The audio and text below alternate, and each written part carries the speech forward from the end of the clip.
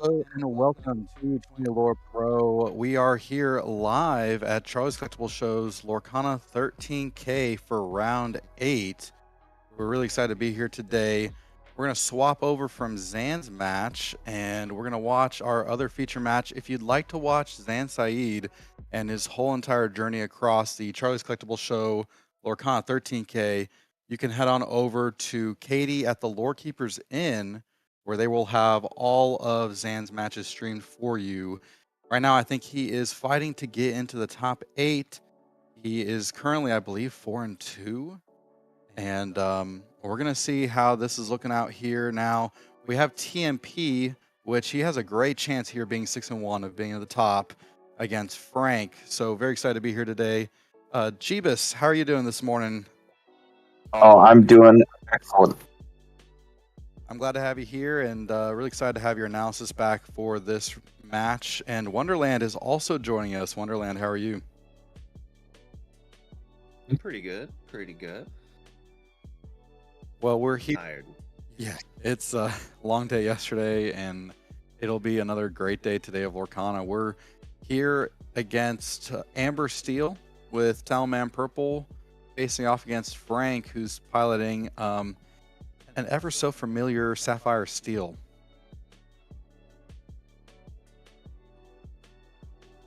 Now, we've had some development here on Frank's side of the board. We see he's got the Dwarven Mind with, I want to say it's a dock there. And gosh, the Calhoun Bell going over to the Dwarf Mine, dealing extra damage. That's a pretty good board state for Frank to have established here. It looks like it's turn 4 for him. Yeah, this is a really interesting matchup here. It seems like Frank is playing a very unique version of the Sapphire Steel, in that it's going to be much more character heavy. The fact that it has the Dwarven Mine means that it's likely going to have Doc in it as well. So it's going to be almost like a mirror match-esque, but leveraging the Bell and the Sapphire cards as opposed to the Amber cards. It's Daisy versus Bell. Seems like it. Basically, the removal package is probably pretty similar.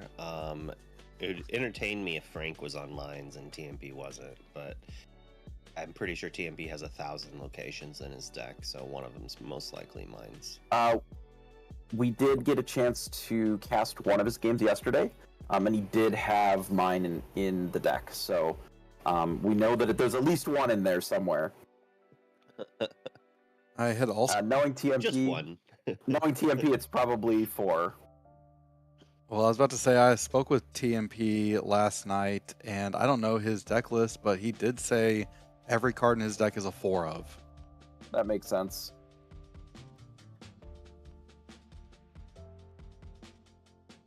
This is... So, go ahead, Jeebus. I would assume that Frank is, or was on the play, given sort of the state of affairs that we're looking at here. Our Amber Steel is on the back foot a little bit. The mine certainly is contributing to that.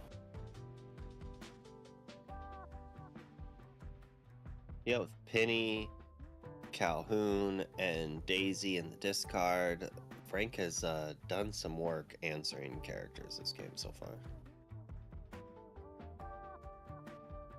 It's like there's a few locations in TMP's hand. Now, one of the downsides of some of the more like aggressive locations is they are not at their best when you are on the back foot. When they're forcing you to try to be aggressive, when yes, you need to be correct. defensive. Exactly. I hear locations are fantastic at challenging. They're very good at it.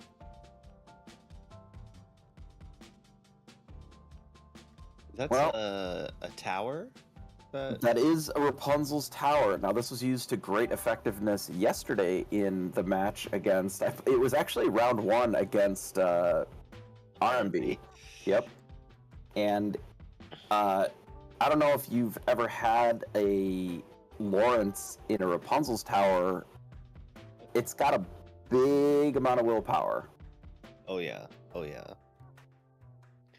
I haven't actually been a gigantic fan of Tower, but I know Kurt has played it multiple times, and he always does quite well with it.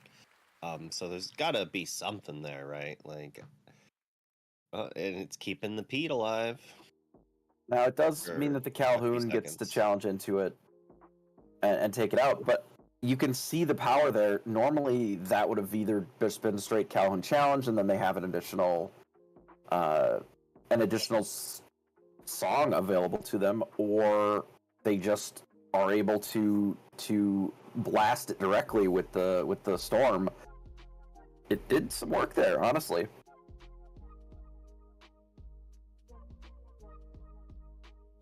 Frank's not done though.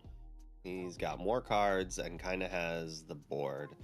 I don't think there's any locations that are going to give that dock +2 strength to be able to take down that opposing mine, but he has to do something. His own mine to shoot the Pluto would not be bad. Yeah, it is a pretty Great, but not heads up. bad. It's a pretty heads up play, I think, to actually have it unexerted as opposed to trying to be a bodyguard here. It's very unlikely that TMP is looking to challenge Bell this turn anyway. And bodyguard does not actually stop or prevent the ability to challenge locations, so it doesn't really protect much in this spot. Interesting. I would have likely shot the Pluto there. Maybe that he's just assuming that he can move his character to the tower and then take out the Bell, and then if Pluto wants to take out the dock, it's going to deal that 1 damage, shrinking it, and then hopefully the next card Tal plays is going to answer it. The issue is that it doesn't really have the ink to deploy another character. A lot of its threats are pretty cheap, but I think you're right. We can deploy more locations. While at 2 lore, we're not drawing the cards in the right order. It's okay, there's plenty more of this match to be played, I think. That could not have felt good to ink that, Lawrence, but no. Let's see what the payoff is. All right, yep. Zeal. So it's good and bad. Yeah. That's the third dock? Yeah. Kind of what I'm thinking.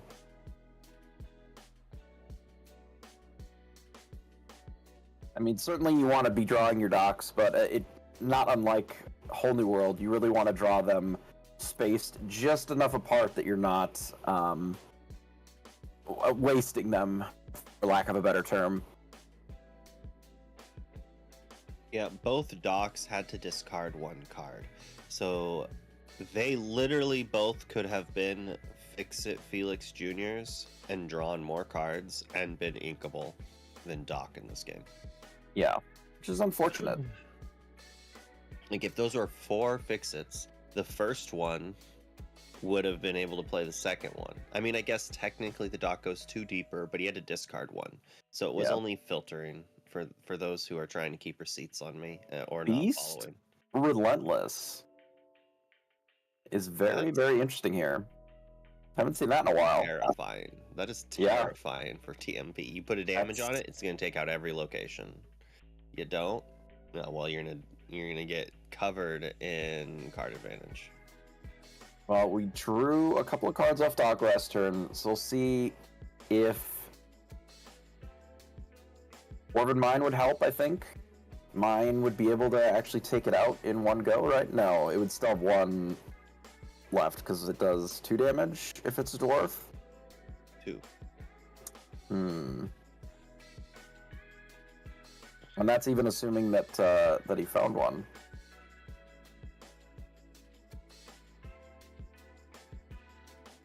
Okay, puts 1 onto Pluto here. I suppose recognizing that eventually you're going to have to punch through this Pluto now to get to this beast. And the Pluto plus the beast was enough to take out the tower. I believe that we are moving all the characters right into the Rapunzel's tower. Yeah, like I think you have to hit the mine. Yeah, this is a really uphill battle for a deck that is looking to be aggressive. The fact that we've spent so much time and it's another resources. beast. There's been a lot of time and energy into just rumbling towards this mine without really. I mean, we're 2 lore on what has got to be turn 8 or something by now. It's pretty rough. What's interesting is like these are kind of fair decks. Oh, for sure. We haven't seen the crab yet, which is probably the most unfair card in Frank's deck. But we're playing Dark Beasts and just trying to draw a bunch of cards. Like he's just going to be sad emo and get us an extra card each time until he's beat up, and then he's going to get mad and start taking out locations. And notably, it's been a few seasons. This entire board state minus the bell that's in the discard there could have happened last set. Yeah. But the power of a turn 1 Singer really pushes it over. It allows it to do something. Yeah, it's really interesting. You know, I would imagine that. Ooh, that's a spicy card here. It's a shame all it does is nerf a single beast. Yeah, true. We can actually take out. That's 2 damage, sir. Well, no, we can take out the mine. 2 damage. There we go, team. Oh yeah. No, we can take out the mine with the Smee. Wait. Whoa. There is bodyguards. Beep, back that up a little bit here. There we go. Frank is up on it. Frank's like, nah. Smee also doesn't take any damage. That's not how any of these cards work.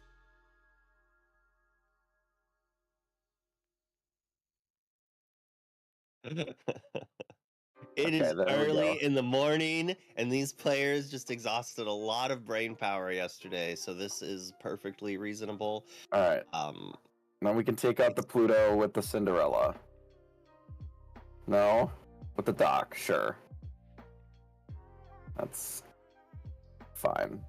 Not really sure that changes a ton as far as the numbers go, because the beast is going to be able to really realistically take out whatever it wants, because it is mad now. But we can tick up 1 on the mine. I almost liked taking out the mine entirely here with the Smee and the Cinderella, as opposed to removing the Pluto. But I'm not sure. We're in a terrible spot here anyway with the beast and the now Mad Beast, really threatening everything that we're doing. I'd suspect that the 1 is likely going to take out the mine. Yeah, I assume it's take out the mine and then sit back and draw more cards for turn, possibly. Yeah. But we do have a whole grip of cards and quite a bit of ink now, so... Oh, well, we're going up to 18 straight up, which I think is also acceptable, given that we're so close to closing out the game. I didn't even think about that. Yeah, you can kind of just put a bunch of stuff in play like that, and that's just game. Take game actions, but I'm not sure that it matters here what else you do, because TMP being at 2 lore does not really threaten anything here, and I would, there we go, scooping it up. I don't think that there's anything in that deck that's going to be able to combat such a strong board, but it does make sense. The Alice is a very, very powerful card aggressively. I'm very interested to see what Frank's whole deck list looks like once the event is over, because it does strike me as a very interesting choice. It's sort of a hybrid of how do they fit it all? Yeah, where does it all go? You know, what is the cut? I mean, I would imagine some more of the mid-range stuff has just been shifted to like the beasts and the dwarf package. You know, most of your draw is coming from the dock and the popsicles, like the popsicle fortesphere to support the bell. Does that mean that you can also afford the Flavershems? Maybe they're on 1-2 Flaversham. I'm pretty sure Harlan had a list early that had like 2 to 4 docks and like 1 to 4 Flavershams. Sure. And then it just depends on where we're finding room for the mines. I assume there's a lot of 3-ofs in this list. That's probably true. I've definitely have done that where it's like I want all these cards. Well, what can I trim one off? I guess I could trim one here. I could trim one here. I wonder if someone else looks at your list and it's just like, let's make them all 4s. I wonder if something like Cogsworth just got removed, right? If you take Cogsworth out entirely, which honestly Cogsworth is okay in the metagame currently. But if you take something like that out, that allows you to add a little bit more room for some of these more mid-rangey cards. I don't know how many memes I've seen the last 2 weeks where it's like the SpongeBob meme. It's like, Cogsworth is good in the Sapphire Steel Mirror. And then it shows a screenshot of like double Cogsworth versus a board of like 7 characters, like 2 of which are crabs. And it's like, the Cogsworth's going to take that Tamatoa down real quick. Yeah, we're certainly no longer in the world of, Tinkerbells and Grab Your Swords where... Yeah, Cogsworth was real good when half your deck is full of very small amounts of damage. If you don't have that in your deck, it doesn't matter. Ooh, Frank sending back a full 6 on the alteration. Ooh-wee. That's a lot. Though I imagine that the deck does have a pretty good mulligan. Given that it's got a pretty well stacked curve, that you can see a bunch of 5s and just send it back, and you know that you're gonna have 2s and 3s.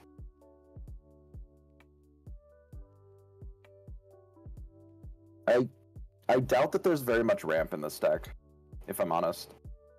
Maybe that's what they cut too. Maybe it's just typos or I don't even know if you need them. Like, what are they skipping to? I mean, an early beast is nice, but is it even necessary? Like, perhaps the Sapphire element just has nothing to do with the classic, Sapphire idea of skipping ink and you just play characters. We just ink and play a popsicle, and then we ripped Bell right off the top. Never didn't have it. Play this deck. Too many people. I don't think I could bring myself to like inking popsicles. I would never. I couldn't. The value is just gone. I couldn't. No. It draws a card. Exactly. It could be anything. It could be the card you want. I think in this deck, it's only there. They may not have Flavershems at all. It might be there just to be able to facilitate bells. And be a very easily cyclable card. It might not even matter. So do you think there's like no crabs? Do you think this is like maybe not crabless? I don't know. We'll find out. If this is me, Trey, I guess this is kind of a risky challenge, right? I mean, I guess, are you willing to trade your Bell and your Calhoun for a single Smee, which could happen with a Rapunzel's Tower? Rapunzel's Tower, sure. I mean, math in this matchup is a pain. It's tough. The Rapunzel's Tower, notably very strong with Rapunzel Actual, which I do see in TMP's hand. You could very easily draw 3 cards with a lot of different scenarios here. The penny could have also allowed Smee to do double dude. You were not ready. Lawrence play. I do not like the Lawrence play. I would have inked Lawrence, played Penny on that Got the Smee and just resist. eaten that Bell up. And then played Rapunzel next turn and drawn 2 if they didn't have removal. They would have had to hard cast Storm on that Smee to get rid of it. I wonder if the Lawrence is because we have Well, that right there. TMP's smarter than me, obviously. well, we also have Rapunzel in hand. So we're setting up a Rapunzel draw 3 by having just bigger bodies. We would have drawn 2 on this very next turn. Oh, sure. Unless Frank answered the Smee. Yeah, just actually go for the draw 2. Yeah, that makes sense, I suppose. Because he would have had to have used a spell to be able to take care of it. But now, if he did that, he skips his turn. Basically, his only out would have been Storm. He had Fire the Cannons. Here's my thought: what if TMP is baiting this Cinderella as a sacrifice? Okay, so if Bell just takes out Cinderella, okay, I give TMP a lot of guff, but I don't hate this. We take Lawrence. So you're trading Cinderella for a random card. Yeah, and if we don't have any more spells, is Cinderella really even better than a random card? Maybe not. I don't Cards are kind of at a premium in this matchup, I think. But one aspect of it, of doing my play, is that we get to keep everything. We'd be questing for 3 right here. True. Because we'd have Penny, right? We'd have the Penny and the Cindy questing away. Actually, we'd be questing for 5. Yeah, it is a lot more aggressive. Already done his thing, yeah. Yeah. The only difference is Lawrence is probably relevant because it takes out Alice's. It's but big. We're on the play. It's a 4/4, right? But yes, this is on the play. I don't know if you could really go wrong with either line. I think we were in such a good spot there with the cards that he had in his hand.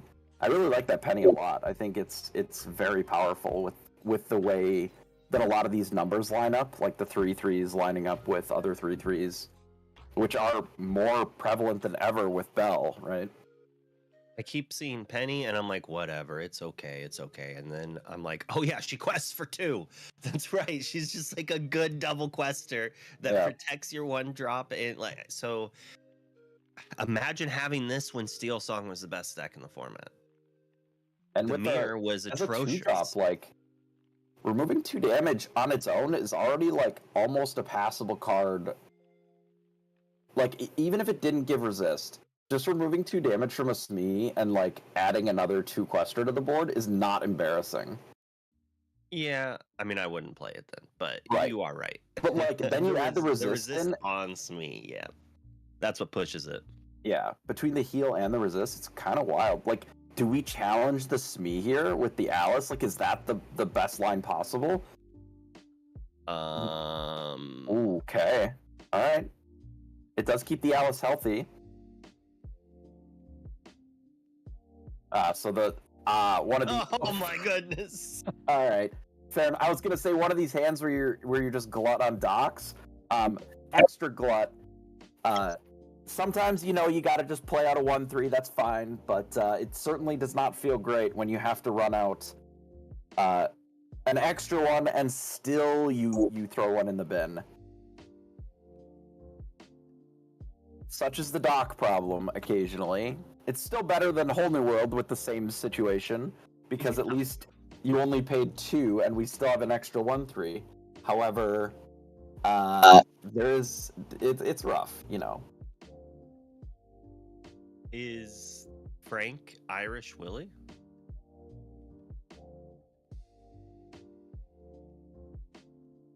I feel like unsure. Danzor. Man, we got some heavy hitters in chat. We got Fumbles, J-Bomb, Danzor. Can't forget Ocean's Tempest. That would be rude. All right, we got Pete. We got Calhoun. A very strong board. I'm surprised that we didn't just take out the Alice here, perhaps we're saying that it just doesn't matter and we would rather just get the Lauren? Especially with the Pete down, like we don't care about songs this turn. And they don't really have a lot of enough strength pressure to challenge. The mine makes it a little weird because now Lawrence is technically able to be taken out by just the full challenge here, but I'm not sure how much this really helps Frank here. On the crackback, the Calhoun can take out a dock, the Pete can take out a dock, and then Rapunzel can still get in. We'll go up to 12. That's still a pretty bad spot to be in. All that just to take out that Lawrence that was chosen as a line earlier. I mean, Lawrence does have a very large body.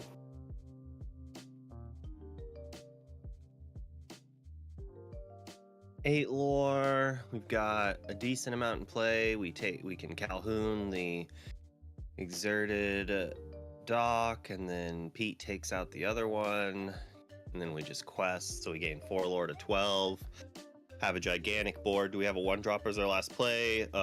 Neverland would be good. Any location, anything to play here. That's pretty good. Pretty good. That is pretty good. I would say that we're moving on to a game 3 pretty definitively here. The triple dock on the draw is not it, if we're honest here. Got someone from Dublin watching all the way. Weevil89. Hope you enjoy the show. Is it just over? No, it still is one more round or one more turn, but it's a situation of I doubt that this Sapphire Steel list has the swords and Tinkerbells and such either. So there's not a lot of catch-up mechanics in these decks. They're designed to play kind of 1-for-1 on the board and hopefully leverage like songs to stay with board parity rather than something like a Be Prepared or Sisu that really can claw you back into it. They just don't have that. So if you get too far behind on the draw, you're kind of cooked. You just cooked. Speaking of cooked, the best fish and chips I've ever had was actually in Dublin. It's very good there. Kind of makes sense since they're pretty close to the ocean, but the breading they use like a panko, and it was it was insane. Do you like a good fish and chips? So one of the things I miss about Magic's system was the Pro Tour being flown out to random locations across the world's kind of nice. I'm kind of interested to see what other things RB and Disney throw into the game to kind of like keep it going.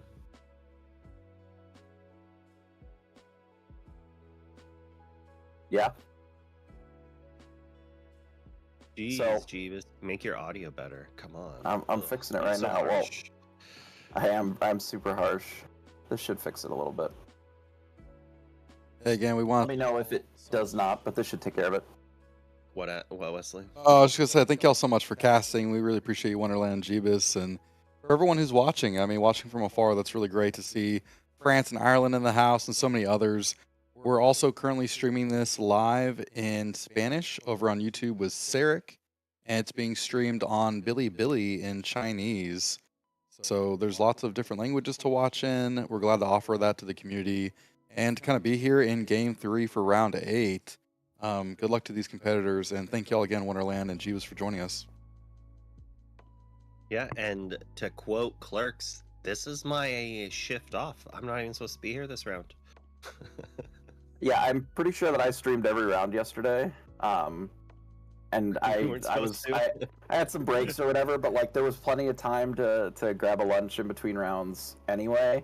And I was just sitting here either way, so and then you're watching, and then you got comments you got to make on stuff, and then you're just in already. And since Sadly, they don't have the camera set up. I say sadly, but really that means I can eat and do whatever I want, and you don't even know. You don't even know, True. chat. True. I'm eating ribs right now in a swimsuit. Like sloppy. Yeah, Sloppy I mean, ribs. I just get too much barbecue everywhere, so I have to wear a swimsuit. It makes does sense. make going out to eat at restaurants a little awkward. I would imagine. Look at that TMP having fun. What? I can't say words. Camaraderie. Thank you. Jeebus is here for the tough words. All right, so we got the. Is that happy? Kick things off. If you're happy and you know it, banish evasives. If you're happy and you know it, draw 2 cards. Yeah, if you're happy and you know it, and you really want to show it. If you're happy and you know it, move to a mine. Yeah, pretty much just there as a cheap threat that you can sometimes deal with evasives. Things like Diablo. But otherwise, it kind of moves to a mine. I mean, you could try to happy with Genie if that's around, if you move it to a mine kind of deal. Leading off with a Calhoun for turn 2, going up 1. Yeah, seeing that there was both a Fortisphere and a Popsicle inked for Frank, it sort of lends the deck to the idea that it doesn't really have much item payoff outside of Bell. But these are just inkable options that are also able to be cycled into something else easily later. So there is a strength, I believe, in hand for TMP. I would not be surprised if it is just past this turn. The happy's not really a threat worth a ton. An actual trade straight up, I think, is also respectable here, just to minimize the damage from the lore gain. I feel like TMP heard you, and he was like, "What, mate? Whenever I'm terrified of this happy. I'm just gonna trade." Whenever I ever tell TMP, he'll just do the opposite immediately. So it kind of doesn't surprise me that much. Honestly, I don't like that play. If we know there's a strength in hand, I really don't want it. Maybe it was a mine and I saw it wrong. That's possible. This is going to be an obnoxious set of turns here that are going to likely just be turn this character side, the same character. Turn this one sideways, challenge it with the same character. It's possible that maybe TMP just didn't want the 2 lore game. Oh, and or it's like, another bait, like it was how's last that a bait? time. That's not a bait. Frank just made the possibility of a mistake. Like, Frank did not need to quest with that. With the Calhoun to offer the trade there. He was literally offering a trade that gives Talman 2 lore. And Talman is, like, we know Rapunzel's tower is in the deck. Like, I'm going to call it a bait. He walked into a trap he made for himself. I'm going to give TMP credit because he'll appreciate it. But you're right. I don't know if Calhoun necessarily needed a quest there at all. The 1 for 2 is not generally where you want to be, and I feel like the Calhoun gets stronger as an on-the-board deterrent later on in the game a little bit more anyway. Yeah, TMP would be in a world of pain right here if Frank was playing Rapunzel's. True. That's true. Yeah, I mean, that is the one major difference in these sort of on-the-board character decks. You know, your Lawrence and your Calhoun piles, where without Rapunzel and without knowing that there's no threat of Rapunzel, you can sort of get your characters in with a little bit more impunity than you would be able to on the other side. TMP's like, you wanted to hit the tower, right? Right? Hey, you always got to ask, right? It's like, come on, go for the tower, bruh. Whoa. All right, so double beast in hand, you think? Presumably. Like, there has to be a beast in this hand. 3 cards. It we're just give up 4. It could also be, well, if there's only two cards in hand, it's unlikely that it's double dock. So yeah, you're probably right. It's likely just a grip of beasts or I think uninkables. he drew a happy. Okay, I was like, he just drew a dock after saying he has like docks in hand. That'd be so bad. It can't be beast. If it was beast, it'd be thrown in play right here, right? I believe. Okay, so I think that's that a one of the beast. I see it. one of the cards is beast, and I think the other one was Storm, which is an uninkable that also didn't deal with Calhoun because of the resist. Yeah, but it Because Rapunzel's tower would have kept it alive, so it's possible that it just like there wasn't really another option, which it feels pretty bad. But Beast is certainly a better card to get down than I do the not Bell. I do not like how Frank is maintaining his hand. There has been 2 or 3 times in this game so far that I have been like, oh, he has 1 card. And it's like, no, he has 3. He is keeping it in a pile. It is very difficult to keep track of how many cards are in their hand. Benja to the Inkwell, and we're singing deal 2 damage with the strength. TMP knew what was what. He knew in turn number 2 when he challenged with that Calhoun. We're gonna need to hit this beast so we don't get buried in cards. Fair. We're gonna hold these strengths to answer beasts. We're not gonna do the tempo play. I think that's a mine drawn, which unfortunately doesn't take care of the Lawrence this turn, but it can do pretty well later. Let's move all the crew.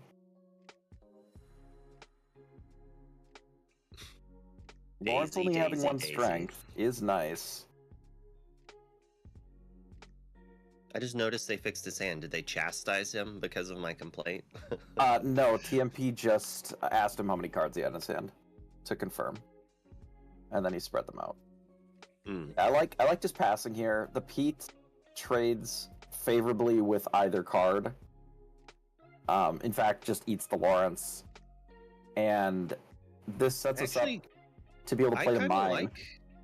I kind of like questing. It's hard to say. Like, you need to get some. It's really knowing that there's a mine in hand. I think you can try to just leverage the mine to bury the other steel deck, right? So in my mind, the mine means that if we quest with Daisy and oh no, my goodness. We were talking about how Cogsworth doesn't matter anymore, and that that's a disaster. And then he's like, Coggy boy. I was thinking it allows, like, it puts 1 damage on the beast, and then the mine comes down, and we can move Doc and finish it off, and maybe get to keep our tower. But yeah, this is rough. Now mine is, well, I guess mine's still taking out the beast, but we can't finish off the Lawrence. We're not in that bad of a spot. If the last 2 cards aren't too devastating and TMP's has 1 or 2 good cards, but we know he has to spend 4 ink to use this mine to finish off the beast.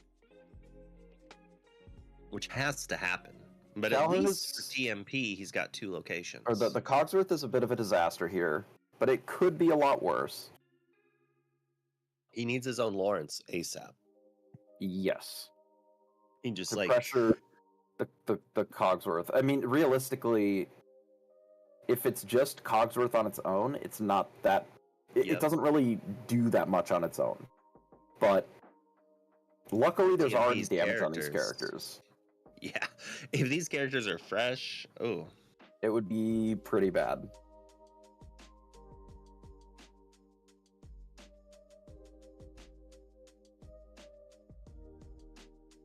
Yeah, I'm gonna get my lore.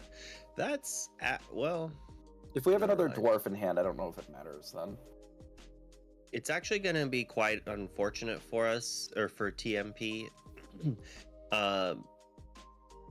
because now the storm that's in hand gets sang by Lawrence, and Cogsworth finishes off the dock, and that's like a huge push against TMP. Does it? How much health? Doesn't it have 5?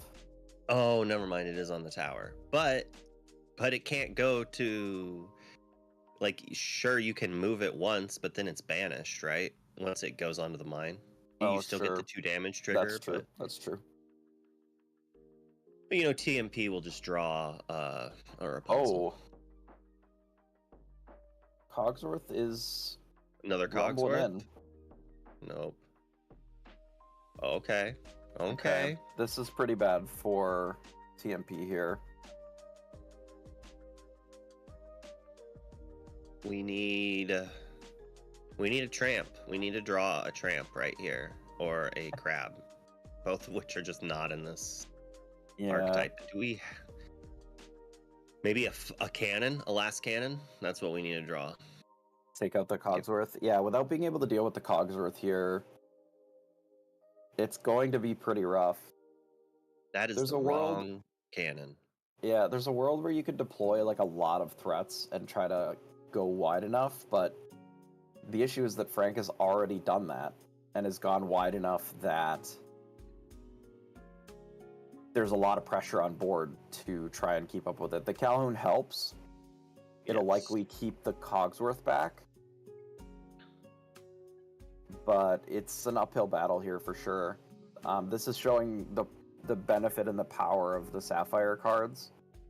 You know, Cogsworth, we talked about it a little bit, where it's possible that it isn't in the deck. It's possible that it's just not in huge numbers, because it is still very powerful in some of these, again, just various lower to the ground character matchups. Just resist in general is already a bit of a beating here.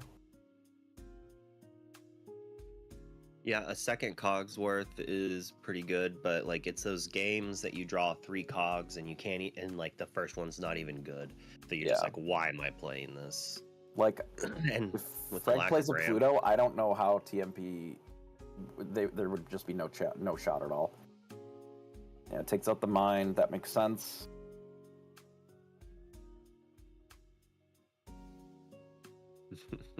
I believe that the last card is the Storm. The Storm, yeah. We still haven't seen it yet, which it's interesting not to just cast it there to get a different card. Well, and maybe just holding it. Rapunzel. Well, that's true, I suppose. Was Smee in play? Like 2 3s exerted? I mean, you could always target your own Calhoun and deal 0. Yeah, true. If that was a play you can do. It is a play that you can do. If you're looking to just cycle it. I suppose it may as well just be a card in hand in case there's ever an opportunity to sneak in an extra 2 damage to combine to take something off of a tower. Probably worth holding then in that case. 3 is a lot for this deck. Deal 1 damage. Draw a card. Okay. Don't you yawn at me, David. Don't you yawn at me. Alright, so Calhoun takes out the Smee. The issue being that the Calhoun on the other side of the field is pretty rough. I mean, this isn't... What are we doing here? 1 damage? Yeah, Oopsie 1. daisy. Uh-oh. Yep. That's unfortunate. That was an error. And this is why Daisy is not as bust as people are saying. You'll notice he at all. a little bit. Yep, he's wanted to quest with it for like 3 or 4 turns now and just can't turn it sideways. Not because of the challenging. I mean, that's one of the reasons. But mostly, it's like, your opponent has 1 card in hand in top deck mode. You can't give them a second card. Yeah, I think that that may... I mean, obviously, Frank is still pretty favored here regardless, but I think using that strength and not taking out the Calhoun... Oh. Okay. I might have tried to hold off for a Popsicle or something to heal the Calhoun, because the Calhoun with double resist is like very close to unkillable here.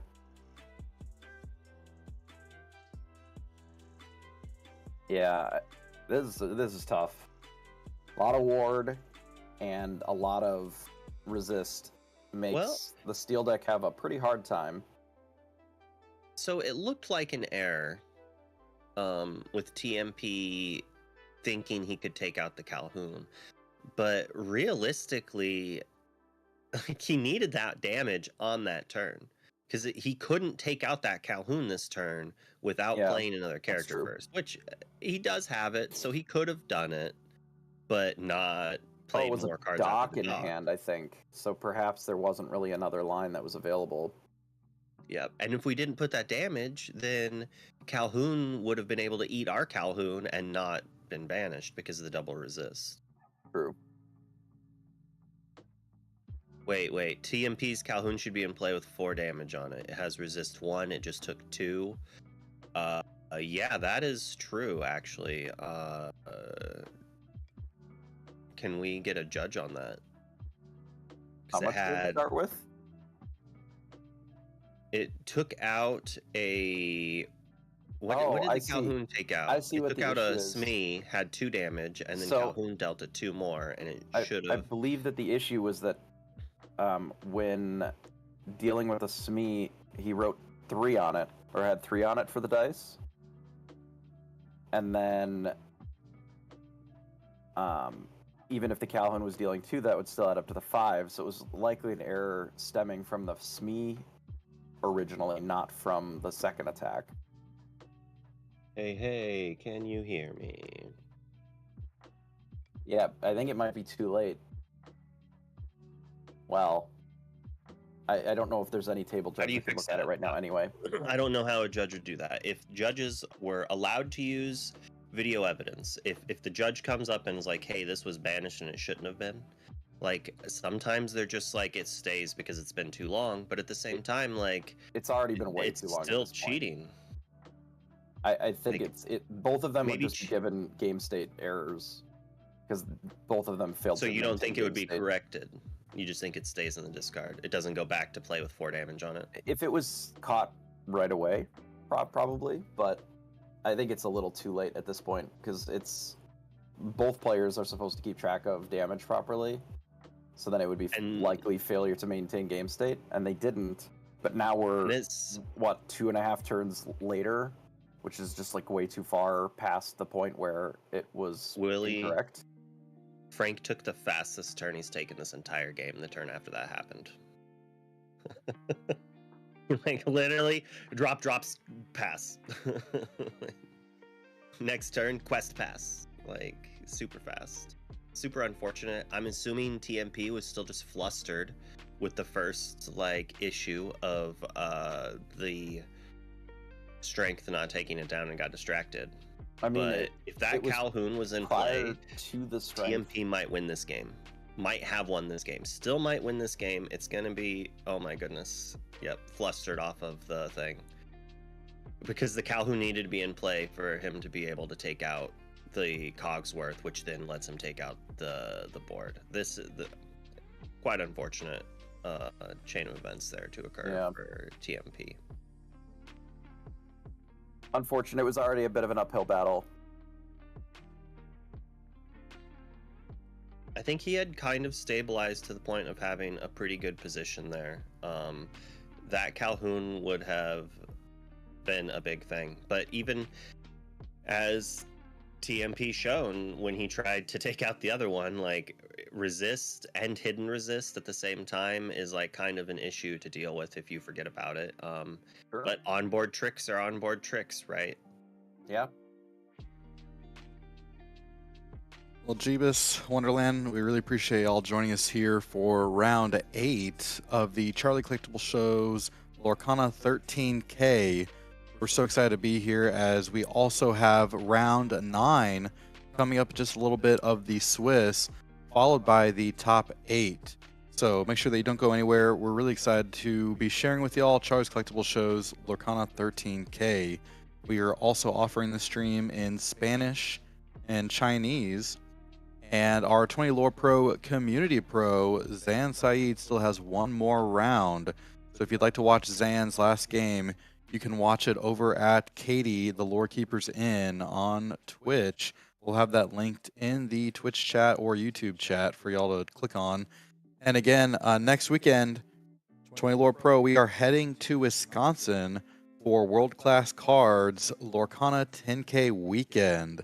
5K Saturday, 5K Sunday. We're extremely excited to be covering that stream, that gameplay. So lots of Lorcana left here in set 7. Lots to go here today at Charles Collectible Show. So don't go anywhere. Again, Wonderland, Jeebus, thank y'all so much for your great analysis. Appreciate y'all. Absolutely. We need like a page boy to be able to run over and slap people on the hand when they do things wrong that we notice. Yeah, where's Lofi at? Well, he's there with you, right? He's we appreciate Lofi. He's great. Well, thank y'all so much, the viewers at home, for watching, especially those who are tuning in late hours. I know it could be hard. We're tired here too, and just excited to watch some Lorcana because it's great to have tournaments to watch and gameplay to see. So thank y'all so much again for joining us here on 20 Lore Pro. We will see y'all here in the next round.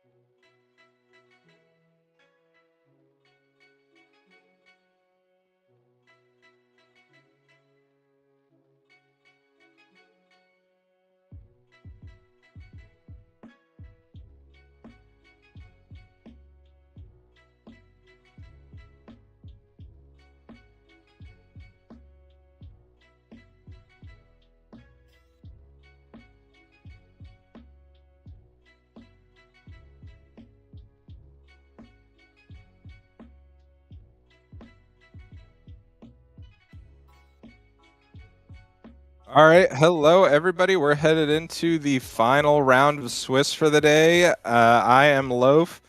Joining me is going to be Jeebus and Wonderland. Welcome back, guys. How's it going? Pretty good. Very well. Talking about multi-level marketing. Good. Any insights to share? Don't get involved with it. All right, easy enough for me. So we've got Frank back on camera, and we're actually going to have a repeat of the last match. L-Man's being on, I believe, the same 60 as TMP was. Well, yeah, let's I believe hope, that they are. Let's hope L-Man draws a little bit better and gets it, I guess. Get some revenge for TMP's list if they're running the exact 60. Yeah, I was on the floor watching the match, and I did actually see TMP talk to L-Mans and say, "Avenge me." So, guys, what went wrong? What went right? What are we looking for here? Well, Daisy's a pretty good start, I would say. Hoping to dodge Cogsworth, ideally, in a spot where it's pretty devastating. There's a lot of situations Dark where it could be goes to really hand. bad. All right, Popsicle, I believe into Bell here.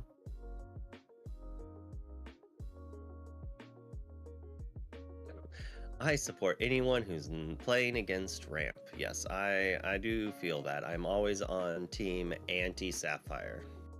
And the Well, first that's just rude. is a Calhoun. Not what you want to see, but it's backed by our own Calhoun here. And for everyone in the chat, we have 315 competitors here, and we are in the last round of Swiss. Here we got Frank and L-Man, 7-1. So we're in an interesting spot here because we have the penny in hand. This Calhoun can take out the Bell, and our Calhoun will live from L-Man's side. I wonder if we'll just say go. That makes sense. Benja probably going to the Inkwell, not a particularly important card in this matchup.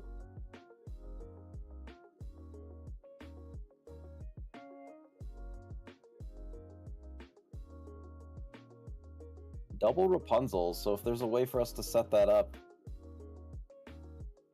Another Calhoun in hand, it looks like.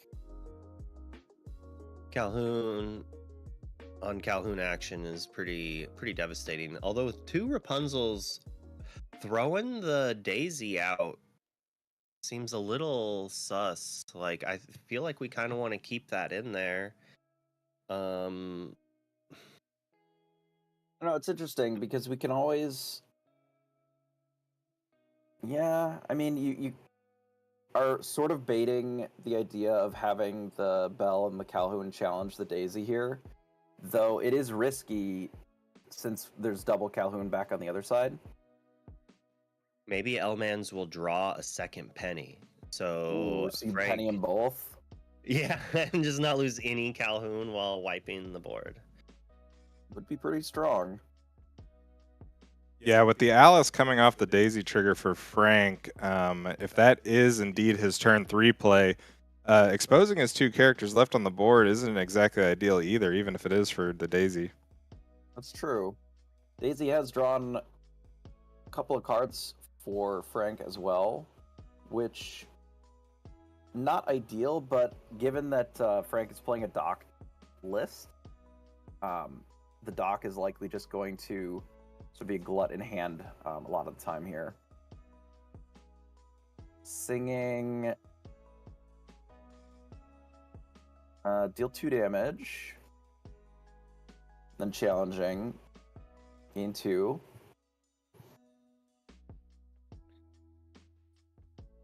Yeah, when we have double Rapunzel, I think I would have liked just passing. I mean, maybe we don't even get to do anything. Like, that's the problem with the Calhouns, is it's kind of forcing Frank not to open up with his characters to be able to draw off the Rapunzels. And now we have nothing that can draw us cards with the Rapunzel. Like, that another Benja? I think it's a. It might be a Benja. Yeah. Like, do we just have to play a Oh, naked? no, it's another Rapunzel? Calhoun. It is Oh, an it is a additional Calhoun. Calhoun. Well, this does let us penny Calhoun and keep the board for ourselves here. And then add another Calhoun. Go up to 8. Alright, it's a Calhoun off. Yeah, looking at the board state and hand sizes here, I think we're really going to see if Elmans is able to find a line for those Rapunzels to really, well, now down to 1 Rapunzel, if he can get him some card advantage in this game. I wonder if there's a world where you just jam a Rapunzel And pass. instead of, I mean, you have to instead of trade the penny. I wonder if you just play a Rapunzel and pass, just so that you have to a at least bigger body. It's hard. You have to at least trade 1 Calhoun. though. You Yeah, have to trade one Calhoun for Calhoun. Calhoun. Yeah. But then you just leave the bell and get the Rapunzel in just to try and draw the 3 cards. Kind of rough. But we're just so lacking on toughness and card advantage right now.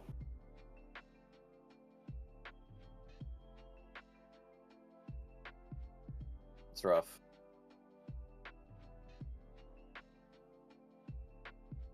Fortunately, the resist until the start of your next turn does not prevent the Calhouns from trading. So Frank has like 5 more cards in hand than Elman's, and we know that it's not a dock. We need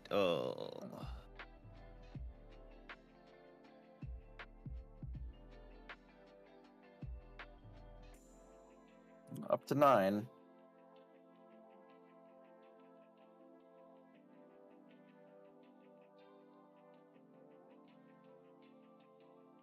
And Frank just gets to throw down some big characters here, probably inking Lawrence and then either playing one of the 1,000 Alices in Triple hand, Alice, or maybe yeah. Triple Alice, Lawrence, and is that a strength? I could see the Lawrence, yep, and the Lawrence coming down as it actually takes out the Calhoun. and he can afford if that a he Rapunzel wants tower? to. Yeah, and speaking Ooh, that's of actually which, very good. this definitely changes the math here. Yeah, well, now the That was- Rapunzel's actually good. That was really what Elman needed. Oh, that was a good draw. I think you just quest with the Cinderella.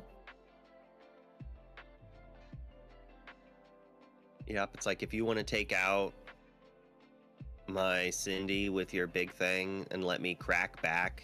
Yeah. Well, there's actually a big problem with this. If Frank sends the Lawrence into the Cindy, Calhoun can't get any Rapunzel no damage. longer draws cards.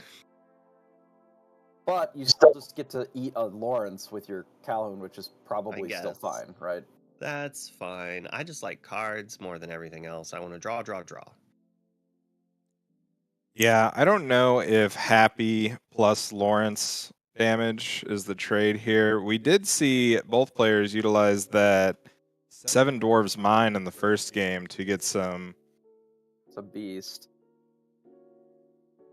Now, one benefit for Elmans here is that Frank's hand has been very awkward in that he's only really been able to deploy 1 thing per turn. So even though there's a huge amount of additional cards on that side of the table, not being able to deploy like double threat or double spell has helped immensely. Now, obviously there's still 4 cards in hand, but mostly Bunch of just threes. Alice's. Yeah. And so it's a bunch of 3s. We can't really deploy a lot of them. Now, this beast is obviously a problem. Yeah, the not double carding is not going to last for long. Yeah, that is another strength in hand. I do not agree with singing strength here if that's what they're thinking about. Yeah, I mean, what does it even do here? Nothing? 3 damage to nothing? Yeah, I feel like next turn we get to go double Alice and sing to deal 5 to something if we need to. Which is a little... doesn't take out Calhoun still. So we're dealing 2 damage to the Hoon. That's great for Hellman's, right? Yeah, now Cindy hits, doesn't get taken out. Calhoun finishes off, then we get to draw 3 cards off of the Cindy if we want. And then Frank can't even, like, to even stop that play, knowing the last card is a Rapunzel, Frank has to just throw away the Happy, dealing 2 damage to the Cindy. And all that really does is make the Rapunzel draw 1 less card. I don't really like this. Yeah, this lets Calhoun eat the Happy, and Elmans is then happy to draw 3 cards off this Rapunzel. Aha!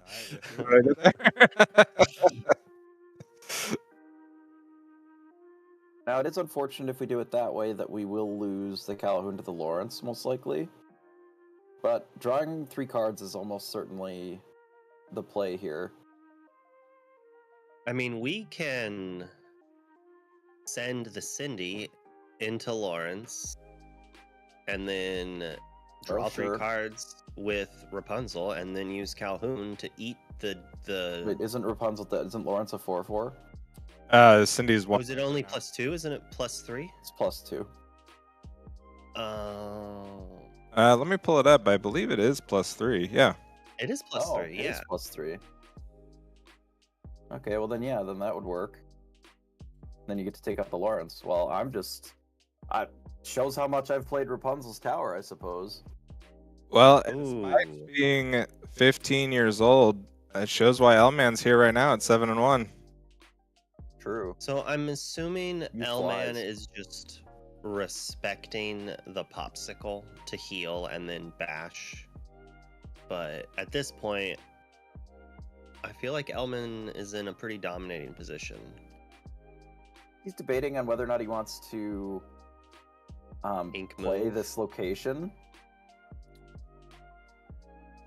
I don't know if I okay. love the inking of Lawrence there, just because it's a bigger threat, but I mean, you do have to ink something, right? So Lawrence is a threat, but it's kind of interesting. It's slow, right? Yeah, like Lawrence gets hit and it no longer threatens anything. Smee gets hit, it still threatens thing. And with True. Tower in play, Smee's got a big enough butt that it might just be better. That's true. A 3/6, an always 3/6 versus a sometimes 1/7. 0. Well, 1/6, I guess, or 0. it wouldn't even have whatever. It'd be a 0/6. Okay, and it is a little bit more expensive, and now that we have a reasonable amount of characters, we're going to be spending some on the location as well, so... Yeah, and with what's on board, Frank can't even take out this tower this turn, only representing 5 strength.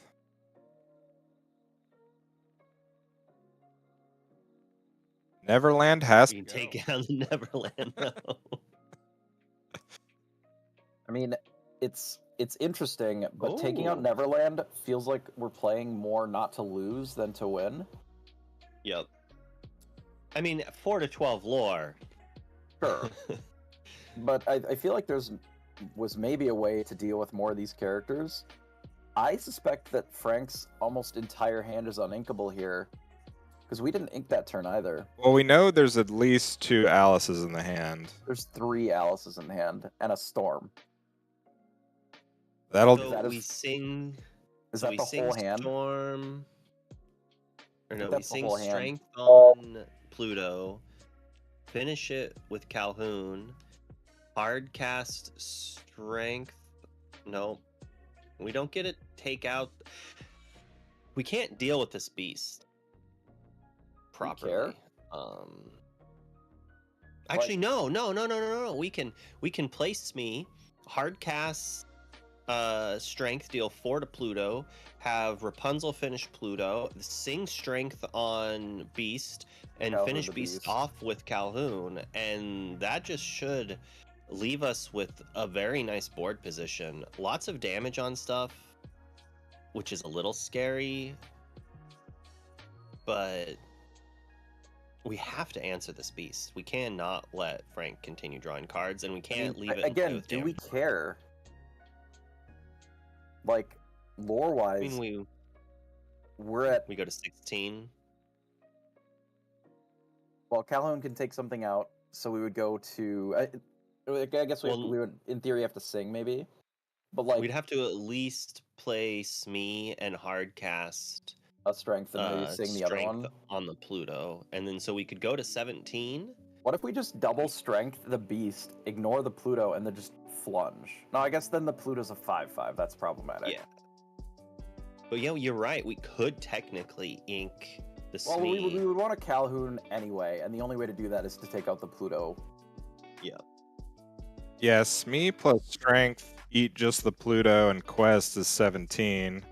And then you're Yeah, I think that's right. You're representing. No, we just have so much lore.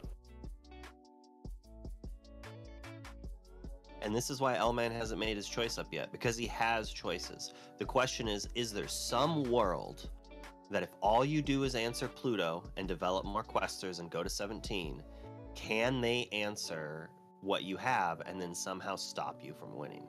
Yeah, I actually kind of like Calhoun taking out Pluto because it doesn't take damage here then because of the resist. We go up to 14. I do not like that play.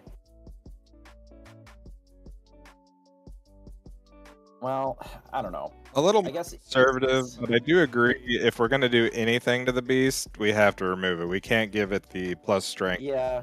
Turn. Yeah. I suppose I was thinking sing with the Cindy and put the damage on a Rapunzel, but I guess the Rapunzel spreads it better. Yeah, this spreads it a little bit better. They all just sort of have some damage, but not a ton. Oh yeah, this game is just over then. Okay. Yep. L-Man counts it out for him, and we are headed to a game 2. Yeah, I'm not sure that either one, putting the damage on the Rapunzel or the Cindy there, mattered a ton, because it's representing lethal either way. It was a very strong board position for L-Man's, well navigated. The Rapunzel's tower off the top was very critical and very important there, but I'm sure that they're running, I would imagine, at least 3, possibly. I don't know if it's all 4 of us. It's 4 Rapunzel's towers. I mean, it's in there for a reason, right? Because it is very powerful with a lot of these cards. Almost one of see why Kurt's been playing it. Almost one of the most appropriate wins we've seen, right? The Rapunzel's tower came out, and then Rapunzel let down her hair, and L-Man was in the driver's seat. A huge flavor win for sure.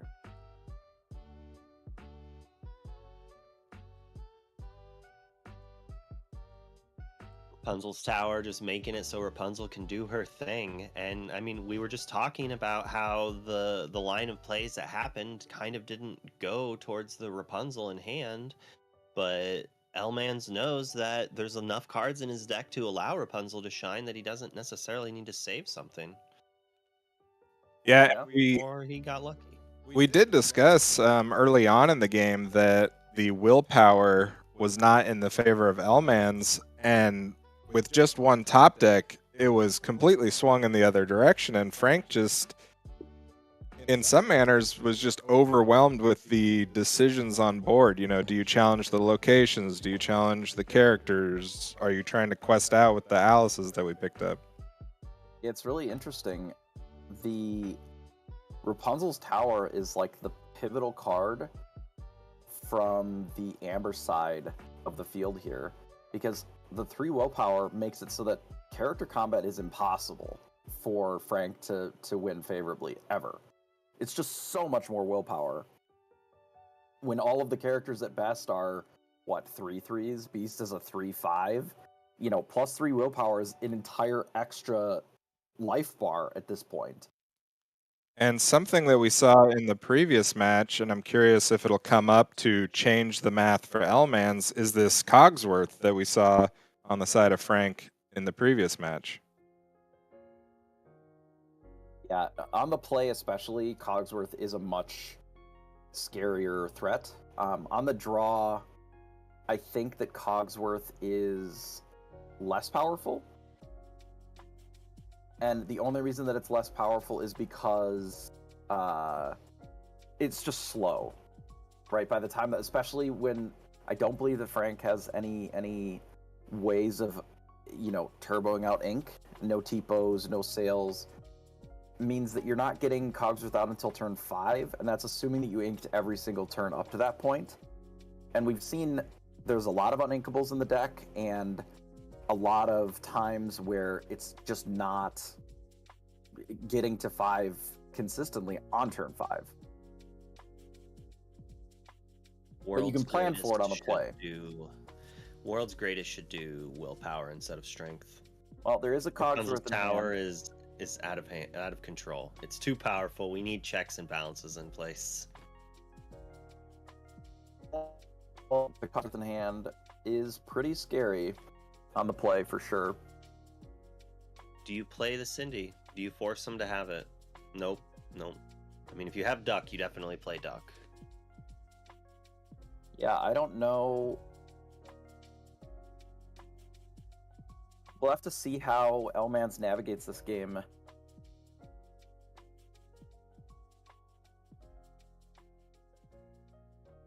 That's a big Robin Hood. Yeah, for some reason, Robin Hood is right next to Daisy Duck, the card selector. Do you not know the alphabet? Obviously. The Disney alphabet is a bit different. A lot of decisions for Frank here. I don't believe that there's a lot of inkables in hand. This is kind of a running theme with Frank's deck.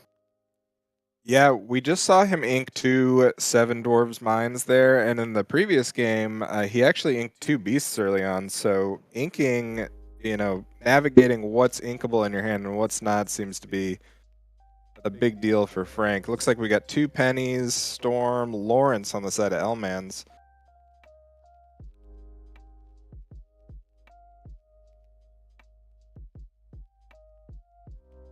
Here's a Storm.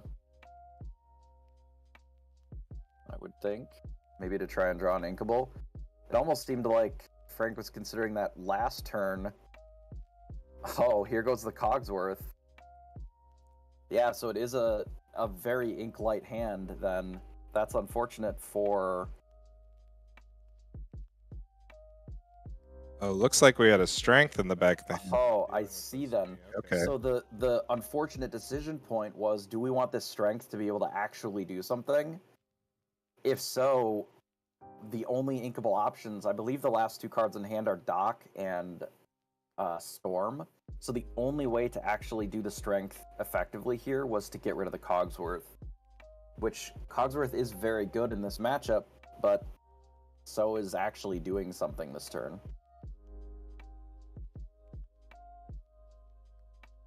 Run out of Lawrence and pass. I think that's okay. We have a Rapunzel in hand. I don't see one. We have pennies, 2 of them. Which penny can be a pretend Rapunzel if Frank decides to use this storm on Lawrence. That damage can be healed up by penny, and that can get into combat a little bit here. Or for Pluto. Can actually take out the Pluto with this Lawrence this turn.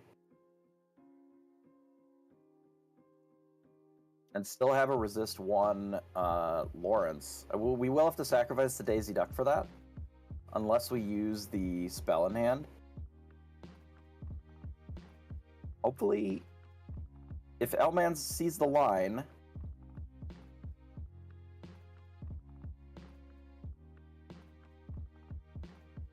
we could penny, heal up the... Oh, we could actually double penny and keep them both alive if we wanted. If we penny the Daisy Duck and penny the Lawrence, then you have Daisy Duck crack into the Pluto. Daisy would live at 1. Oh no, Daisy would die still because it's a 5/5. That doesn't quite work. Yeah, Penny notably removing the 2 damage from Lawrence, bringing it back up to a 4 strength. Elman taking his time, looking through his hand. as you said, do we trade the Daisy, which does seem to be the decision here? Yeah, I think it's worth it because we're not getting through that Pluto any other way. And it makes Lawrence, like, very powerful. We can actually double up on the resist. And I believe that was the decision here. It gets some bodies on the board. I don't know how much I love the double resist. It does prevent the spell from being problematic, I think. Storm. Popsicle. Yeah. It would prevent a storm. There's a popsicle that can, in theory, heal up this Smee.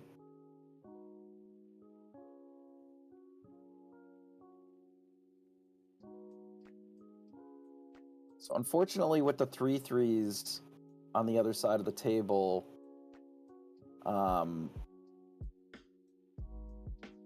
it is very possible to trade one of them into the Lawrence and then take it out with the other one. However, it does mean that the Happies themselves... Oh no, they can't even take out the Lawrence because of the double resist. So it lives no matter what.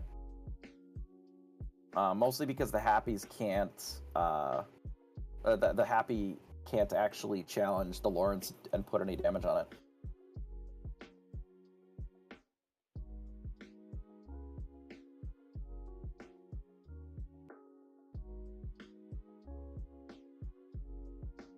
It is an interesting decision from the Sapphire Steel side. Do you just quest and sort of make it the Amber Steel problem here to deal with?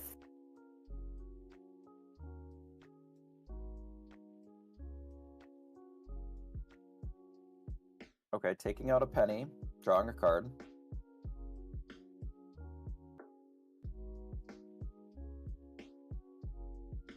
Yeah, it's just quest for 3.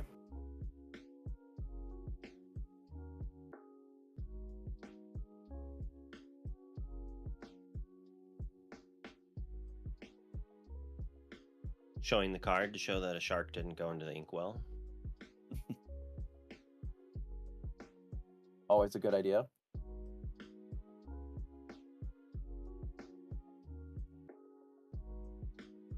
Okay, so we do get to do 2 damage to Smee and draw a card.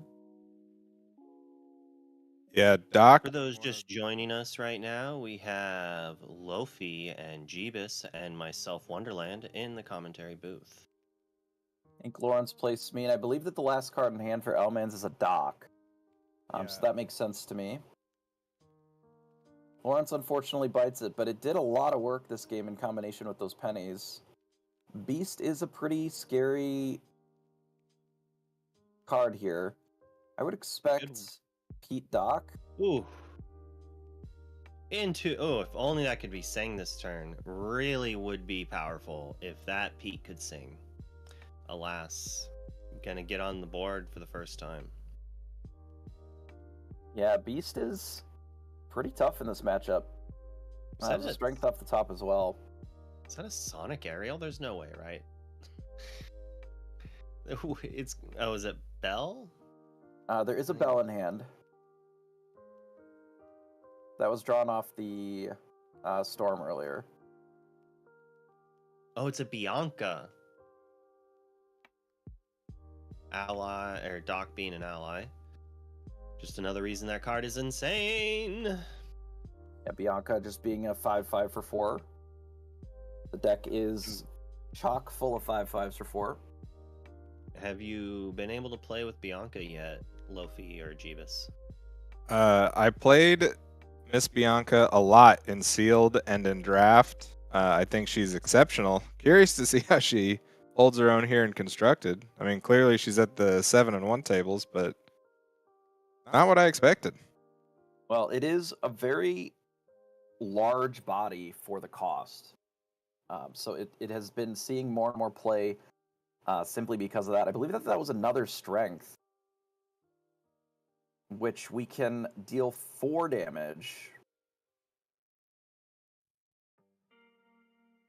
Doc taking out a beast is pretty impressive. Yeah, it's not bad. Pete takes out the other, possibly. Maybe Pete does nothing. I feel like Pete I has think to it takes take out the dock. dock. Yeah, I think so. Yep. Because all you're doing Like- is you're saying your 5/5 can take out one of these 3/3s. Yeah, and if we you can't let want. the dock take out the Smee. Yeah. Yeah, as the zoologist says in chat, I've also experienced it. She's quite good in Steel Song with Troubadour, the ally package. I've been playing a Mulan version, and it's been a little sketch trying to play the Mulan package and the ally package in the same list. But it has shown me that I kind of enjoy both of them, and they've been kind of fun to use. Ooh, a dock on the other side. Popsicle to heal the Bianca here. I didn't dock on the other side on purpose there, but if you think about how that sounds, that's quite interesting. It's like a friends on the other side that your opponent plays. All right, 12 versus 16, Calvin versus Doc, but several cards in hand for... If you could see Jeebus's face right now. for It's like, Sapphire whatever. Steel, sir. Looks like it was a Pluto off the top. One of the troubles, I think, in this matchup is that the Sapphire Steel list has a lot of these very large bodies, and without, say, the Rapunzel's Tower or Rapunzel as well, it's hard to sort of keep up with just 5/5s when you're mostly just presenting 3/3s. Yeah, Bianca followed by Pluto, followed by now a Beast. I think this game is most likely over. I can't really think of what and Elmans agrees that is just too much. Oh, dock into that might have literally been the out, actually. I don't think that it was, because how much ink did Elman have? It didn't matter. Frank's at 13, so the game was already over on board. He was 5 inks. He quest up to 16, and then it's like... Oh, okay, he's questing up to 16. Yeah. That makes sense. I was like, because he could have docked, drawn 2, inked the Cindy, played the mine, moved dock to mine, shoot Pluto for 2, Calhoun eats Pluto, and then we draw off of that, and then we can at least damage the Beast if we need to prevent the drawing. But yes, the game is over. Yeah.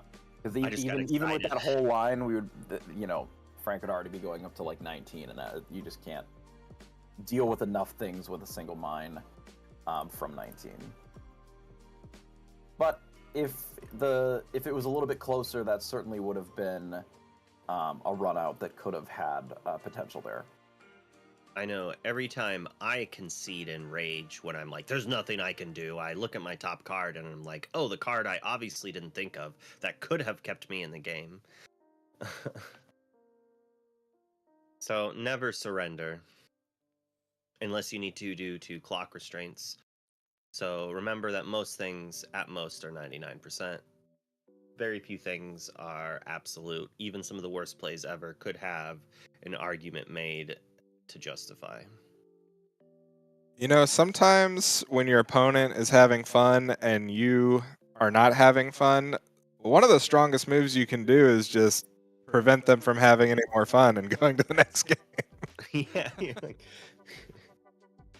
like I'm not going to continue to tilt myself by drawing dead cards while you're drawing 5 cards a turn. And that's one of my main reasons for strongly disliking Flaversham so much. He's just a guy trying to make some toys.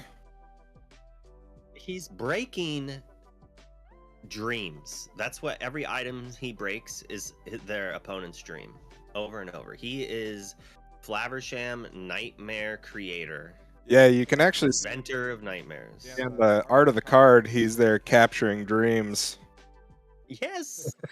Some child had a dream of a small toy and he's stealing.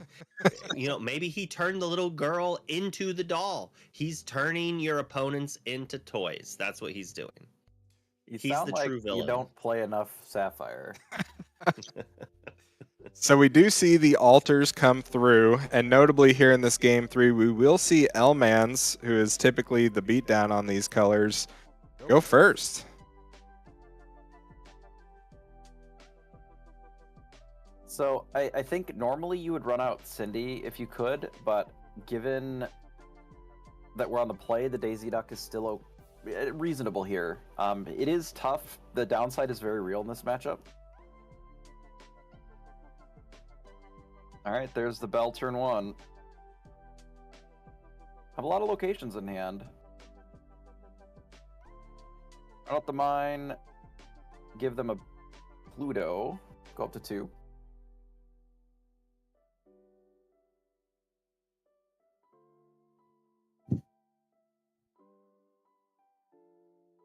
Yeah, looking at the hand of Elmans, we have a couple locations, strength that we can sing at some point, Lawrence, and really similar to the first game, if we can set up a Rapunzel off the top, we can really go long with this deck. That was a pretty okay draw of a dwarf here.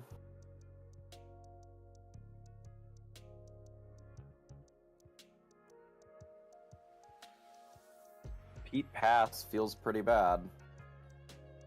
It does allow for Elmans to set up his own strength on the next turn. He will have to forfeit his mine, but it does put him back on priority. He's got the initiative here as we see this Lawrence come down from Frank.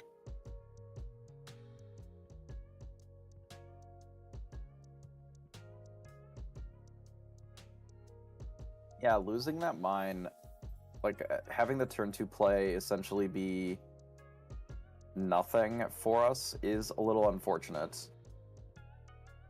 Given that we're... another Pluto. Given that we already know that one of our characters is likely going to be taken out here, I think the Daisy Quest is fine in this spot.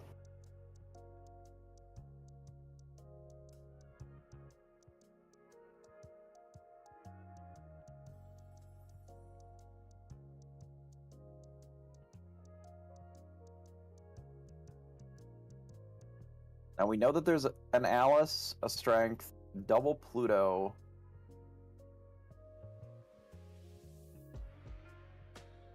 Fortisphere.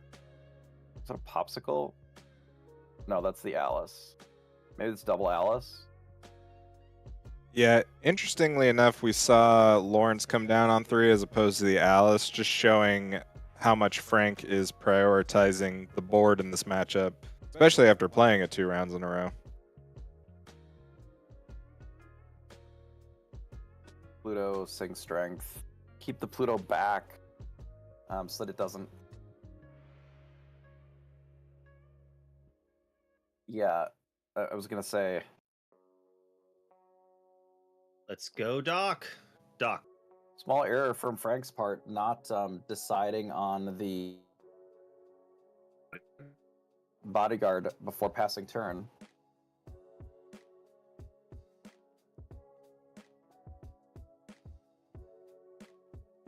And Frank plays Rapunzel, draws 3. If only. Another Pluto would be my assumption. This time, in the Bodyguarded. position, you have to learn as Now, it does mean that the other Pluto still is going to get taken out by this Doc, most likely. Deciding on an ink.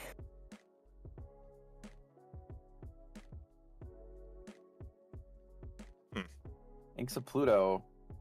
It's an interesting choice in this matchup. There we have the 3-peat, and we will take out that Pluto. Guess we just quest. This is looking a little rough for Elmans. We needed that Doc to give us a little bit more real estate. I'm surprised that Frank inked a Pluto. Yeah, I believe we Maybe have a Fortisphere in hand to potentially just go into the Inkwell.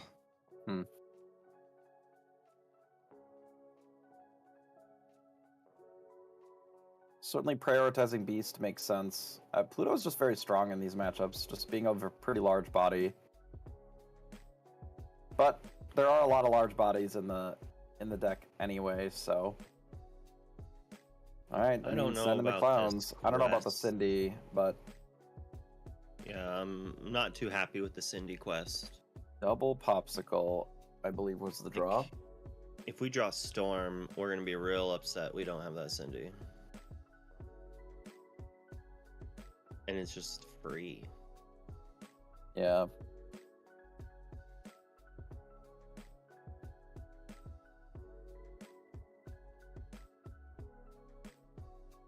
Second Beast. Strength to take out a Pete. Oh, And alright. I mean, it is what it is, right? Rapunzel's Tower doesn't really help us. Drawing 2 cards a turn with Beast is a bit too much. I can appreciate that. Save some life equity.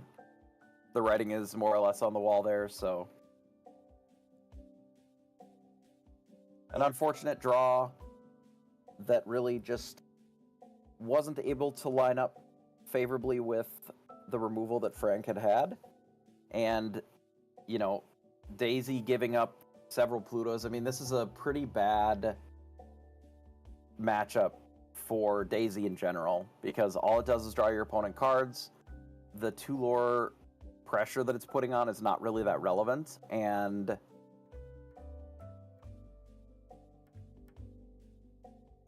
the fact that it's uninkable means that you likely have to run it out instead of really anything else with it, right? So it looks like the top 8 players, or the top 4 ranks, it's the last round. So pairings are done top down. It looks like they all drew, which is really unfortunate for some of them. And I think some of them did not realize what they were doing necessarily, because this gives us 8 players, and the lowest player is going to have 22 points. Well, if we look at what we just watched, Frank versus Elmans, whoever won this is going to have 24 points, being in first place. So the winner of this event, or like the top seed of this, like Frank, I think Irish Willie just secured first place or second place, depending on, I am looking at screenshots, so I don't know what 11th place's point brackets look like. So yeah, as we wrap bubbles, and 9, sorry to cut you off, Wonderland, we are actually going to go to the other stream where Zan is still playing. We will be back with the top 8 after this next match.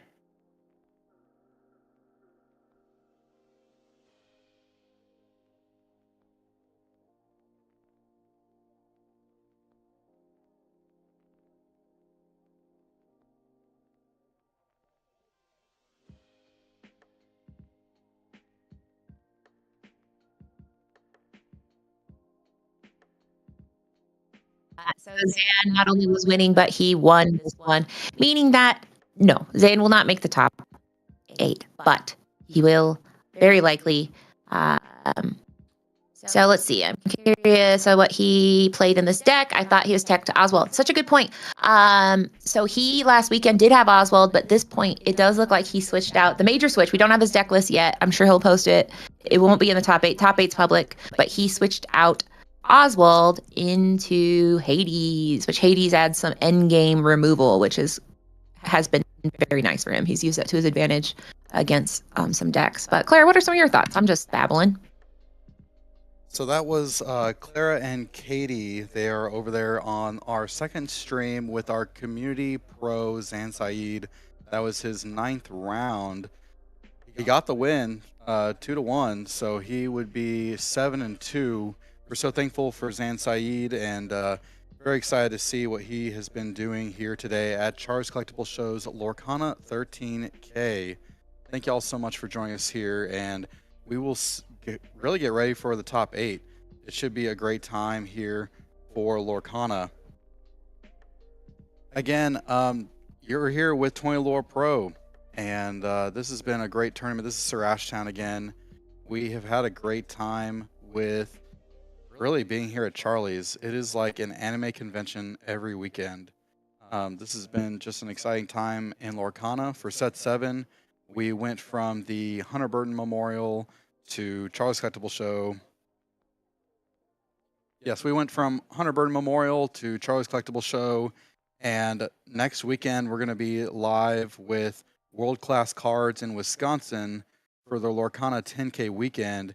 If you haven't already signed up, I highly recommend it. This should be a wonderful event.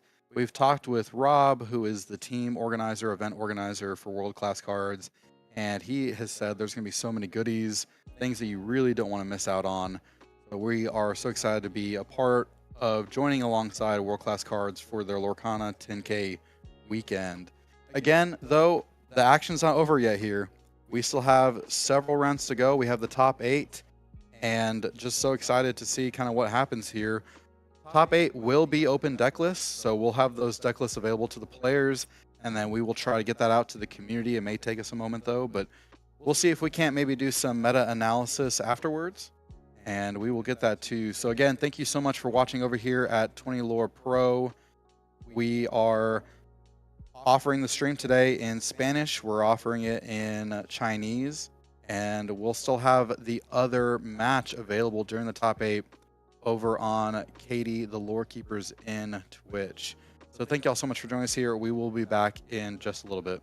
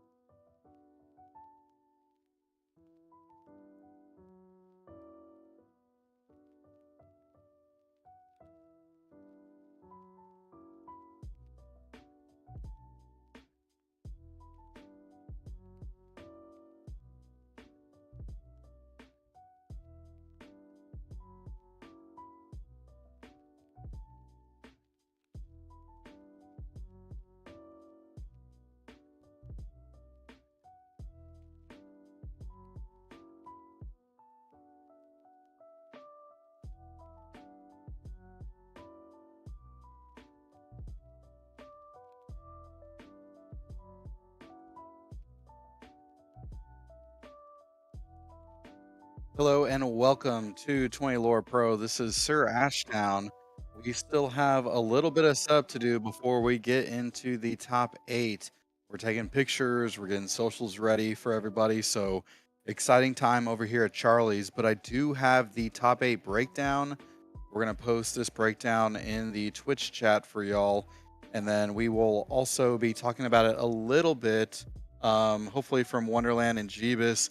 Maybe talk about how their tournament experience has been so far and just how everything has been going here. So I'm going to go ahead and break us into the top 8 just to talk about the tournament itself, how it's been going, and kind of where we're at with the standings. So right now in the first seed, we have Willie, Irish Willie. He is on Sapphire Steel.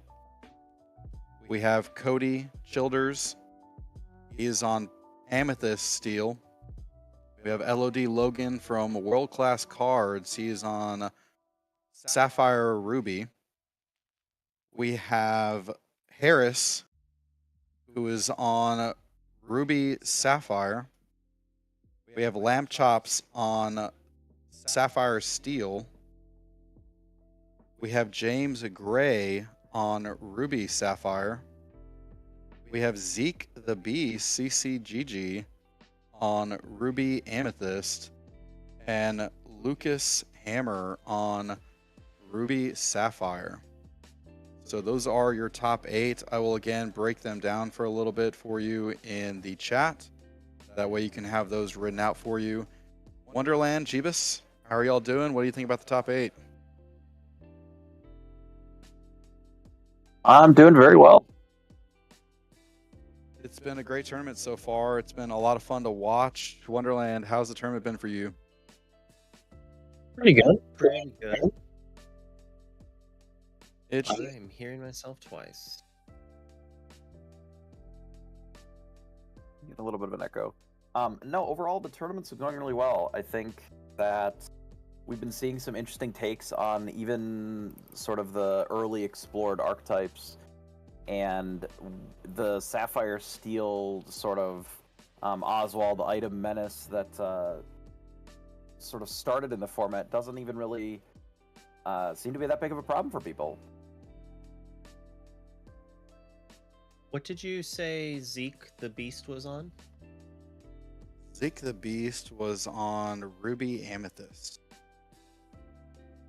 Ruby Amethyst. Ruby Amethyst made top 8. Yeah, of course. Deck's great.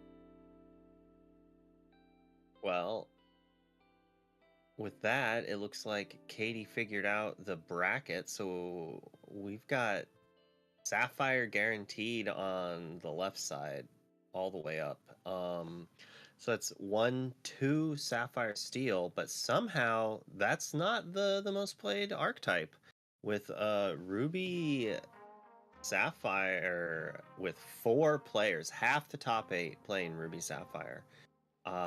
Did best deck of the format last set come back and show that it's not done, that it can beat Sapphire Steel? What do you think about that? I suspect that it is more a case of the lower to the ground aggro decks, things like we were seeing with Frank's version of Sapphire Steel, and even like the TMP and L-Man's sort of character aggro Amber Steel, that they still lose to Sisu. And I think it's a case of leveling the levelers a little bit, where Ruby's still very powerful against characters.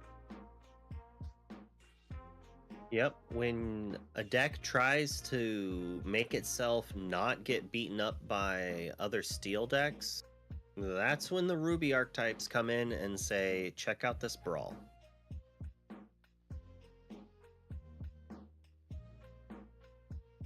Yeah, I absolutely think that that is a little bit of what's going on here. Because Sisu's still very strong, Brawl's still obviously very good, and the more that you sort of encounter that stuff, the more that the Ruby decks are... Oh yeah. I mean, and even last set, Sisu was so good that it started seeing play in Ruby Amethyst again. It was like set 1 when they were playing Maleficent Dragons. Like, Sisu is just very powerful, and they were already playing the 3-cost Sisu just for value, that it wasn't even that rough to be able to just drop in an 8-cost uninkable that you can shift for 6 to shore up one of your worst matchups.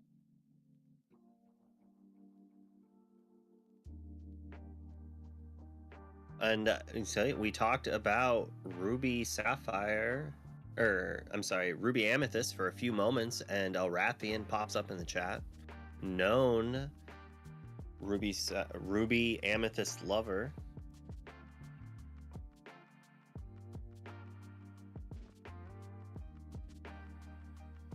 I don't know, are you happy or sad to see Ruby Amethyst? Is this like the thing where it's lived long enough to become the hero?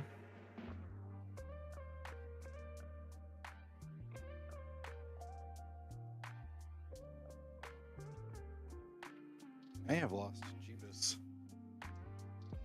See him frozen on the screen.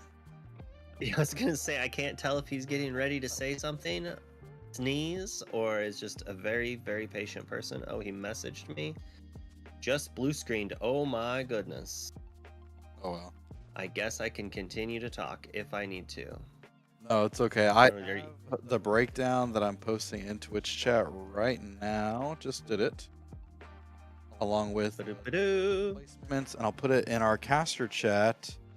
That way you have it to see.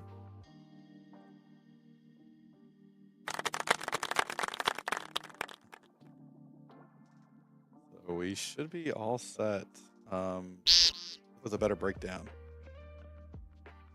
A better breakdown, you say? Well, then you can see it. That way you know, oh, okay. You don't have to like think about it in your head. You do need to get better at your formatting. I don't know how to properly format that, but that is not pleasant to read. That's probably a Twitch problem, honestly. Yeah, that's a Twitch. Look great in Discord.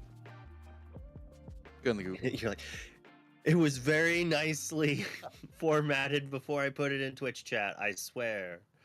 I swear.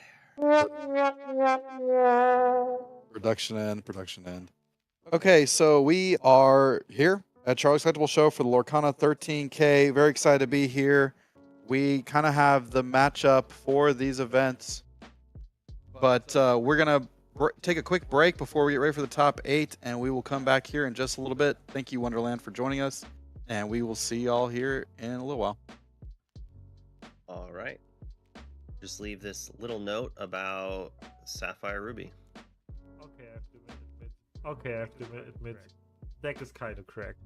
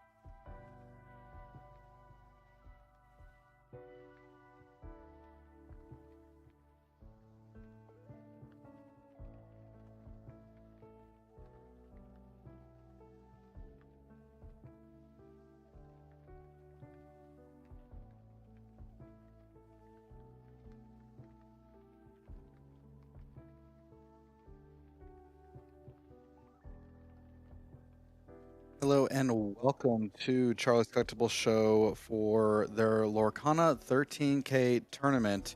We are so excited to be here for this match. We're here in the top 8. I'm Sir Ashtown, and we're excited to see kind of the gameplay as we're about to start.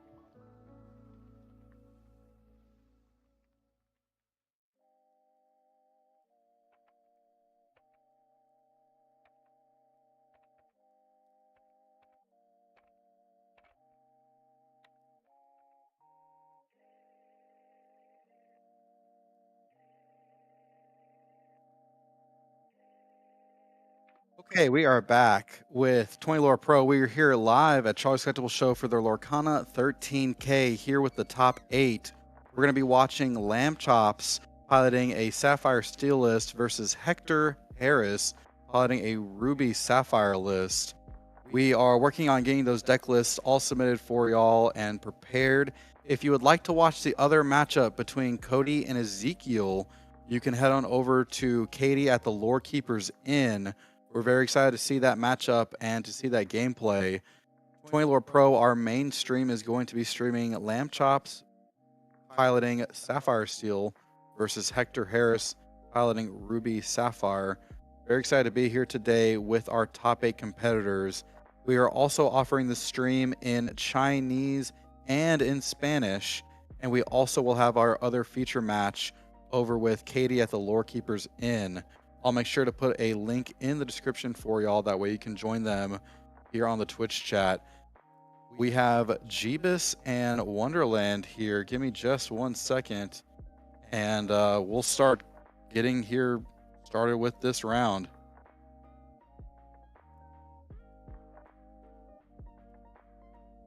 So Lamb Chop's gonna open with a bell. Do we think so? I would think that that's the intention at the very least, is to start with Bell. Generally in this matchup, you want to be a little bit aggressive, and it sort of depends on the list too. Like, I know from the other side, if Hector had bells, they wouldn't want it. I actually don't even know if... I kind of think you don't want Bell here, necessarily. I mean, yes, it's some lore gain, but at the same time, it's card disadvantage, and that's a popsicle that's not getting used to play Scrooges. So we've got Bell in here, we've got Hades, Tinkerbell. I feel like Lamb Chops is on more of an old school style no wheel, but I mean, that's a dime. There is a wheel, so we're on Whole New Worlds. Okay, we're going to town. We got fun stuff here. Yeah, as we had 315 players when we started, we are down to the top 8. And as you pointed out, Wonderland, we are featuring a Sapphire Steel build that's all too familiar. A Whole New World. And we are also joined by Lofi here in the booth.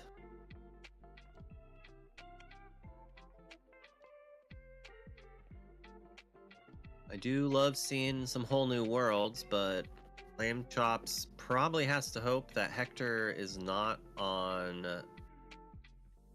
For a second, I thought that was a Mother Gothel instead of a Sisu in hand. Fishbone Quill. I don't have the list in front of me. Jeebus, do you know if Fishbone Quill is in Hector's list? I don't believe that there were Fishbone Quills in Hector's list. If I remember correctly, because we covered this game a few times, this was more of sort of the shark variant that also included some of the new Happy as Clams, Tamatoa. So I would say that it will be more focused on sort of that. And in this matchup, I suspect that they'll lean a little bit heavier on the Sisu cleanup.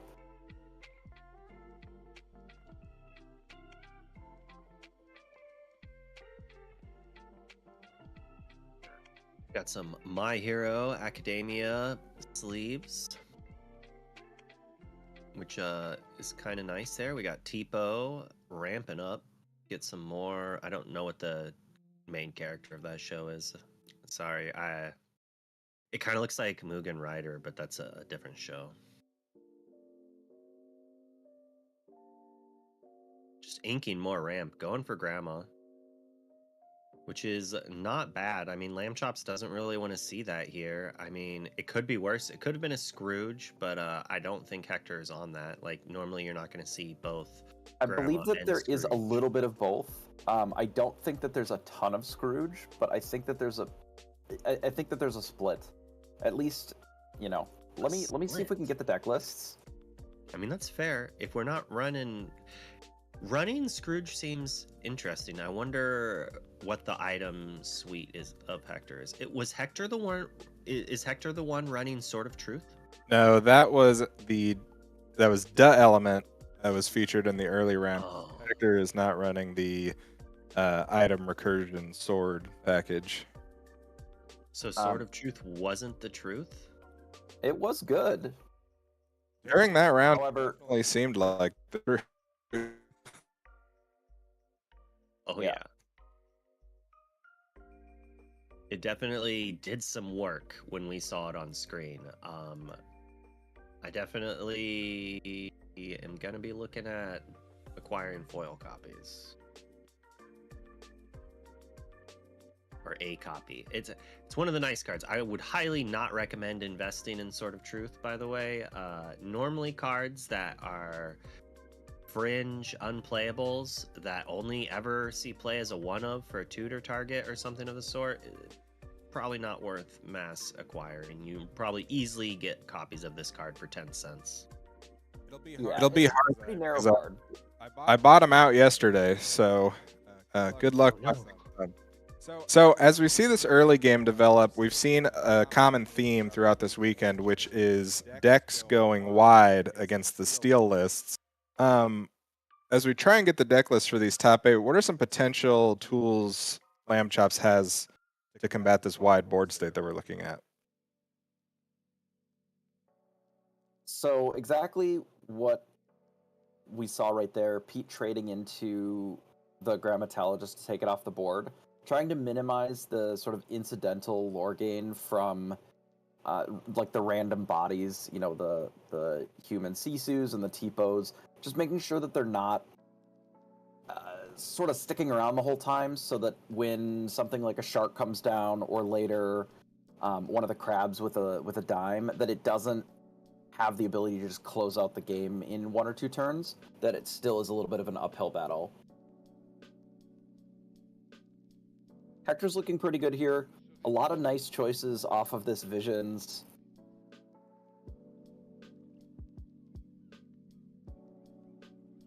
Shrinks the Tipo. There's Grammatala here. Likely... Are we just grabbing another Pirate's Life? I wouldn't think so, right? It's in for 1. I'm not sure if we want to leave this Tipo back.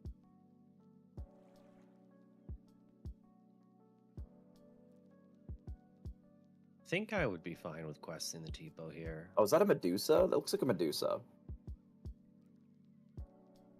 Man, that was some quick flickering of cards. Yeah, Hector this weekend featuring a more traditional yet coil-centric version of the Ruby Sapphire list, utilizing that new card to shrink and then banish the opposing characters. I think that's a good list to go forward with. Sharks right now definitely seem to be a bit weaker with the amount of Peats going around, so I wouldn't necessarily want to go all in. You don't want to get caught being double peated, and since Sapphire Steel's one of the most played decks right now, and quote unquote the boogeyman, they play 3 to 4 Peats. So you don't want your out, you just don't want to lose to them playing 2 cards in a row, like doubling up on it and then questing out, right? Yeah. It's already kind of a scary matchup.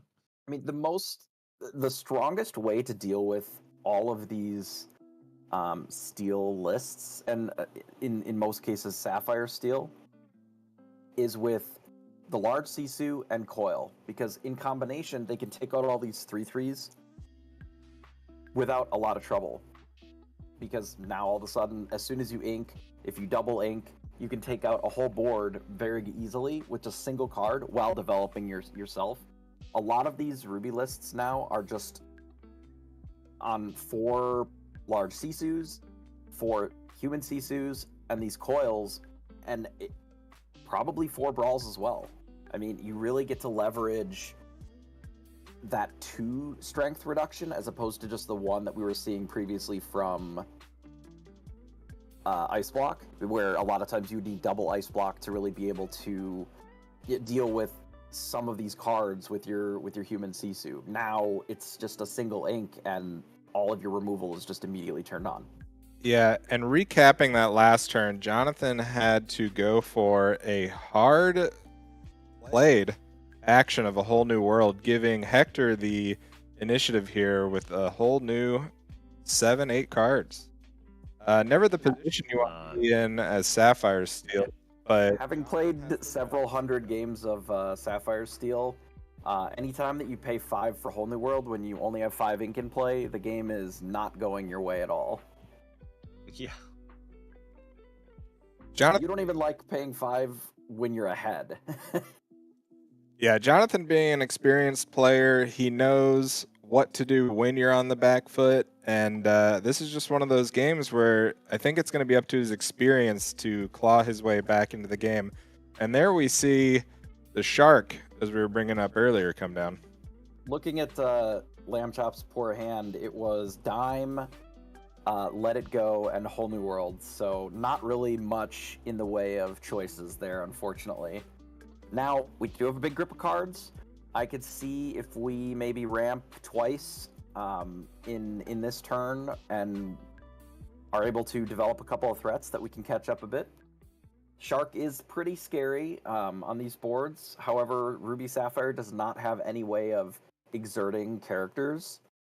So as long as we're aware of that, then we just don't exert any characters for a little bit while we sort of play some catch-up. Yeah, we do see Jonathan deciding what to ink here, looking at a Fishbone Quill, Tinkerbell coming down. Now that is an interesting card that we have not seen a lot this weekend. That does give some outs. It looks like there's even another Tinkerbell in hand. That does give some way of actually cleaning up the wide boards that we have not been seeing out of a lot of these Sapphire Steel decks, where they have been opting for just more aggressive play as opposed to the sort of board control-y Sapphire Steel options that we had in the past. I wonder if there's any, like for example, Bagheeras perhaps, or swords in this list. Yeah, Tinkerbell being a great option to clear out some of these wider boards that we've been seeing throughout the weekend. Jonathan opting to offer up the shark attack to Hector, wondering if that's him aiming to get rid of the shark on the following turn with some sort of attack action combo. Yeah, I suspect that that's the case. Sometimes you just have to resign yourself to the fact that you're not winning if this shark sticks around, and if you got to use 3 or 4 cards, that's what you got to do to get it off the board. That's why it has been such a strong card, because the combination of evasive and a 7/5 character, that willpower, it's tough to deal with. Without Zeus, of course.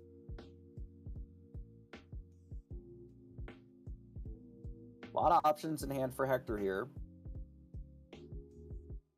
There's another coil, so there is the possibility of just playing the second coil and then inking to shrink the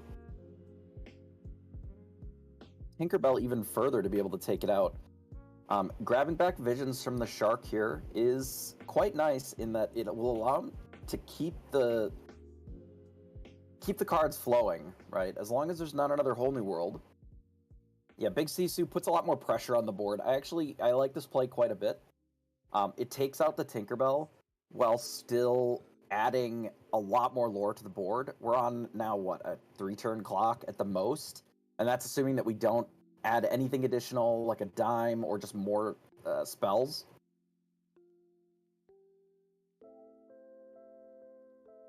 So there's a Twin Fire.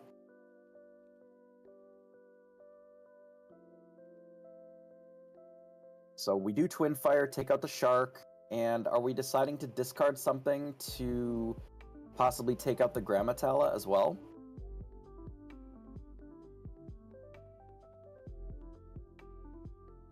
I suspect thinking about it, yeah, so does decide to take it out. So Twin Fire really huge in this spot then. Unfortunately, the Sisu sticks around. However, dealing with one character without evasive is a lot easier than a massive shark along with all the other stuff as well.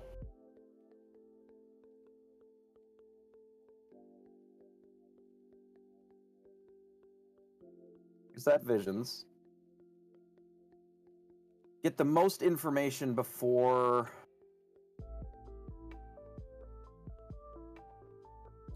Yeah, looking at the visions, looks like we have another Sisu-empowered sibling, as well as a Hiram, if we are thinking about getting some more card advantage going. Looks like there's a Happy as a Clam, Flaversham in there. I don't know if we have a Flaversham in hand or not. If we don't, that could be... Oh no, we do. So our hand has the Flaversham and the crab, so there's one in both. So we're deciding between like a Medusa, possibly just more card draw. Big choice here.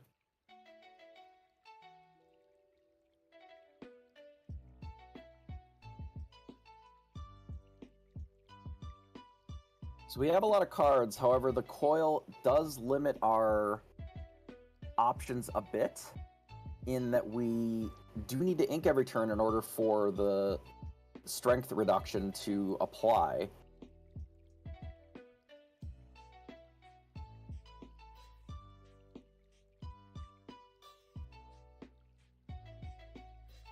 I believe that was a Medusa.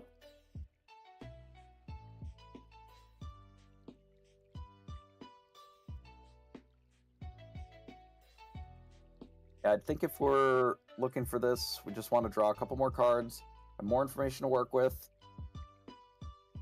Doesn't seem like we're particularly concerned about this Tinkerbell, since we do have the Brawl. Go up to 9, and then likely just send it back here. Now on the follow-up turn, we have an answer to even something like a Tamatoa. Interesting. So it looks like Lamb's list includes Bell as well. Is that the set 1 Bell in hand that I see? Yeah, I do believe it is. I commented on that during the altering phase. I was like, oh man, Lamb Chops is like all on old school. So I think there's a Bell in the discard, or he most likely inked it really early on. So this was a bit of a heads-up play by Hector here. Obviously, we had plenty of answers that we could have chosen to be able to deal with a Tamatoa like this. But if we did take that Medusa, then inking anything allows us to take out that crab, since 5 goes down to 3, since the coil is -2. And then all we need is just the simple Medusa to deal with it. So I can understand why that was a bit of a tough decision, because there's certainly better cards that you may have wanted in that spot, but making sure that we're not needing to overcommit to deal with this is, I think, pretty important here.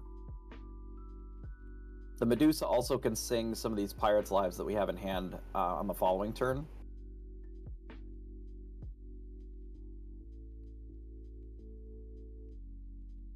Alright, so Brawl gets inked. Medusa, of course, takes it out. We do still have 4 cards. 4 ink, I believe, and 4 cards. We do have an additional coil in hand, so we can draw 2 cards here and then still deploy another coil. Here's the coil. And just sending them back. Yeah, and at the beginning of this match, we talked about Sword of Truth being teched into some of these Ruby Sapphire lists, but Hector showcasing here, who needs a Sword of Truth when you have Ladies by Chairs? True. Medusa historically has been a very powerful card, a very strong 2-for-1, giving you that 4/4 body. And especially with the coil, it's consistent.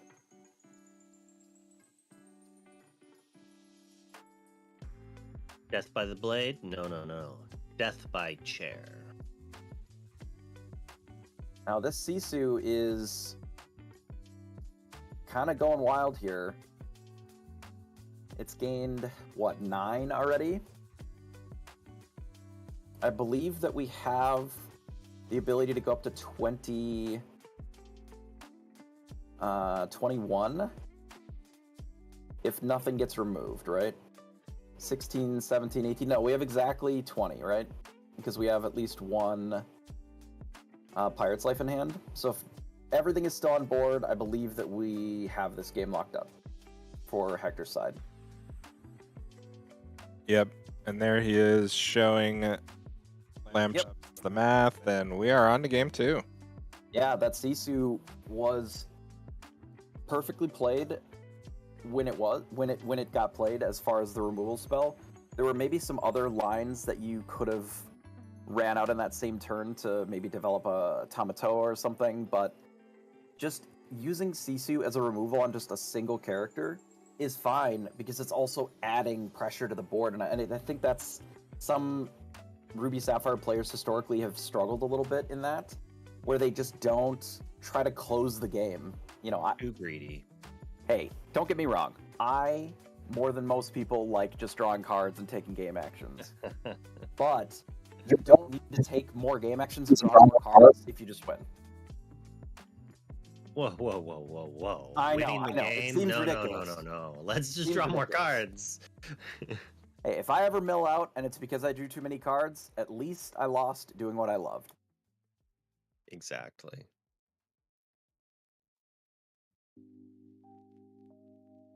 Now with Hector counting his deck to make sure he somehow didn't lose a card during the it's game. always a good idea.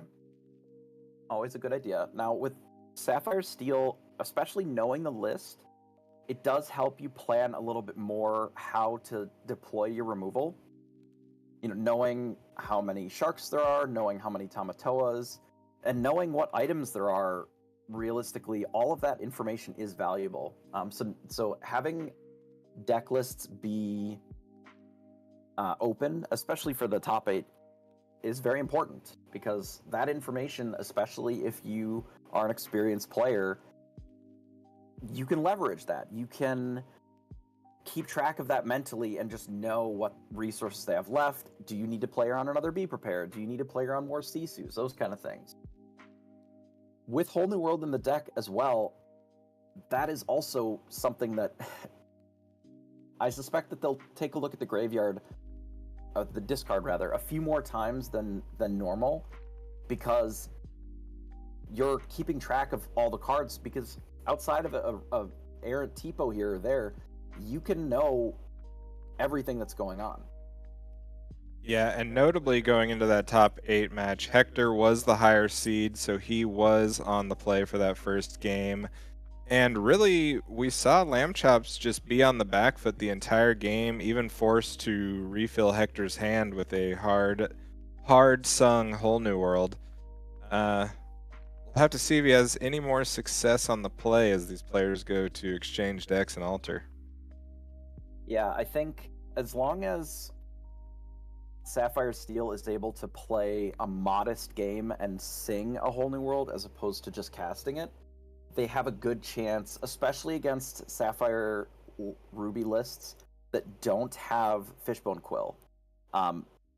Historically, Fishbone Quill was one of those cards that you can't really whole new world into because all you're doing is giving your opponent even more resources to work with, all of the new cards that you also just gave them. However, if one deck has Fishbone Quill in play and the other one doesn't, it's very easy to choke them on resources while you have all these double threat turns and they don't. Doesn't matter if you have 10 cards in hand if you only have 5 ink to use. Yeah, we saw Hector using Coil much to his advantage, using Human Sisu, Sisu-empowered Sibling, Medusa, even Brawl, but Jonathan does have the Cogsworth, which has been a centerpiece of the Sapphire Steel, a whole new world list. Having Ward notably, letting it sing without worry. So taking a look at our altar here, this will be an interesting game, I think, that will, I believe, come down to how much early additional ink that Hector is able to grab. So looking at what Lamb Chops altered here, he kept Whole New World, Cogsworth, and Fishbone Quill. Well, if you've ever played Sapphire Steel before, you know that all that's doing is setting up a turn 4 Cogsworth into a turn 5 Sing a Whole New World, along with an additional, 3 or 4 ink in your inkwell, plus a bunch of cards. So I would say that this will look a lot better than last game already. And I believe that they got a TPO off of the newly drawn cards, so they'll likely have even more resources to work with. It'll be exciting. Yeah, it's very, and that looked like a bell as well. So playing the bell and then singing the Whole New World, like there's a world that the Whole New World's the last card in hand when it's sang. Correct. Absolutely. We actually Get rid got of a her. popsicle off Get the her top outta too, which is here. even better. Put Bell in secret mode, ink. Yeah, Lamb Chops I'm interested. and wanted no part in Bell. I'm interested to hear Lamb Chop's opinion on Bell as to why he chose to run her this weekend. Historically, Bell has had a very good... It's able to close games very quickly. And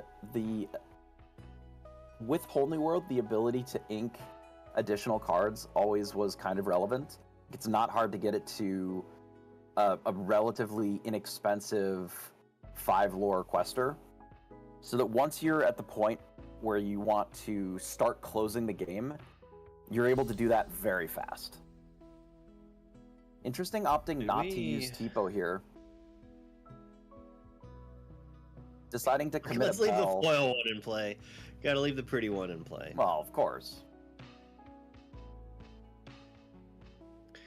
Yeah, I'm assuming that's in consideration for how many cards he has to make sure that he's able to ink each turn with this fishbone and not run out of cards. It's like, yeah, you get the extra activation from the TPO, but then that, like, you're down a card, right? If he's already going to be using the Fishbone Quill, then he's like, that TPO's another ink instead of just a one-time use. Yeah, I believe that we just aren't worried in this instance about the one card going, inking on 2 to go from 2 to 4, since our play is that likely we're just going to run out this Cogsworth looking to Whole New World anyway.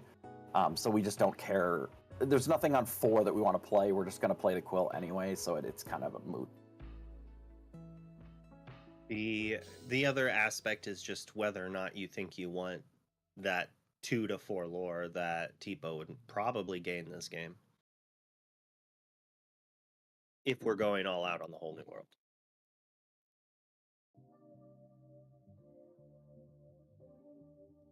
Both players accelerating here. Hector being conscious of not being too far behind in the ink race by the time he is shown a whole new world by Jonathan. Got that coil. I think with the double sail line, it does keep up pretty well with the idea of going, of fighting against the potential for the aggressive whole new world run out here, because it keeps Hector pretty consistent with the 2 extra ink in the inkwell, so he won't fall too far behind after the first whole new world.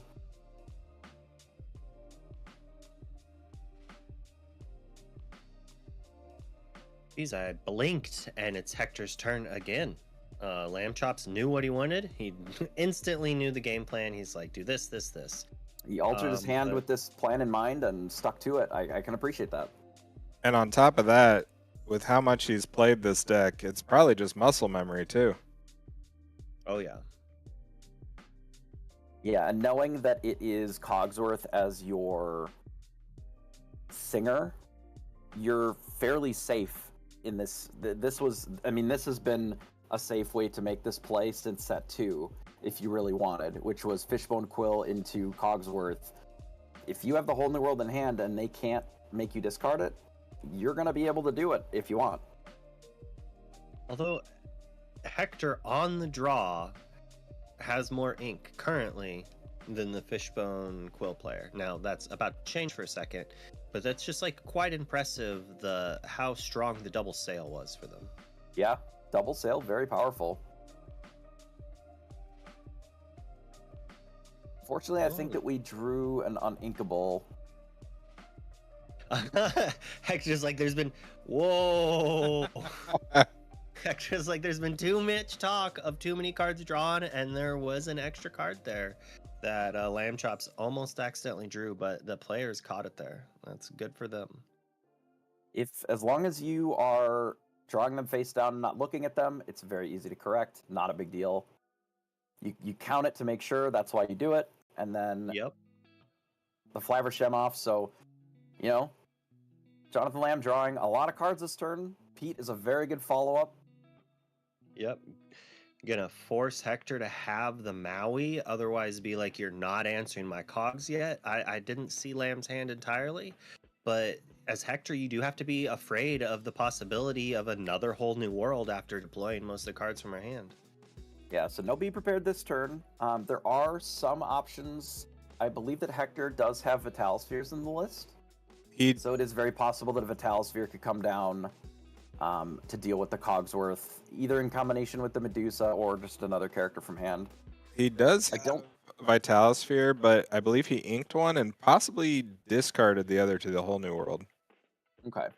And we don't quite have enough ink to be able to get it back with Automatoa, play it, and then also activate it. So that likely is not going to happen. You said? I don't know the exact number, but I think we've seen 2 this game leave the hand. But there's another answer. A blast from the past. Maui rumbling in to take out a Cogsworth. Blast from the past. That staple in every set since it's been printed. Maui, hero to all. A second coil. I only say blast from the past because we just don't see as many Mauis, and we certainly don't see as many Mauis rumbling into Cogsworths that just sang Whole New World. That you have to at least admit. What set is it? I know. What format are we playing?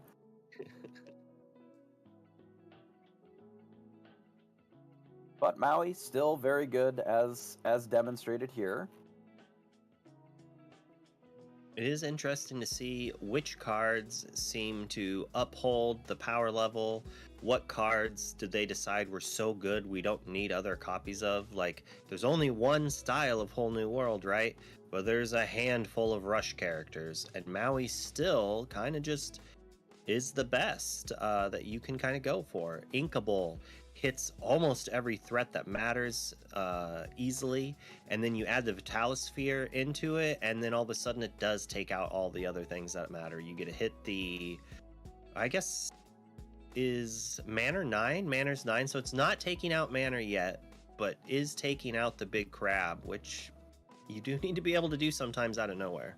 Interesting that that in Sapphire Steel we're still casting a Visions after doing Whole New World plus Flaversham.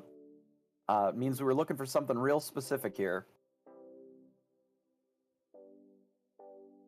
And we do see Tamatoa happy as a clam to come down and pick up 2 popsicles for his friends.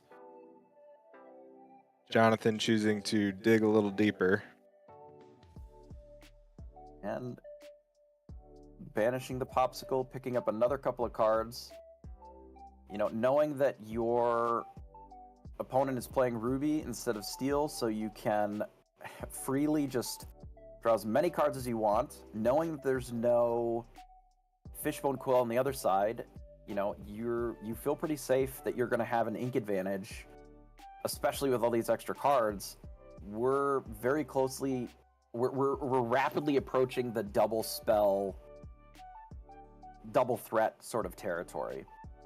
Yeah, and as we see Madame Medusa singing How Far I'll Go, Hector was ahead on ink with those double sail, but now Jonathan stocked up well. He's got a well fanned out inkwell there and a grip of cards in his hand.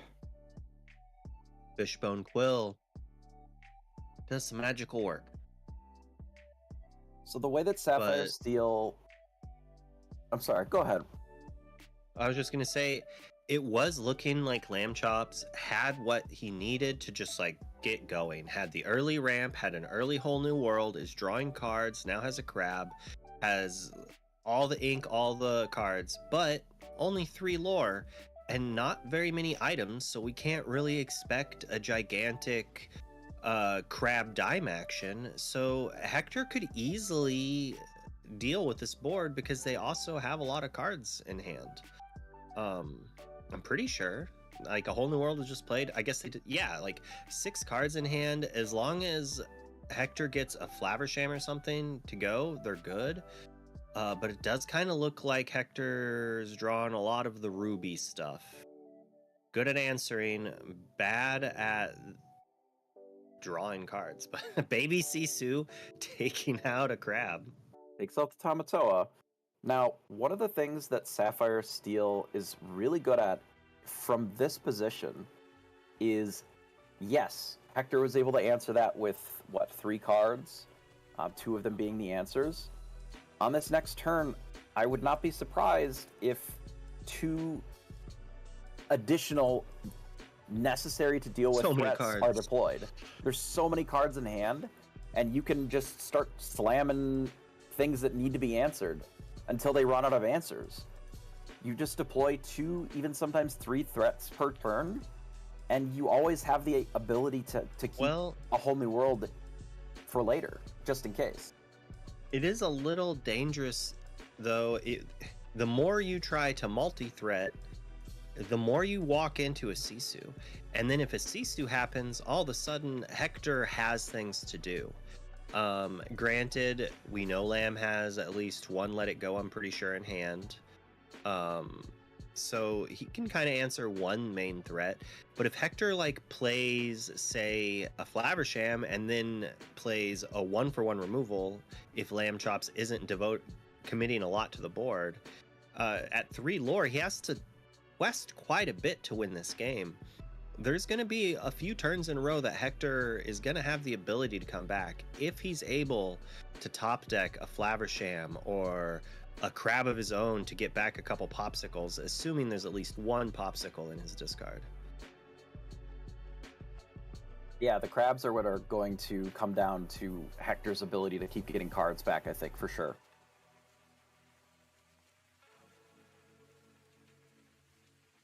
So we did draw a Pete as well. When you have so many cards in hand, you're perfect. Oh, that was an Arthur? Arthur. We Ooh. both see it at the same time. Our eyes get all big, and we're like, "That's a spicy meatball. Let's play." I really like this run out from Sapphire Steel here. Deploying like a modest board of threats. We have, a little bit of bodies. We got the Flaversham. It's saying, okay, here's a board that's just about wide enough that a board wipe would be okay, like a Sisu, but it doesn't overcommit all of our threats into that same Sisu, right? We're not being able to interact favorably with this double coil potential Sisu board wipe, but we can make it so that we have enough going on that we can start creeping closer and closer to that dime being, or eventual dimes being able to close out the game. Because we do have Bell, In reference to chat's conversation, I would just like to say you should research Harlan's Razor. Do not contribute malice when stupidity will give you the reason. I know I butchered that, but don't just assume malice when like a mistake is most likely the outcome. Now, granted, cheaters do get to try to take advantage of that and manipulate it, but on it's average, the kind, most people aren't cheaters. Yeah, you don't want to be DQing someone for a mistake. It's really rough. There's a fine line that needs to be done, and obviously cheaters need to be dealt with. And there's multiple ways to deal with that. The video footage here of people making mistakes that could be contributed to cheating or not, that's not necessarily up for us to decide, but judges will see this. Like the people who need to see it probably will. Plenty of tweets have already been made out by significant members of the community. It is aware, and they'll pay attention to it. Even if they say they don't, there's no way they're not seeing this. And speaking of lines, How Far I'll Go being sung by Madame Medusa into Visions, into Perfect Ink, Shift Sisu, taking out the board of Lamb Chops here. And notably, you can see that Hector has not continued to ink from hand. And the reason for that is there's not as much card draw from that side of the table right now, because we really haven't Flavershammed that much this game. And you want to make sure that you're not setting yourself up to get Only World out of the game either. So it's kind of, you got to be conservative with your cards, because there just are not always that many of them. And since you need to ink for these coils to be activated every turn, you need to make sure that you have cards to be able to do that. It does look like Hades is being brought to the front of the ham for Land Chops here, and 2 more cards to the inkwell for Hector. Yeah, why do you need to ink cards from your hand when your opponent's giving you 2 ink with their removal? True.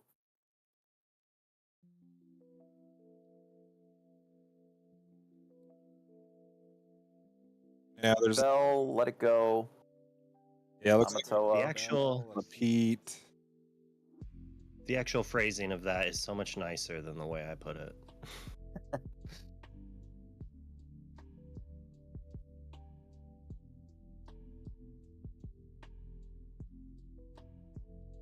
So, I mean, it's still a thing. Lamb needs a diamond play to try to just nickel and dime his way out. Haha! To victory there.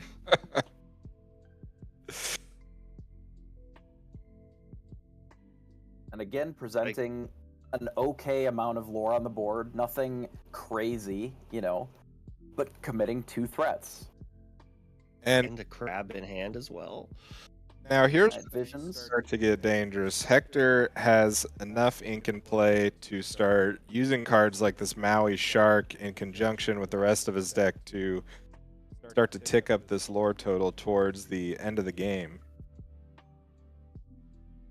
Now, it did look like in that Visions there is a Pirate's Life, which theoretically could be sung with this Medusa, but I wonder if we're going to run out of cards too quickly if we do that.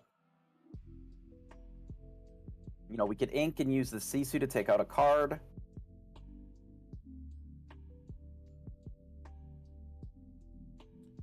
It's tough. We do have the Tamatoa, like you're saying, to reload a little bit with these popsicles. However, I don't think that there's a second one in there, so it's just the one extra card draw.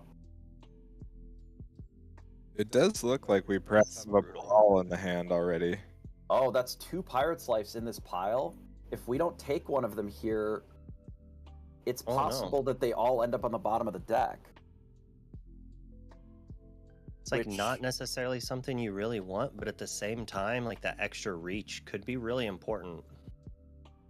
And the shark threatening to get back Pirate's Life, both to gain lore yourself and, you know, reduce lore from your opponent, makes racing almost impossible. But if you totally don't have access to it, I mean, you're not locked out of it forever, right? You can get visions and dig through your deck. But I feel like we need the Tala just for cards.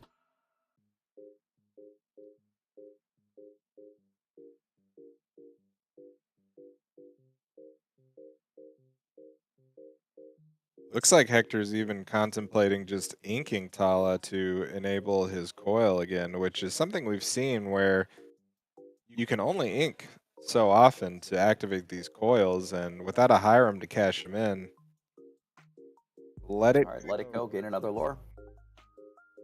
Yeah, this is the problem with Sapphire Coil, right? It's not free. You do have to ink every turn for it to actually take an effect. So if you are short on cards, it is a cost to actually use it. Now, I believe we just picked up a second copy of that bell that we saw enter the inkwell earlier in the game. We do seem to be missing that dime still. Yeah. That would be Lamb's way out. I mean, he needs to answer the shark. But maybe he can try to race. Just be like, answer this. It's unlikely that the shark's going to get to eat anything. Like, I just don't see Lamb questing with Bell for no reason, right? And he's just going to devote some characters and then try to strength out the shark. And maybe get a big chunk. Like we've seen multiple times this weekend. Crabs and dimes gaining a bunch of lore. And unlike earlier when we were talking about it, Lamb does have a big amount, like a horde of items just chilling to do something. And I like this Tamatoa into Pete, preventing Hector from using an action to get rid of this Tamatoa. So he's very limited on what he can have to get rid of this crab.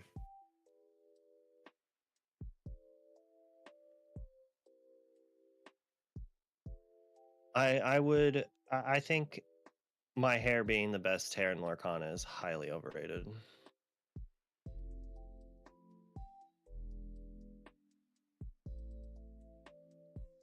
So this is one of the Sapphire Steel benefits that really allows them to almost play like a combo deck, which is getting to the point where you can deploy a terrifying threat while protecting it with something like Pete. Because now, what the amount of answers that Hector has here is not zero, right? A big Sisu plus an ink is an answer to this. But what we're presenting here is if you can't double ink, which we know that they can't here, there is not a clean way to deal with the whole board. So we do have a second Medusa, but it required inking a Happy as a Clam, Tamatoa. That's really bad for Hector here. That's one of the massive resources left available to him. We're down to 2 cards in hand. If we are able to keep playing threats from the Sapphire Steel side, which I believe that there's even another Flaversham in hand, then all of a sudden this double threat per turn is going to overwhelm the removal that Hector has left. Now the shark is still pretty scary, but we'll see what Lamb Chops is able to present here with, what is that, 13 ink? As much as even 15 this turn.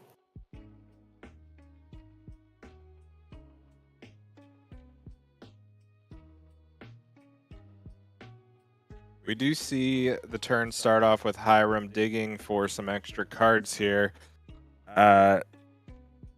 Lambtrap's still unable to stick a threat this game.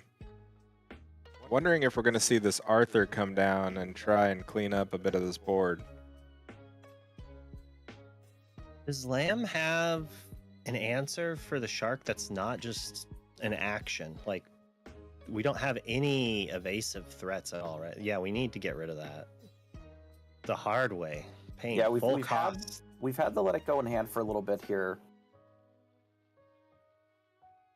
Ooh.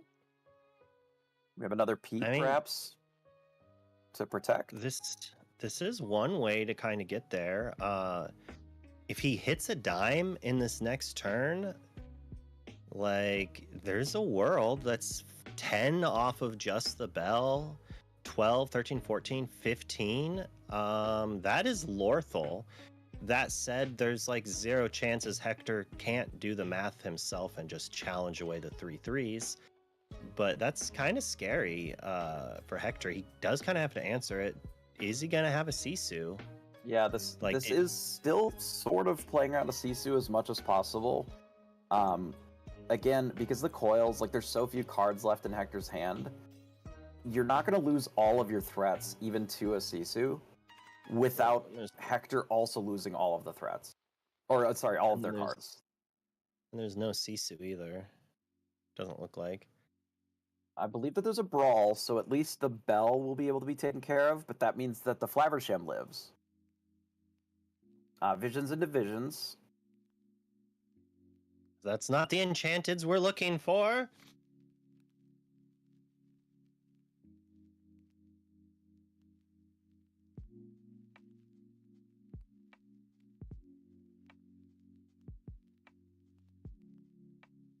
Oh, so it's an enchanted Maui, a shark. Is that a Vitalosphere?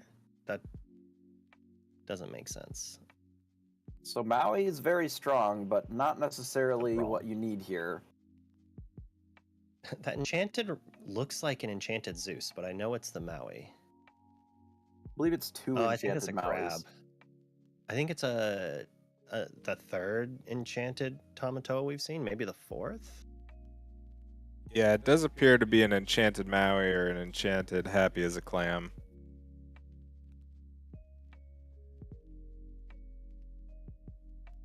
Not a lot of ink available for multiple plays. There was enough ink to be able to Sisu or Whole New World if one was found, but it does not look like it's double brawl. This has been quite the game. A pretty close back and forth. It's kind of looked like both players have had a chance to like run away with it. Lamb has had like a heavy hand the whole time, but the double sale that Hector had in that beginning to gain the ink to just be like, I don't care that you refilled our hand. Yeah, I didn't have Fishbone, but I had Fishbone at home. I had 2 sales. I think Hector is committing here, so Hector's out of card draw. It is just a Sapphire Coil in hand. If there's even just like a Flaversham in Sapphire Steel's hand at this point, it's going to be a bit of a disaster. Now, I think considering inking this coil and just taking out both of these 3/3s, that's a dirty play. But I mean, I think it's all in, right? Reasonable. Yeah. If that's the resources that you have to work with, I don't feel like there's a problem with this line at all. You just take out what you can. You keep the popsicle around just in case we rip a Flaversham off the top, and you just, here's the threats I've got. You got to deal with me now in the next, 3 turns. Looks like Miss Bianca going into the inkwell and a whole new getting us started back again. Okay. Yep. Hector played to his outs. It's like, sure, if Lamb has a Flaversham, he's he's in a rough spot. But if Lamb has the Whole New World, which I think if we looked, he's only played one this game, but he's had Fishbone, so we could have easily hidden them. If he does that, he inked, he played all the cards, he answered the board, and now he's ahead. Like, he basically forced Lamb to do what Lamb had to do in game 1, which was play a whole new world when it wasn't good for them. Yeah, it's really interesting here. I almost wonder if just playing the 5/5 and trading off it, that just can't be right, because there's so many good top decks in the Ruby Sapphire deck that it's just only going to get worse. And now So at I least you could can deploy see- several threats. I could see playing the 5/5 because Smee's an ally, right? So it's only Yeah. 4 to play and also whole new worlding. But it, like, Hector's not at a high enough lore yet, I think, to justify that. Whereas, and you have Sure. so many more cards that do things. I think just throwing her in the inkwell to be able to then maybe play a couple impactful cards. Like, if we hit the crab like he did, he can play it, get popsicles, draw more cards, and he kind of needs all that ink to do it. And with 4 items plus the crab, that's 6. If we get into a dime, like, that's he might be able to just like chunk in one turn for 15. I did see Ariel in the discard. So this is a list that includes Ariels, which generally have been quite powerful against the Ruby lists. Maybe he'll do the 1-2 punch that Sky always does, and he's kind of doing it. Playing Yeah. the Pete there is big game, and 2 Medusas down. The problem is Sisu doesn't get answered by this, but that B prep we saw does for a turn, anyways. Well, This previous, interestingly, we were seeing. I'm sorry, go ahead. Yeah, sorry. The coils we saw and we're talking about how we were out of juice for them, but now they are fully charged. Hector has a plethora of cards in his hand to ink and reduce Lamb Chop's character's strength, and we just got to see if he's got something to pair with it. I was Is that actually a gonna third Medusa? I believe it could be. I was actually thinking, Hector only has the ability to ink once per turn, but there is a Tipo in hand. Do you think that Lamb Chops, you saw how he counted and looked through Hector's discard twice? Do you think maybe he was trying to count the deck and he might go for like a mill out? I think the Sapphire Steel deck has drawn way more cards than the Yeah, Ruby Sapphire this game, no? yeah, we actually saw Fortisphere draw into Whole New World, which was promptly fishboned into the inkwell. So I think Jonathan, aware that he is ahead. A deficit on the cards. Well, look at that. Apparently they can hear us because he just counted. All right. Did he look at his bottom card when he put his deck down? I don't know. Players need to be more careful. Like, I So don't we- think that's really a cheat there, and technically he should already know what's on the bottom of his deck from visions that he's played, so I don't think there's any malice there. But people do need to be careful. So the Tipo was relevant there as a draw, given that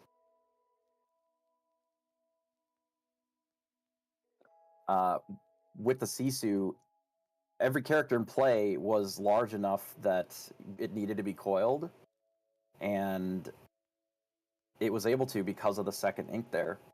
And we do have exactly 8 lore on the board for Hector as we see him banish the popsicles to heal up the ladies by the chairs.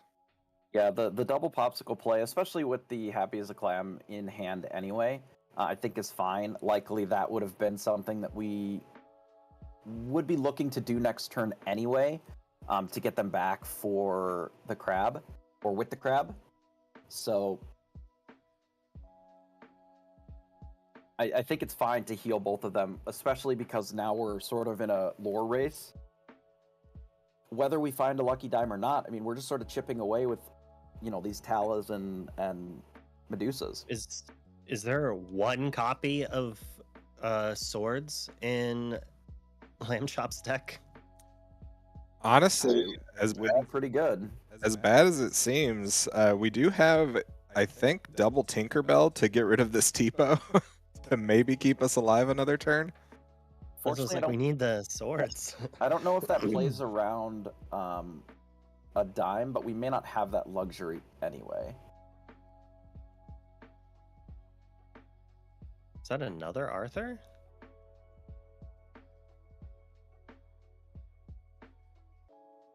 Lot Nope, of that's a gem. A lot of ink to work with, but I don't believe that we can get to 12 items in play.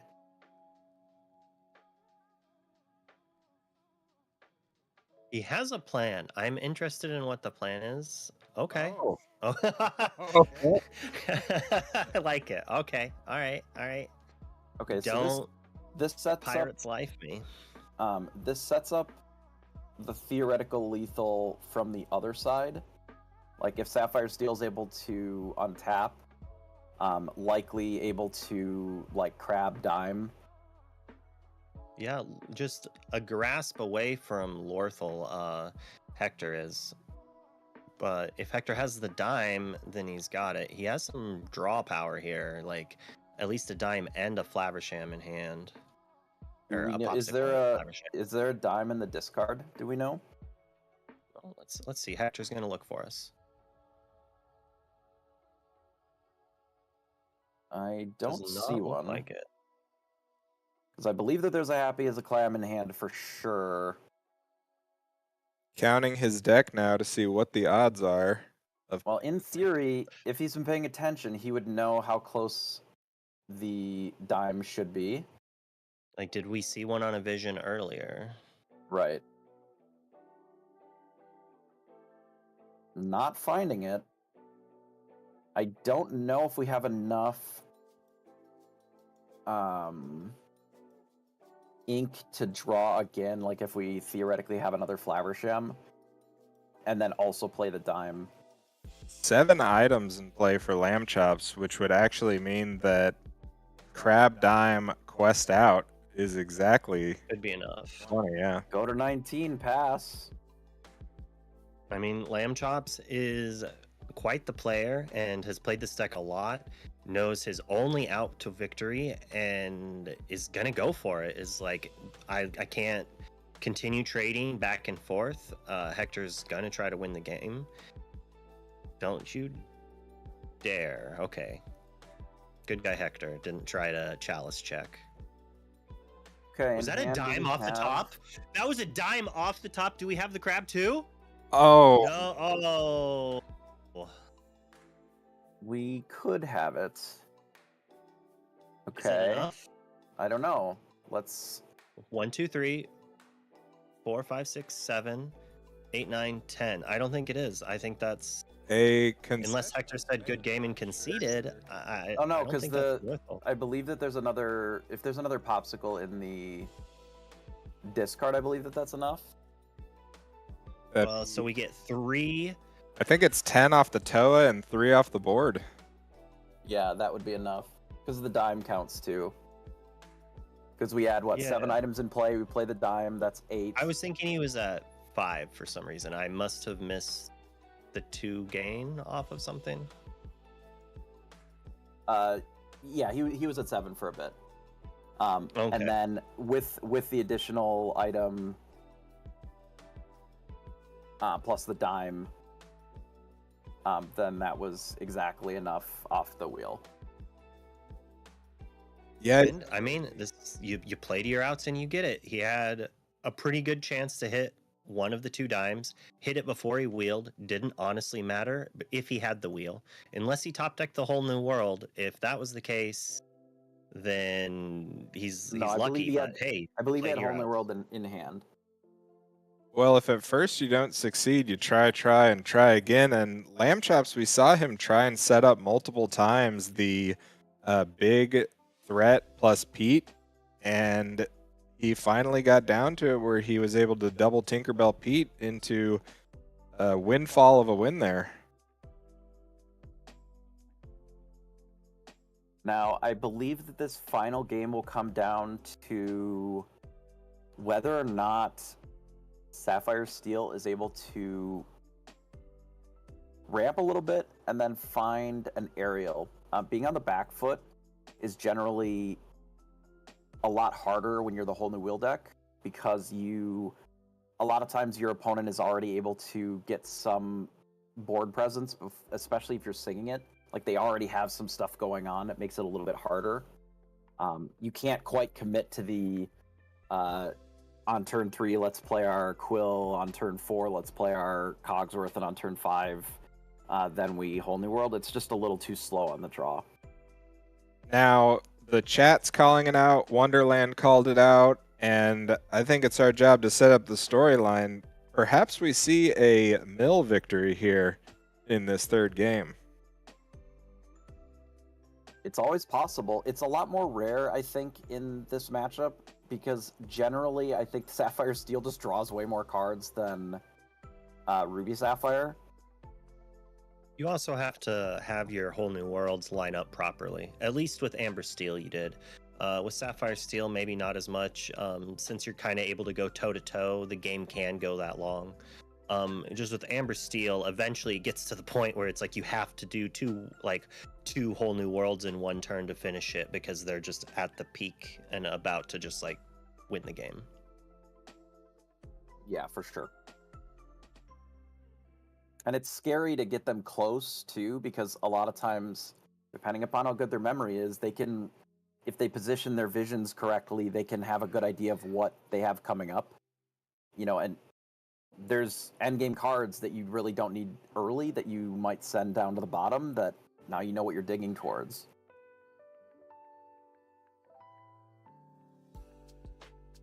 A random Pirate's Life, for example, like we saw last game, was always a potential. Pete excluded, of course. So Hideaway for a Popsicle here. Inka and pass. It does not look like this is a very stellar hand from Sapphire Steel. I do believe that it is able to be fixed with the Fishbone Quill pretty easily, but it's likely going to be an aggressive Whole New World off of a Quill this game as well. Yeah, and we did just see Sail picking up a Hiram out of the deck, deciding what the second ink will be. It's like another Sail, perhaps. Yeah, the foil Sail there.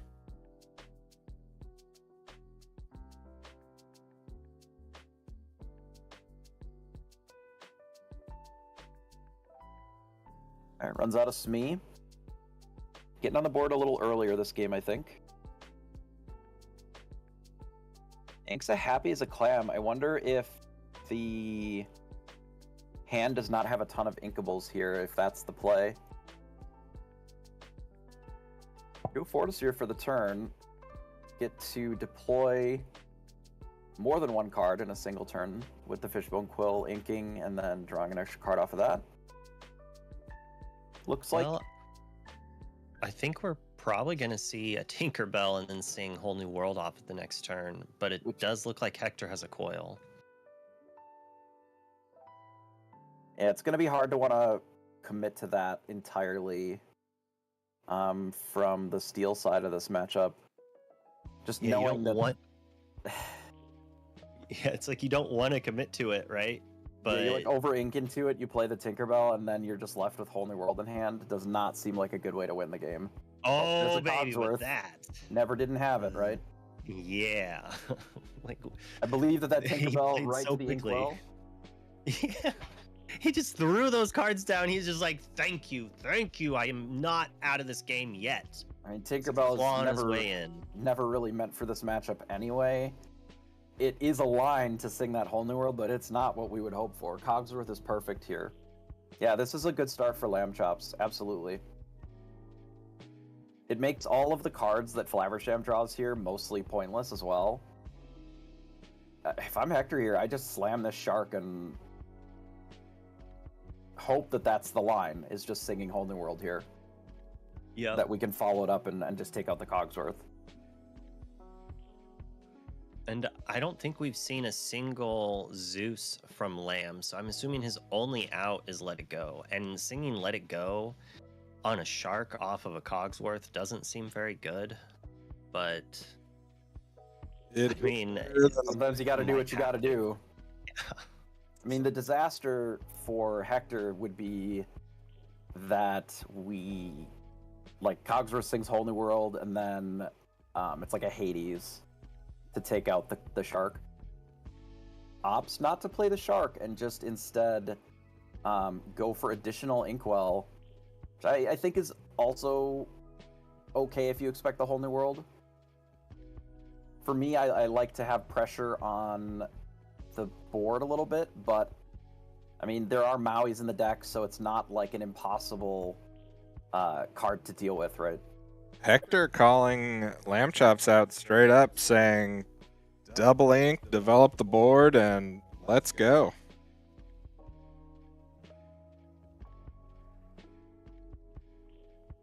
Now with Bell on the board, we are able to triple ink this turn, including the Quill. True. I like that Hector just like puts both cards in the discard in one pile, and Lamb's like, I want to see what that is. I want to see what I made you get rid of.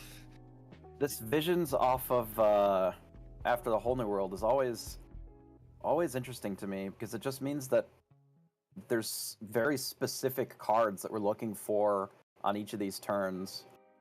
Yeah, as we saw in game 2, Lamb Chops was very adept at sculpting his hand to exactly what he wanted and needed in these matchups. Doesn't look like there's a Pete. Opts to go for a Smee. Okay. A pretty reasonable board. I would say if there's a B prep available that it is likely coming down, Sisu is more likely, I would say, here, if it's available.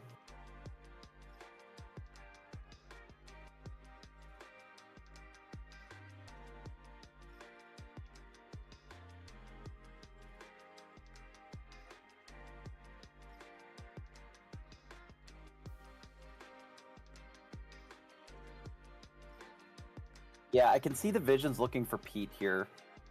That is probably what the follow-up Visions is for, just to ideally, look at 12 or more cards in a turn to try and find the Pete as a follow-up.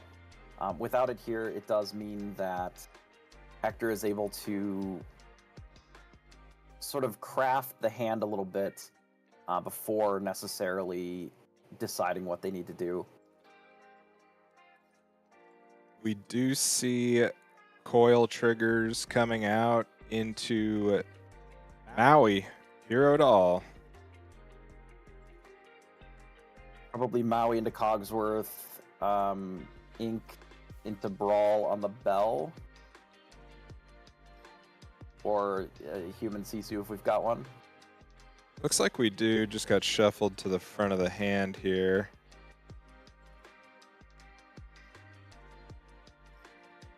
Debating between the Sisu or the Brawl, I think. Yeah, I think Hector is doing Tinkerbell math right now. I feel like it's if we get Tinkerbelled, we get Tinkerbelled. Generally, Flaversham would still live, so I think it'll be a survive. Ooh. The card right on top was a Pete. A bit unfortunate. I wonder if the consideration for Hector was that the Human Sisu is better as an answer when there's a Pete lock.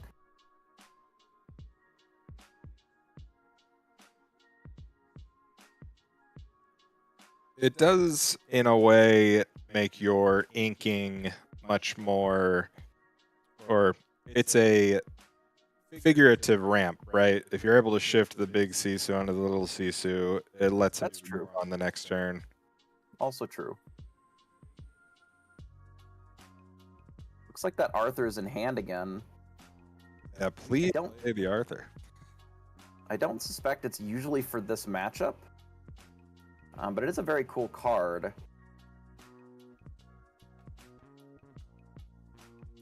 Okay, does run it out.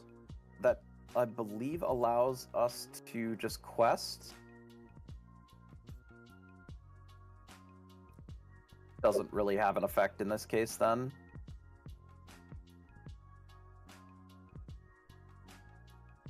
Wouldn't have been able to take out the Flavershem in this spot. I don't believe that the Smee should have damage from this turn. Was that damage from the previous turn? I did see Lamb Chops pointing to both Arthur and Smee, at least aware of the interaction. Okay. I'm not really sure that 1 damage on Smee is relevant either way in this matchup. It would only very rarely come up if there's, for example, a Tipo or something in play. But they're all likely not long for this world with this Sisu in hand anyway. Yeah, and as it has been the case this match, Hector with an embarrassment of riches over there, just deciding how best to navigate the board of Lamb Chops each turn. Is this a Tipo shift Sisu, take out the whole board, quest for 3 line? It's a pretty good line.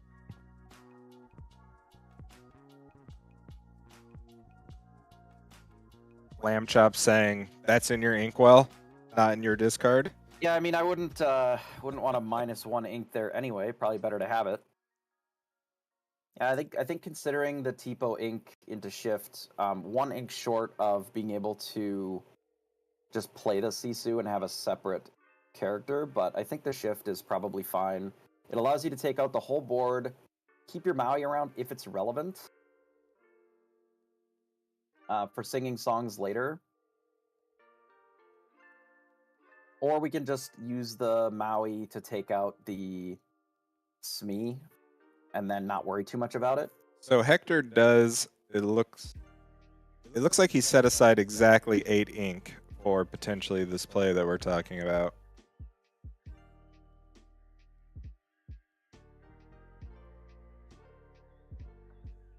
Yeah, it's 8 ink for either the Tipo to shrink them all, or just potentially shifting Sisu. Smee lives. We could still do the Tipo, but I don't think Maui matters. I think that's kind of the consideration. I mean, we could have saved it with Popsicle. The Maui probably is just not that important.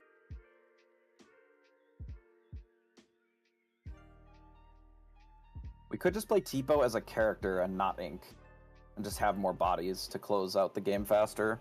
I actually like that. It's possible that we just didn't have a card in hand that we wanted to ink with Tipo to be able to save the Maui, so then we just use the Maui as the card instead.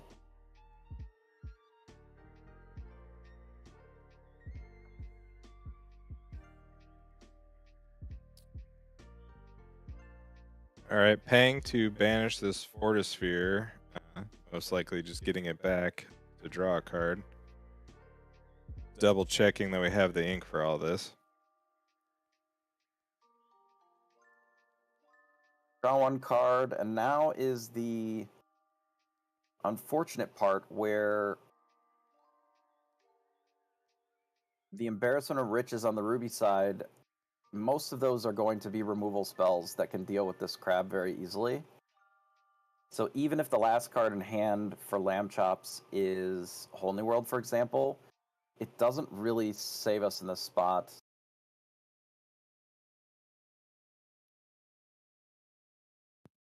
I do not like such dark sleeves. It's so hard to tell how much ink he has right there.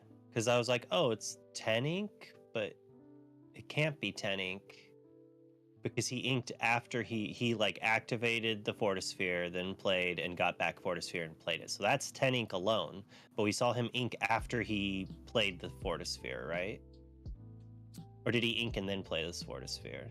I believe it was ink after. He inked Yeah. Willed, so we should be at 12 there. Yeah, and I just can't tell how much ink he has there, but I do see like a pile in the middle on the right. I just don't know if that's 1, 2, or 3 ink. Opting to use the human Sisu just to get another threat on board, plays another Tipo for the same reason. This is just looking to shut the door on the game as quick as possible. Yeah, similar to the We need that Sapphire B prep. I would have liked the Flaversham drawing 2 cards with that Popsicle here, but I don't know that it matters a ton. Perhaps the consideration is that the only way that you might lose is just overdrawing, but I don't really think that that's going to be a concern. I just don't think that there's enough time for that. What were you going to say, Lofi? I was gonna say, I think Hector, like this Maui shark, is smelling blood in the water, and Lamb Chops just has to keep digging with these crabs. I don't think Jim's gonna be enough. I believe that this game is over here. Then I liked a lot of the interesting choices in Lamb Chop's list. I think it's a sort of fresh take on kind of the older Sapphire Steel stuff, but it's not going to be quite enough. Yeah, there we have Sisu's it. overcame. Change the math. Sisu's pretty good. Sisu is quite good. Especially in a Pete world, Sisu definitely feels a lot stronger than Be Prepared right now, which could very easily change. You know, you look at Lamb Chop's list, and if there were maybe some more aerials in there and less of some of the other, you know, rather than Bell, you just lean heavier into aerial. You adjust your inkables a little bit for it. It's a lot harder for Hector to deal with an aerial than virtually any other card in all of Lorcana, right? At least one that it can close the game as quickly as aerial can. Well, congrats to both these players. Hector will be moving on to the top 4, and Lamb Chops did do a great job showcasing his signature Sapphire Steel A Whole New World list, but it is Hector who is moving into the Whole New World, which seems to be dominated by Sapphire Coil. Yeah, giving extra cards to the Coil deck definitely felt like a much higher cost than it maybe has been historically. I wonder if they're just a little bit more item destruction out of the Sapphire Steel list might be necessary to sort of combat the coils. Gotta flatten them. Yeah, only time will tell, but Jeebus, Wonderland, we are going to go to a quick break before jumping right into our top 4 match. Twitch, YouTube, don't go anywhere. We will be right back.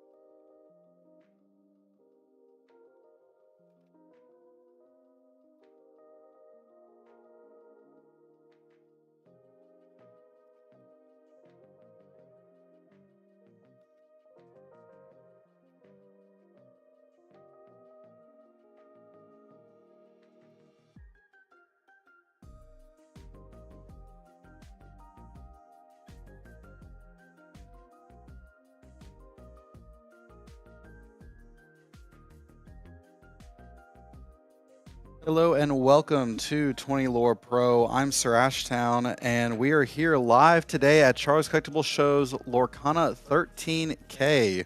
There were over 319 competitors at today's event.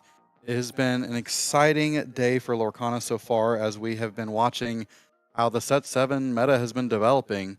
This has been a great tournament, and we're glad to show y'all a rematch between Logan from World Class Cards piloting his Ruby Sapphire list against Ezekiel piloting a Amethyst Ruby locations list. This was a lot of fun to announce previously in the tournament. And again, if you missed any of the rounds from today's tournament or yesterday's Swiss rounds, we will have all of those available to you on 20 Lore Pro's YouTube. They are also available on the Twitch VODs for 20 Lore Pro as well as our YouTube. We want to thank everyone for watching over on YouTube, and we also are having this broadcast in Chinese and in Spanish. Really excited to have those offered to you in those languages. So here we are going off into the top 4 with Logan versus Ezekiel. And again, we've had some great announcers here in today's tournament between Loaf, Wonderland, and Jeebus. And here are Jeebus and Wonderland to take us off. So we have.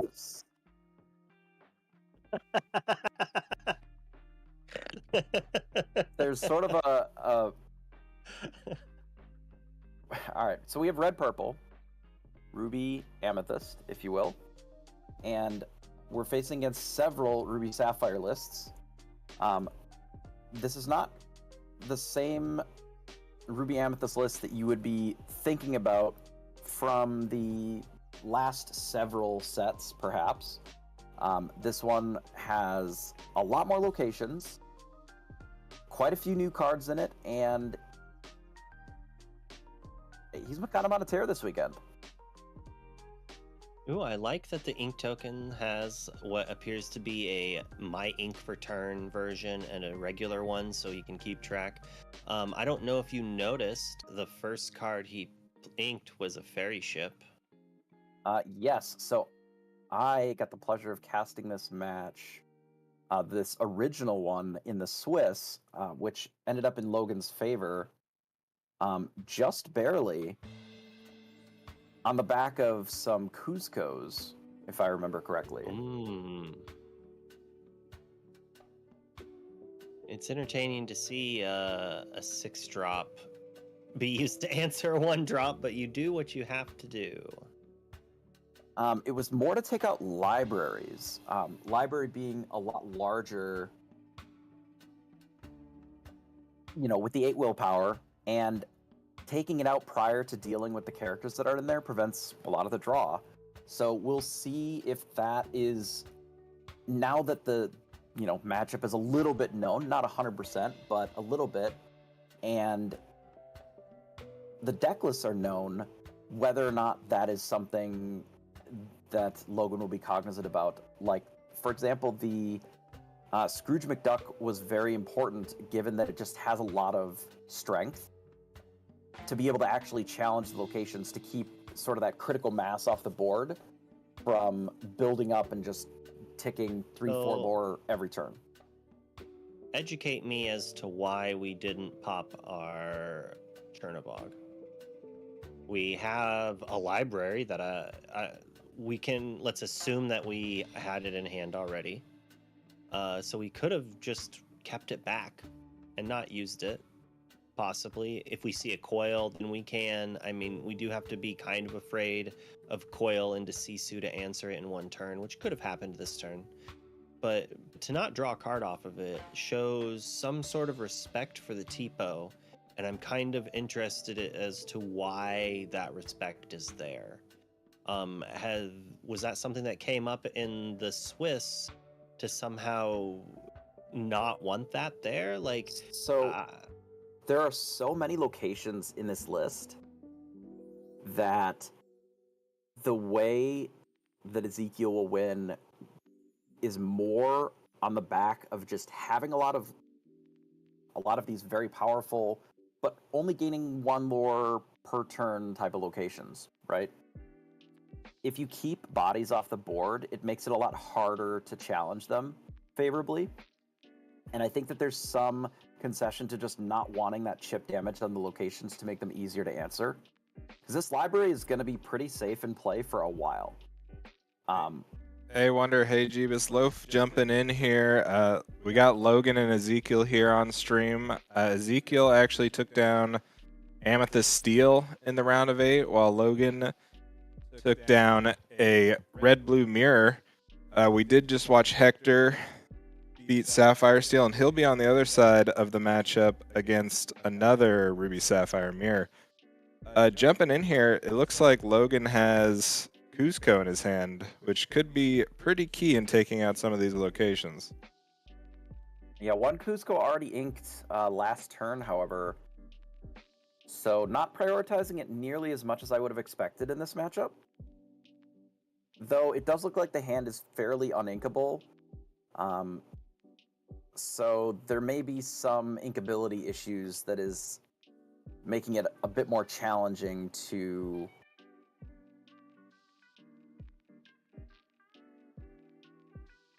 keep these cards in your hand. The Tipo should help with that, I would think, though. And Logan was on the play this game.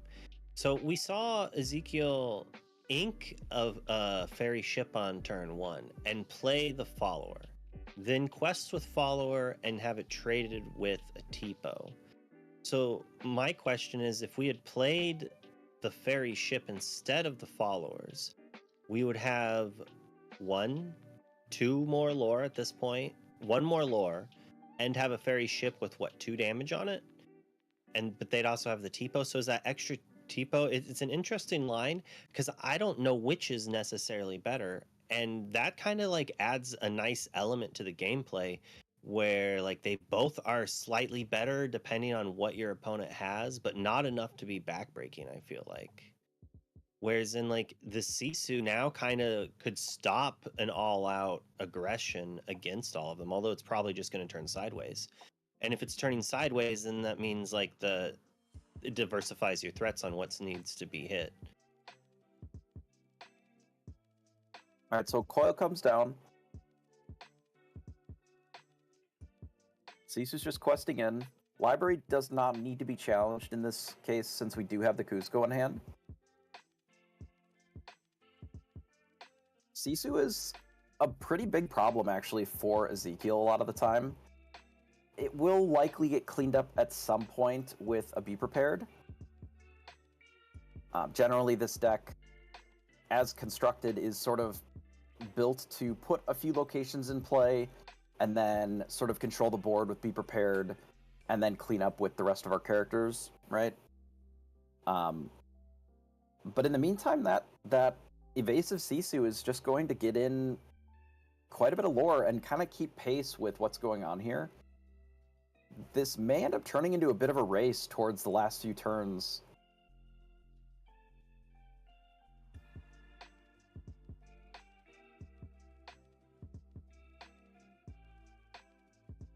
Now, we do have 6 ink. We could, if we wanted, play the Sail double ink and still Cusco this turn. I don't know if we have enough inkables in hand to make that make sense. But it is a possible line. I think he looked and saw the dime and the Sisu and was like, wait, I can't do this. No, there's literally no other inkables except for the Sail. Yeah. I think that Sail has to be inked. I mean, obviously the Cusco, but I think we're all in agreement that this Cusco should probably be played. But we could shift the Sisu, but alas, that doesn't do anything really. Yeah, this Maui is actually going to do a bit of work here where there's just not a super easy way of dealing with it. So it's going to stymie a bit of the aggression from Logan outside of the evasive Sisu here.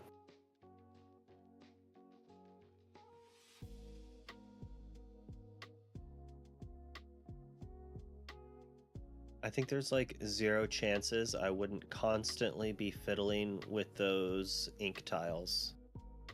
It would be like a poker chip. I just wouldn't be able to not play with it. It's likely that the non-fiddling part is just practice, so that they seem usable. Otherwise, they would get a little chaotic on the board, probably. Yeah, Wonderland, as a player who does use ink replacers as well, how would you rate Ezekiel's inkwell?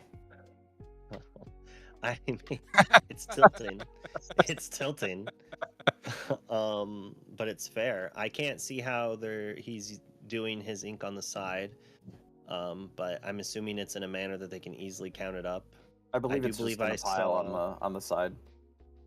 I saw a tweet about, I think, 2 players on stream yesterday forgot to grab an ink token when they inked. So they basically discarded a card for no reason, in a way of speaking. Like, they just forgot to do it.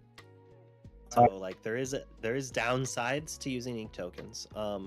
When I first heard about it, I was just like, that seems like so much extra work.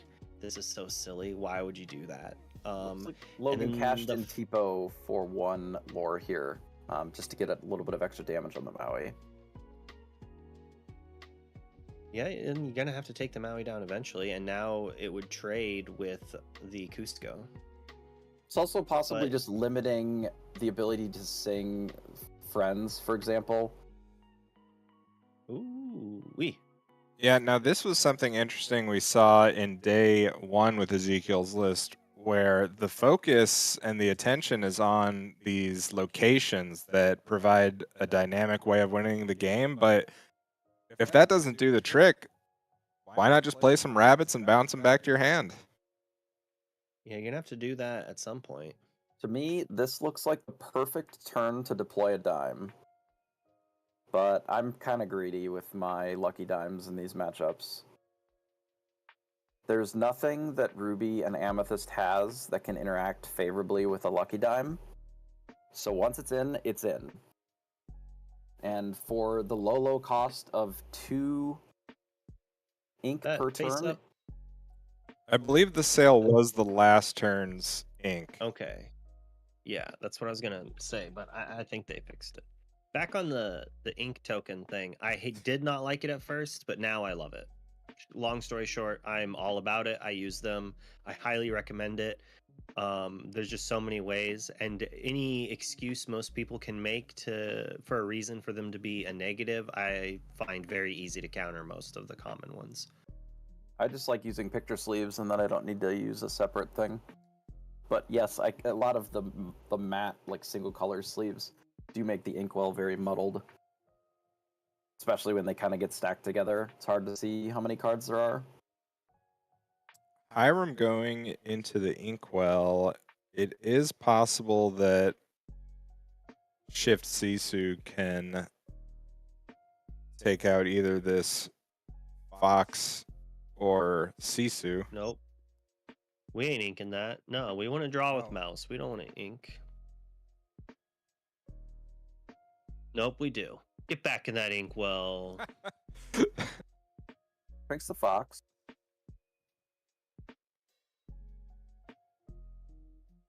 Shifts the Sisu. Why would the other Sisu... Yeah, okay. Never mind, they figured it out. Not sure why we shifted the Sisu here if we're not... Like, we don't have additional ink.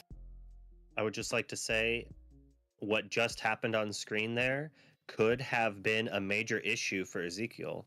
But since he had ink tokens, dropping the card on his ink pile, it was obvious which card it was. Where had that been a pile of ink, it could have easily gotten like on top and then intermingled, or been an effect that Ezekiel could have grabbed it in a way that we couldn't have tell, and it could have been a way for some shiftiness. But like the ink tokens smooth that out. So we do see the Sisu favorably trade into the younger Sisu. So Maui has to make a choice on what we're moving here. Opts for the big Sisu, which makes sense.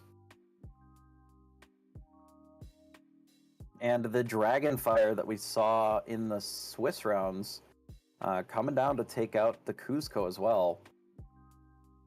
So now, if I thought the previous spot was a good time for Lucky Dime, now seems even better.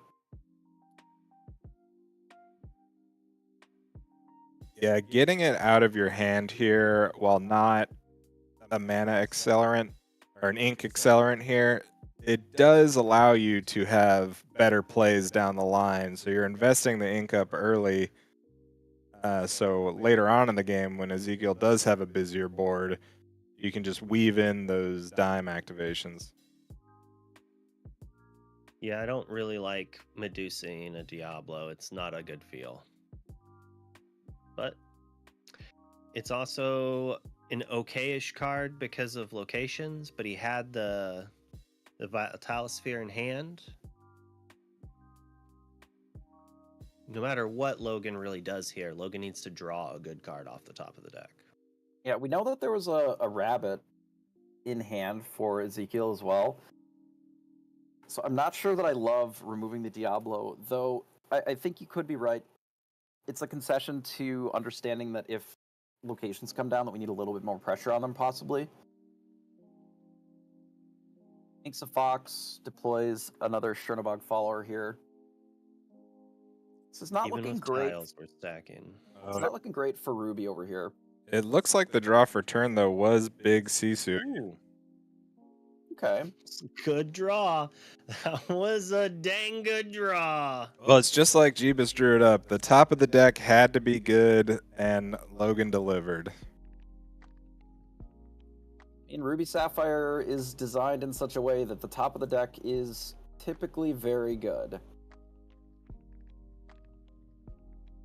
Now, do we have a See good your board follow-up? wipe and match you my own. It's just a happy clam Yeah, happy drawn off the top here. being So the two CCs. Oh, wow. I believe that we can Yellow get 2 thing. items that we can deploy this turn. I don't know if we care enough about this Popsicle for sure. If we want to play the... Yeah. Because we can actually deploy both of those this turn. The ice block kind of makes it that we don't have to ink to use some of our removal. Yeah, And we which already have is one relevant coil. here. Ooh, Dragon is very good. I don't know why we wouldn't play the ice block. There's kind of no reason not to. It's uninkable. Like, it would literally be only Tipo, I guess. Yeah, we'll deploy the ice block here. And holding the dime with the Happy as a Clam, if it survives, does get to be run out for free.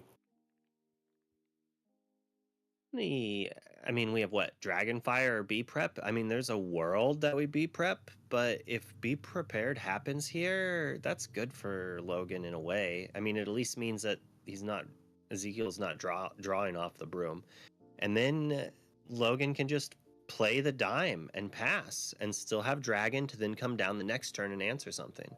As long as Logan doesn't pick up a shark here, and then so as long as Ezekiel doesn't play a bunch of locations in response to the dime play on this turn, or if Logan draws another threat. Like, the issue is if Logan draws a real threat, then Ezekiel could maybe just Be Prep again.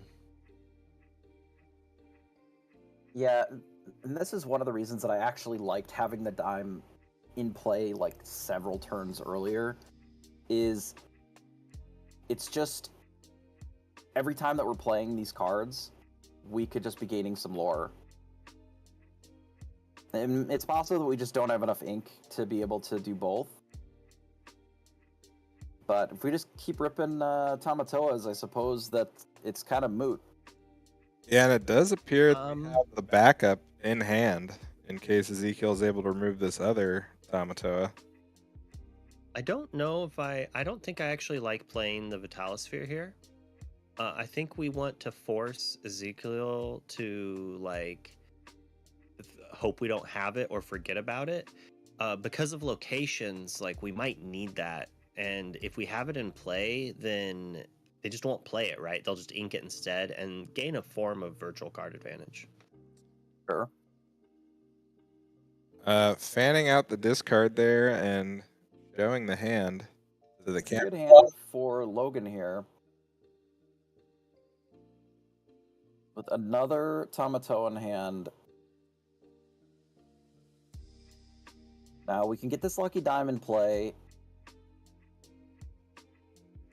Do we have 10 ink is a good question.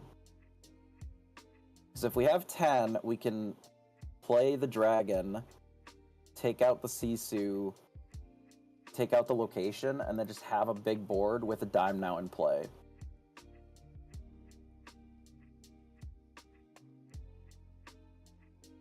Which I think I like quite a bit.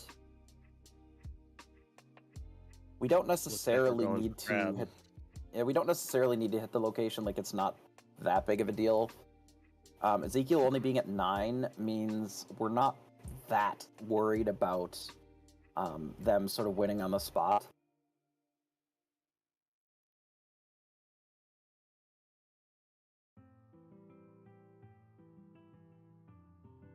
But Logan knew that if he wanted to play Dragon and challenge with it, he needed to ink that last turn, so that's what he did. Although he did end up going with the Tamatoa over the Dragon this turn. Didn't think the Sisu was worth it, but still going to take down the location. Gain an extra 2. I believe just 2 cards in hand, so notably the Sisu is not large enough to take out either of these Tamatoas on its own. And now there's a crab in hand. Cards. They are some good ones. Maui does work. Maui and crab can actually take out both.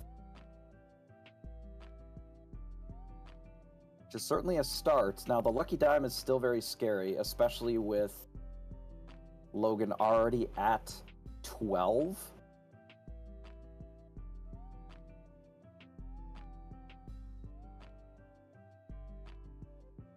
This was something that I was chastised for in my top 8. Is my board was slowly going towards my opponent's side, kind of how Logan's is his discard piles on the other playmat.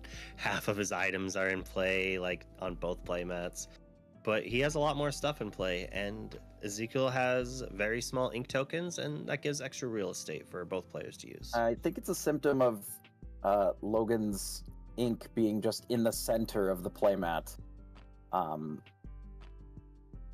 which eats up a lot of the field for putting characters and items. Are you inking visions to gain 1 more lore here? Yep, that's what we're doing. But would you? So I don't think that I would, personally. Maybe if we were in striking distance with just 18. Okay, yeah, we're in striking distance with just dragon. I didn't realize we went to exactly 18. This means that the dragon with is dragon. lethal, yeah. Yeah, it looks the dragon is already 2, gets us to 18, and I believe that we have the it's likely that Logan just showed the 2 lore gain in hand, or could have had Ezekiel not just had nothing and passed. So lucky dime against the and didn't even. I don't think Logan showed the card. I think Ezekiel just didn't have an answer to the crab. I don't think just conceded to the crab. The crab, if there's no answer, is already good enough, right? I mean, the dime makes sure that there's not an issue whether they have an answer or not, but pretty safe there. Yeah, we did see Logan go first there. It'll be interesting to see how the pressure is different with Ezekiel on the play, perhaps getting an early ferry ship off the dock or Forbidden Mountain coming into play. So notably, there are 2 Dragonfires in Ezekiel's deck, which spicy, pretty spicy. There are a total of 10 locations. It's the 4 ferry ships, 4 libraries, and then 2 Forbidden Mountains. And otherwise, it's kind of just characters and be prepareds.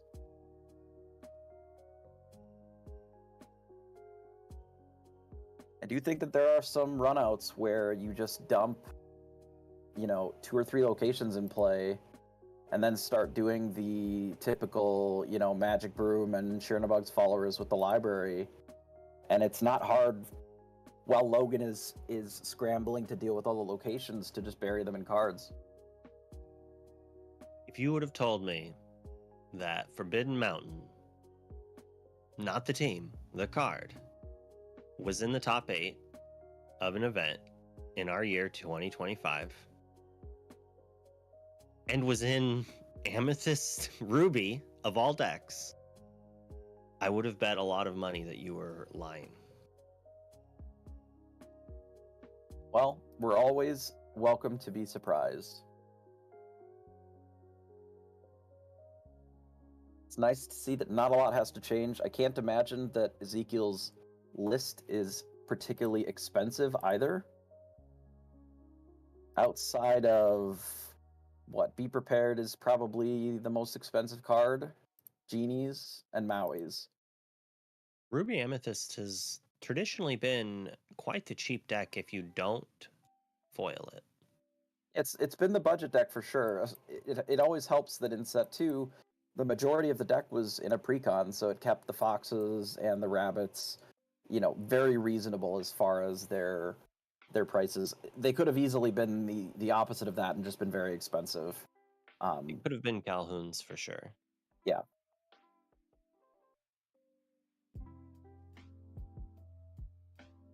All right, we'll see how it fares on the play. I imagine that will very greatly favor Ruby Amethyst. It has historically been where it excelled the most, getting off the ground early, having much better, 1, 2, 3, 4 runouts than the majority of decks, I would say.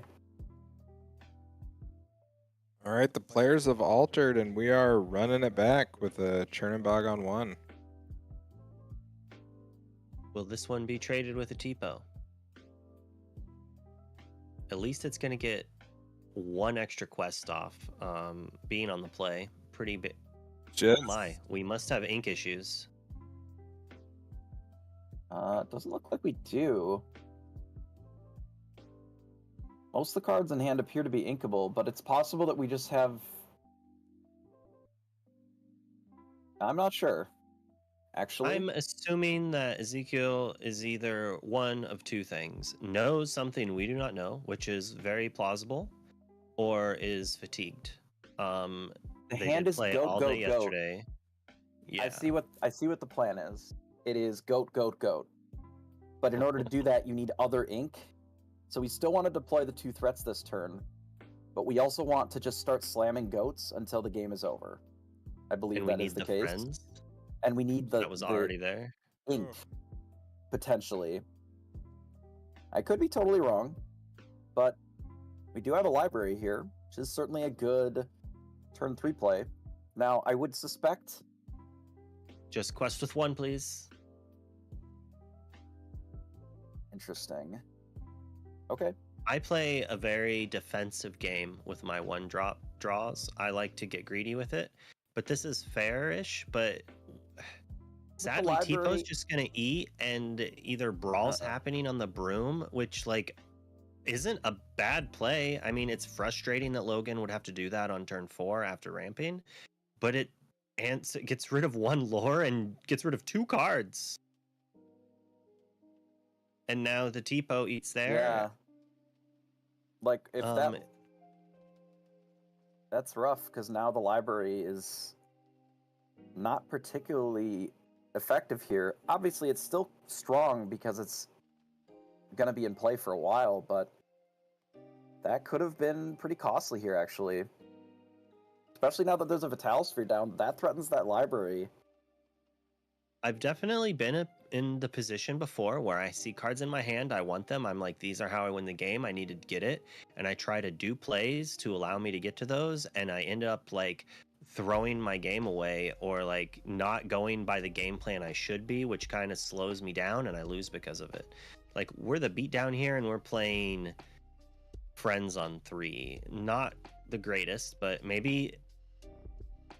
I mean, Logan doesn't have anything in play. Did have to spend the turn brawling. Our clock's a little So slow. there's a world. Yeah.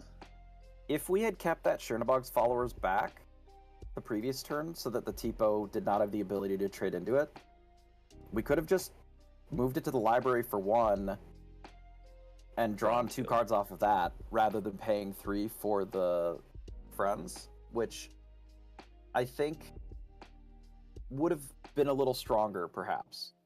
Now, obviously, the Tipo would still be in play, so there's some consideration there.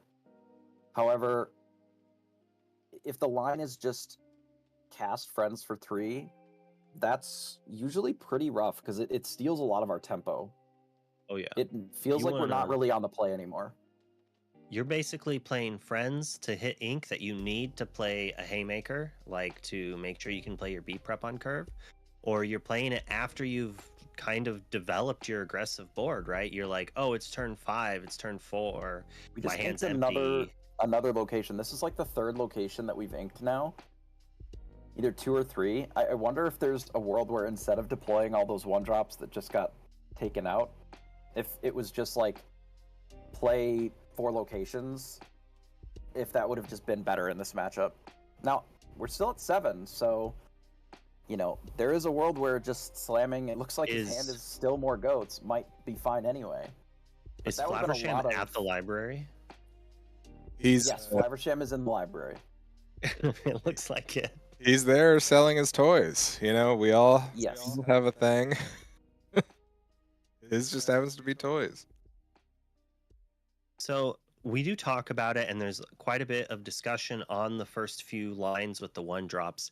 It is a difficult decision knowing when to pop your 1-drop cantrip characters, when to leave them, because you don't always just pop them in the face of a single Tipo. Like if you had 3 followers there, you don't pop them. You say, fine, I'm going to let Tipo eat 1. I will sacrifice 1 character, 1 lore, 1 card from my hand, quote unquote, to be able to gain multiple lore from my other followers the next few turns. Sure, And that's kind of how this deck like beats or just gains its lore. It's a similar strategy to what Amethyst Steel does. Speaking of popping 1-drops, we did just see Hiram pop this Vitalosphere to draw 2 cards. Somewhat of an interesting choice considering the Vitalosphere opens Logan up for a quick removal of one of these locations, potentially. I'm concerned that had Ezekiel just played a lot of these locations, that it would have been much more difficult for Logan to actually like favorably deal with any of this stuff. This is just a raw human Sisu with no... Look at his hand is all on inks, I think. I don't know what that first card is. Okay. It's foil, I can't tell, but then it's Medusa, Dime, Sisu. I can't tell what that first card is. I believe it's a Sisu based on the So deck double list. It's Sisu? probably double Sisu, maybe. Is that another Like if it was a coil? Maui, it would have just been slammed, right? And it's likely an enchanted.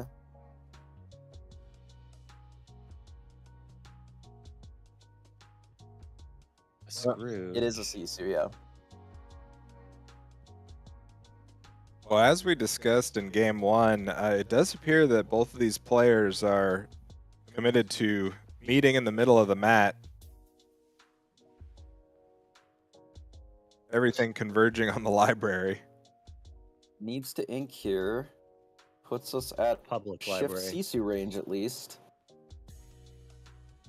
So one of these goats is getting taken out. And I believe it was in the library, so should be able to draw a card. Sisu in the library as well. So are you taking down the fairy ship, or are you drawing him another card, or are you just stacking 3 damage on library, letting him draw another card? Like, he's drawing a card off this goat into the Sisu if he wants. I'd be really worried about... I feel like you have to take out the a fairy ship fox. here. But I guess if you're... With this Yeah, hand, I don't know if we have the fox is luxury of pretty dealing with of worrying about a fox.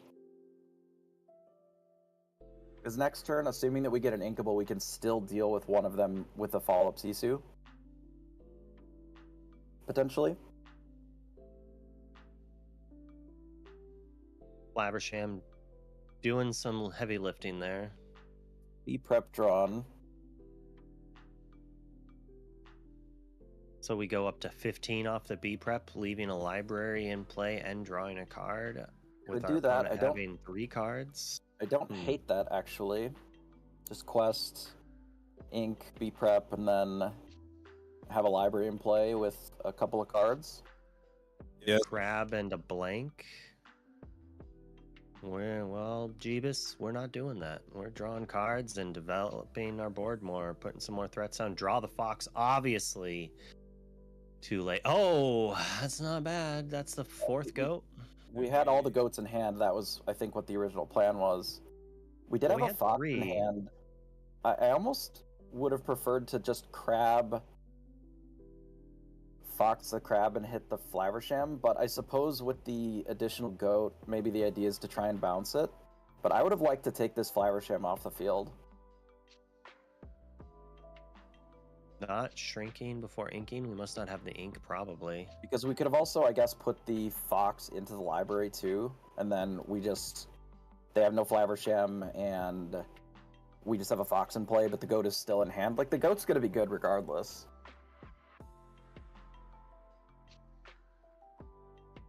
Yeah, there's also the possibility of just a goat bounce. We did have enough ink for that, instead of putting it in the library. Yeah, I do see where Ezekiel is driving this game with no Vitalosphere and no real heads-up way to get rid of this library. He's just biding his time and using his resources to keep Logan away from getting rid of this library, and Be Prepared is just insurance at this point. I do believe that if we just quest, bounce the goat, play the goat, that the game is just functionally over. So it'll put us at 18. We'll go to 19, and now there's no way to get the goat off the field, and I don't believe that there are enough items in play or enough ink to gain 18 lore this turn from Logan's side. That was such a mistake on Ezekiel's side. How do you not ink and move the goat to the library? I mean, come on now. Yeah. That's obviously sarcasm for those who didn't understand. We've got the best of jokes here. Alright, so game did end up going in Ezekiel's favor. Ruby Amethyst on the play. Even if there's a few slightly suboptimal outcomes of a few of the turns, still has enough of an advantage, plenty of cards to carry it out. The library essentially unchecked, able to pick up a couple of extra cards, and there were 4 goats, and one of them even went to the Inkwell, and it just didn't matter. Yeah, Ezekiel pretty much knowing that if he was able to get all of those goats out onto the board, and he would just get to 20 eventually just through the attrition.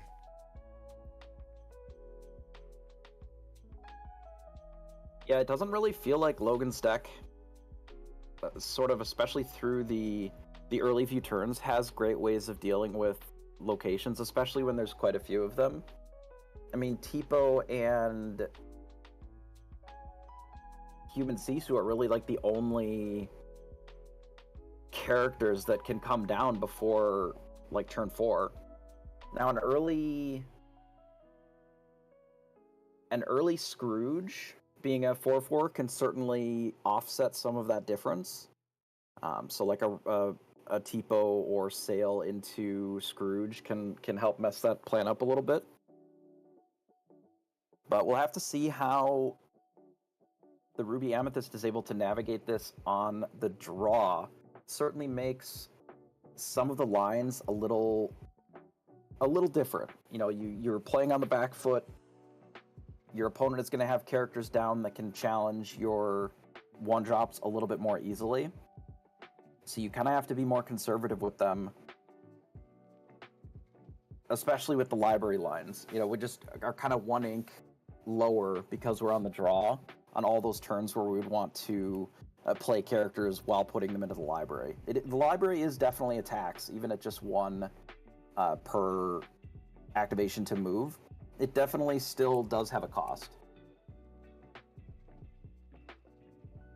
Yeah, here at the top 4 of the Charlie's Collectibles 13K this weekend, neither player able to break the serve yet. We'll see if Ezekiel and his Ruby Amethyst Locations build has the tools to do it. It's like a 5-card altar for Ezekiel here.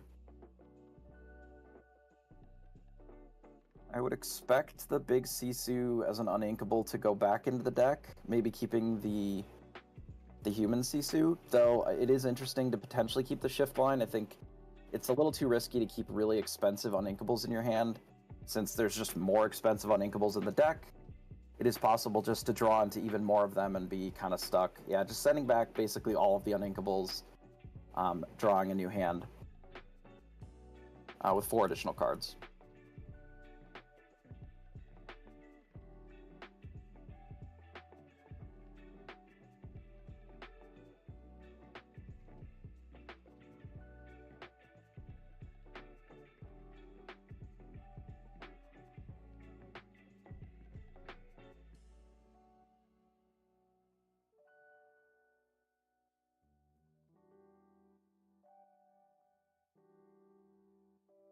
So I did see in Ezekiel's altar that we picked up quite a few 1-drops off of the 5 cards that were sent back, so that should hopefully provide a pretty aggressive start. It looks like there's at least a 1, 2, 3 in hand, so I would imagine that those are going to get rolled out. Looks like 2 popsicles, a brawl.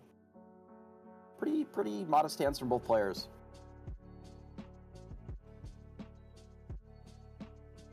Tipo coming off the draw of that popsicle, just like we drew it up. Certainly where we want to be on turn 2. Now, if there's a sail, I would expect the sail to get played so that the second popsicle can come down instead. Because the way that this hand is sort of shaped up, these Flavershams are going to need to do some heavy lifting to get us into the mid-game.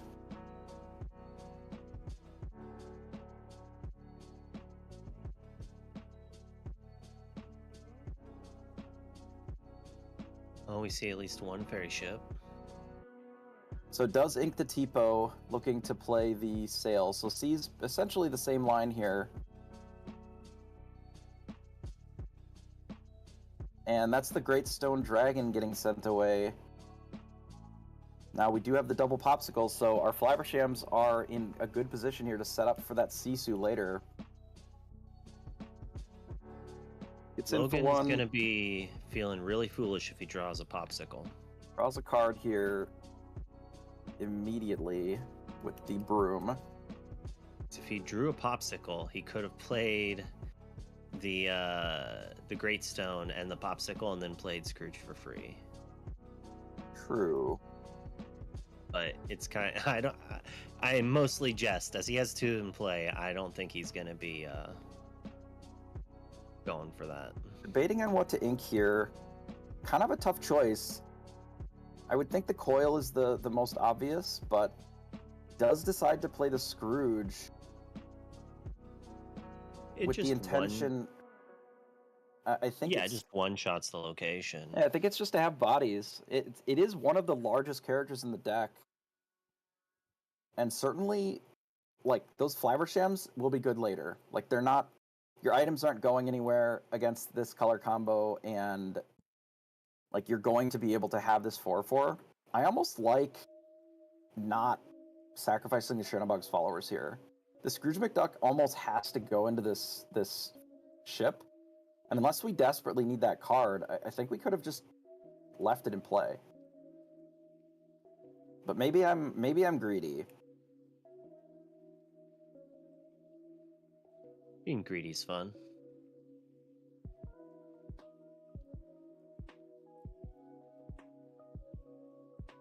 another location. It's a library. Looks a lot less amazing when there is a 4/4 across the board. Now there's a choice to make with this Scrooge.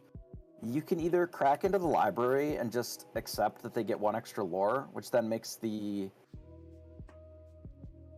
library a little bit more softened up for the following turn, or just take out the ferry ship directly. I don't think either one of them is necessarily massively better than the other.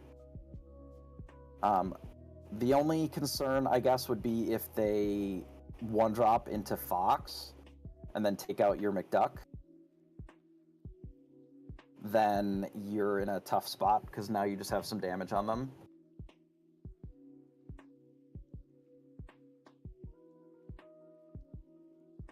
We do choose to just take out the ferry ship in one swing. Yeah, I think this is probably better, given that we have 2 Kuzcos in the deck somewhere. You know, we don't know where they are just yet, but we have these Flavershams to start drawing some cards, and Kuzco does take out the libraries a little bit more cleanly. And now if the whole turn is just play a 1-drop, play a Fox, trade with the Scrooge, like that doesn't really develop the board very much. So it doesn't end up being that big of an issue, I think, for Logan's from Logan's perspective, because there's just not that much more on the board. Another hard cast, Friends on the other side, is just. I really expected to see a Maui on that turn. I couldn't. That was only the 4-ink turn. Wait. Okay. Man, Logan over there with all the ink just throwing me off. I thought we were farther ahead than we were. No, that was why it was possible to do the other line, because the only real out to take out the Scrooge was something involving Fox. But that would have literally been a full turn worth of dealing just with Scrooge, and then it leaves them with almost nothing left in play.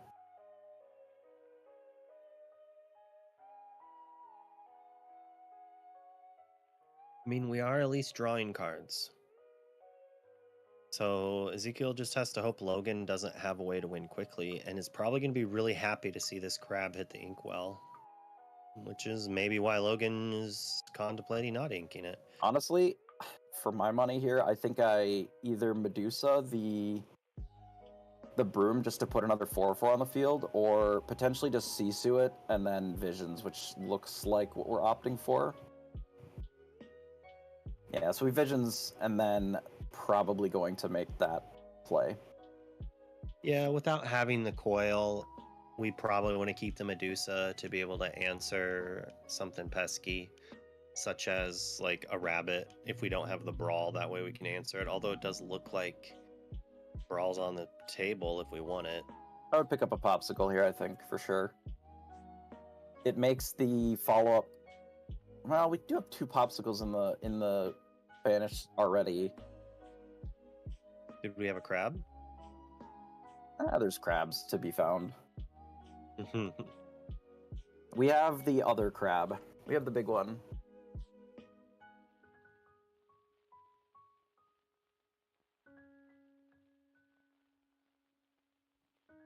Choices. It is a pretty tough choice here, because if we ink, we can play the Popsicle this turn, and it allows us to still Sisu. Did not have to reveal that, which just likely means we're going to play it anyway, so it kind of doesn't matter. So we play it, draw a card. Now there's a Happy as a Clam. Never didn't have it. Alright, so we're going to ink. I don't think I would ink the Flaversham, but like we have plenty of cards in hand. Yeah. Do this, take that out. This sets us up pretty well, I think, to still be able to take out the library regardless of losing anything. Did Ezekiel not move his broom to the library, or did he just not exert his last ink to play the broom? Yeah, because he friends and then played broom. Okay. Yeah. He just didn't exert it. That's fine. Yeah. Here's Maui taking out the Scrooge. Now, in theory, a Shift Sisu or even just a Vitalosphere can be used to take out this library. I don't even hate the idea of, assuming that we have a Vitalosphere, of course, which doesn't look like we do. I think we have a Vitalosphere, and oh nope, it's just 3 Sisus. It's a lot of Sisus, yeah. So I guess we just have to use Flaversham to take out the Maui then. So that's every Sisu in hand. And we kept the extra Flaversham, so we have more ways to draw more cards if we want Yep. it. Now Oh, maybe we've one got- of the things was a brawl.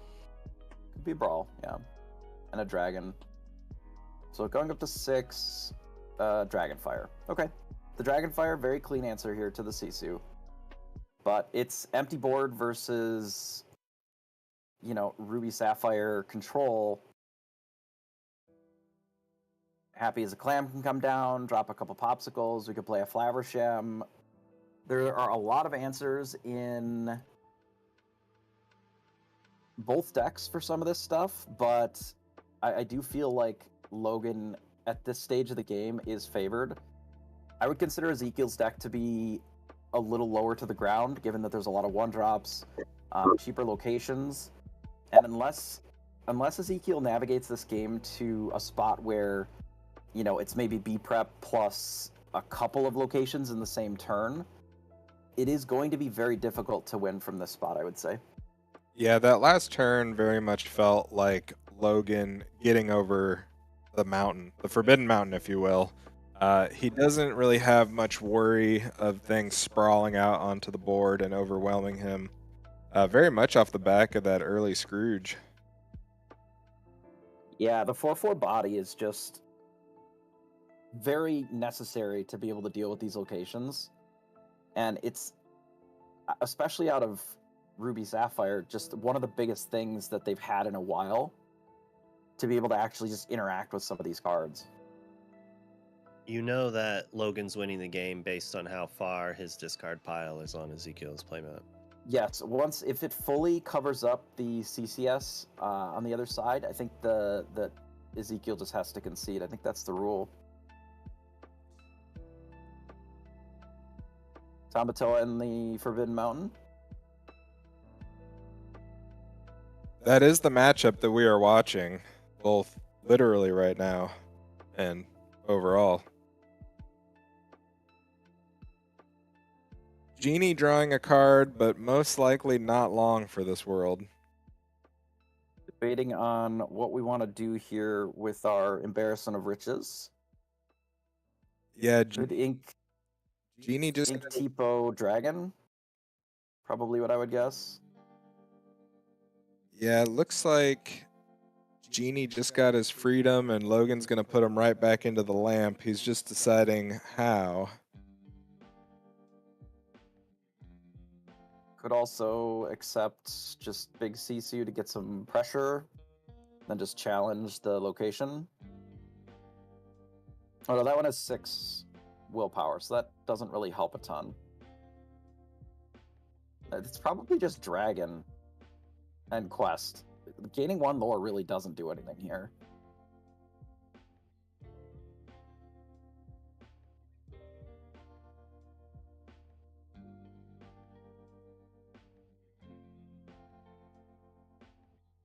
Opts to just put a little bit of damage on it. I think that's okay as well. Not a lot of cards in hand for Ezekiel here.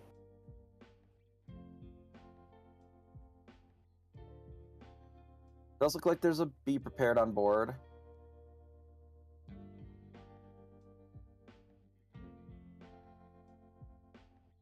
Yeah, Logan very much playing this game with stakes in mind, I feel. It's top 4, it's game 3.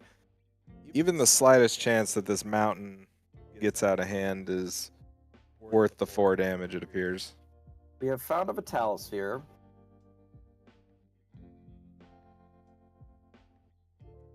So I suspect that this Vitalosphere is going to be used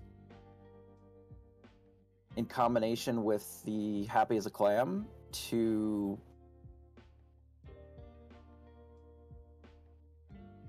Okay. We decide to go with the other crab that only gets back 1. I believe he exerted 6 ink. Possibly playing just the wrong. He does only get 1 popsicle. There we go. Okay. He might just have grabbed the wrong Tomato in hand. Does have both. Players corrected it. Not a big deal. Can still make the play of Vital Sphere and take out the location if he wants. Just has to ink.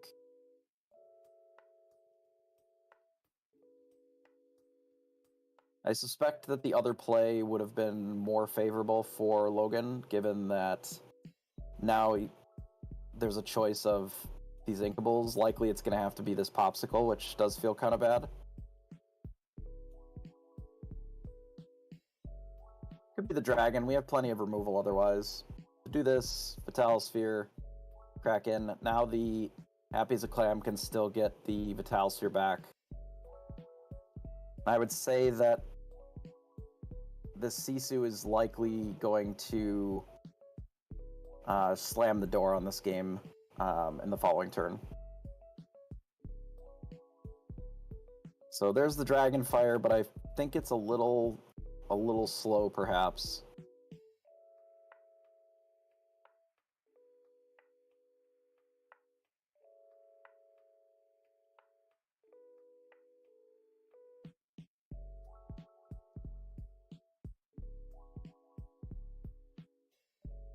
All right, now just trying to figure out what choices to make to close out this game here. I don't believe that we have a lucky dime yet.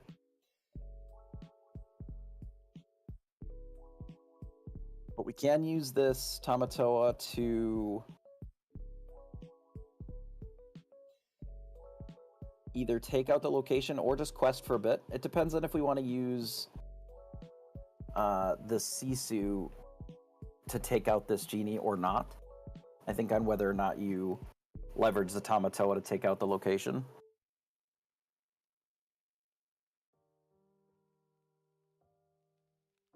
Start with a popsicle. I think that's a good choice. Yeah, Logan navigating this turn. It's very much his game to lose at this point. If he's able to keep his opponent down on lore, he'll eventually just have a massive swing here in the next couple of turns.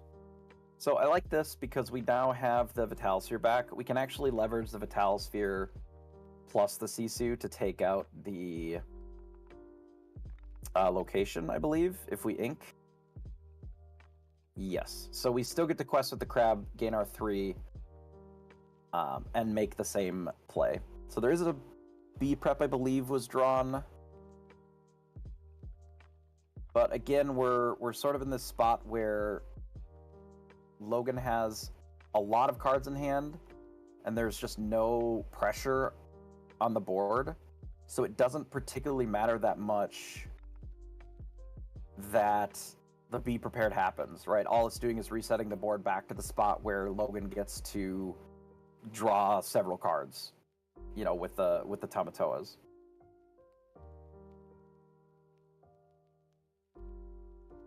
Does have to be cautious not to massively overcommit resources, but I would suspect that the Happy as a Clam is going to come down this time, get back Popsicle Vital Sphere again to take out this Forbidden Mountain with the Tamatoa, and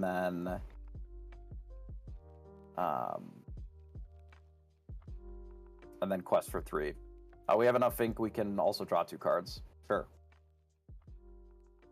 And Pick up a dime and a best crab. thing to do. Yeah. Well, with the dime and the Trying- crab, now it's clinical at this point, I think.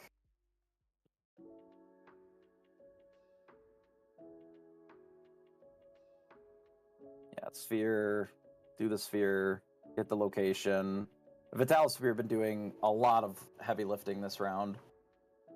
For sure. It's quite good.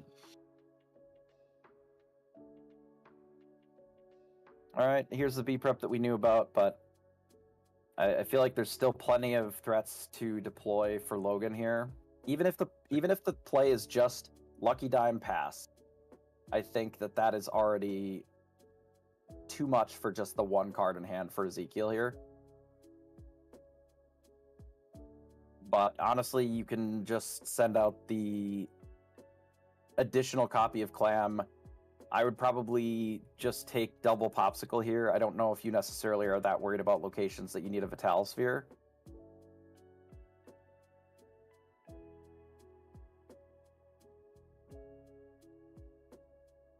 Unless it's still in our hand for some reason. Oh, did we have to ink it? No, it's still in our hand. I see. That makes sense. So possibly a small error would have had to sacrifice the Popsicle if that was what he had wanted to pick up, but the Vital Sphere is also acceptable here. Yeah, I think really it's just backup matters. Just in case. Yeah. Yeah.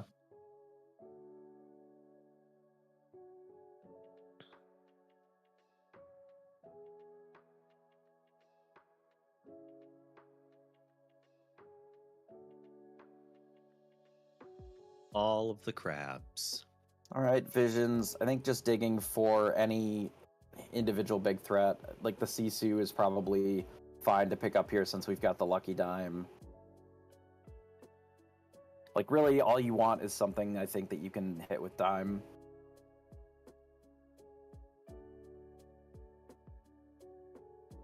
But making sure that in case there's just many answers in a row that can stop all of your threats, that you still have enough of them is probably correct.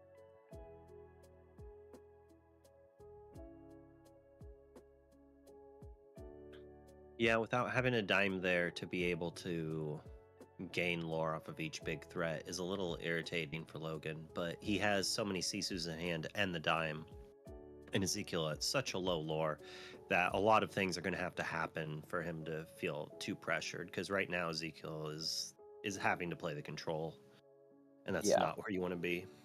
I mean, playing control is fine if you have 2 or 3 locations in play, but with the totally empty board, playing control just isn't really enough if you're not drawing extra cards. You'll just never be able to play enough answers if your opponent is also drawing cards on top of it. And every time that one of these Happy as a Clams has come down, that's been several cards, right? It's +2 cards of its Popsicles. You know, the Vital Sphere functionally is an extra card advantage-wise because they've been used to take out locations, you know. Looks like so it sort of just buries them. Looks like Goat Pass was the play for Ezekiel, which Logan is going to respond with Dime for free off the Tamatoa quest. Free Dime. Tap the Dime to gain 2 extra.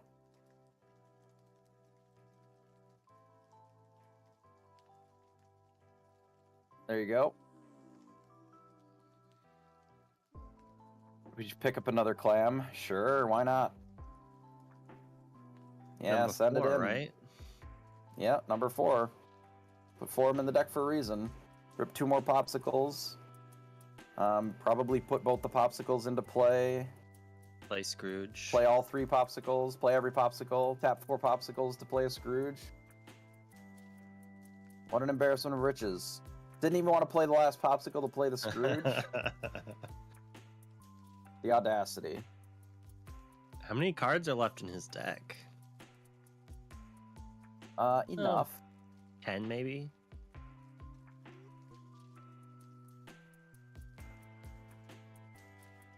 I don't believe that we've quite entered the stage of the game where you choose not to draw with Popsicles when you replay them. But we're probably getting there pretty soon. We have reached the point in the game where Logan has so much ink, he doesn't even know how to handle it himself. Yeah, I think if at any point we find, you know, the big Tamatoa, the game is probably just over immediately because there's plenty of items in play for it. And I think even without that, the game is Ezekiel pretty lost, I would say. ready his board. Yeah, Popsicles for everybody. I prefer to do stacks of like 3, and when I say stacks, you can tell it's not like a single stack. It's like 3 slightly off-centered of each other, so So you can tell that there's 3 of them there, but it does take up far less space, and it's easy for grabbing it. I think that's like a magic thing, though, from Yeah. like separating your basics and such. Draw a card with Popsicle. Make the Tipo, shrink the goat. What are we putting into play this time? I don't Nothing. know if there's any items. There is a quill in there. I don't even know if we care. There's a lot of items. We just don't care. All right, we'll play a There's another Sisu. Scrooge too, I think. That'll take out the goat. Able to go to 18 off this. Yeah, this game is very over. Yeah, It's like, decides no, not I don't play need to when it put an doesn't- item into play. Just doesn't matter. Ezekiel is like, do you want the item? Logan's like, Like, nah, do you want man." more? Can I help you add more things to the board? Do you have any more popsicles perhaps to play? I believe that we had a Sisu in hand still, which obviously with the dime would have closed it out. I think the only card that Ezekiel draws there that even can answer the board is another Be Prepared, and I don't really feel that that answers it. That's just sort of delaying the inevitable. So, a pretty rough start from Ezekiel in a couple of those games. You know, anytime that you're paying 3 just to draw 2 cards with friends on the other side is really pretty rough, right? You ideally either want to sing that or you use it on a turn where, you know, you've already essentially deployed all of your threats and you're just looking to recoup your hand more so than just drawing 2 different cards. Yeah, it is worth noting that both of Ezekiel's loss this weekend are from Logan. So perhaps some of the interesting routes and gameplay taken by Ezekiel were from that first match.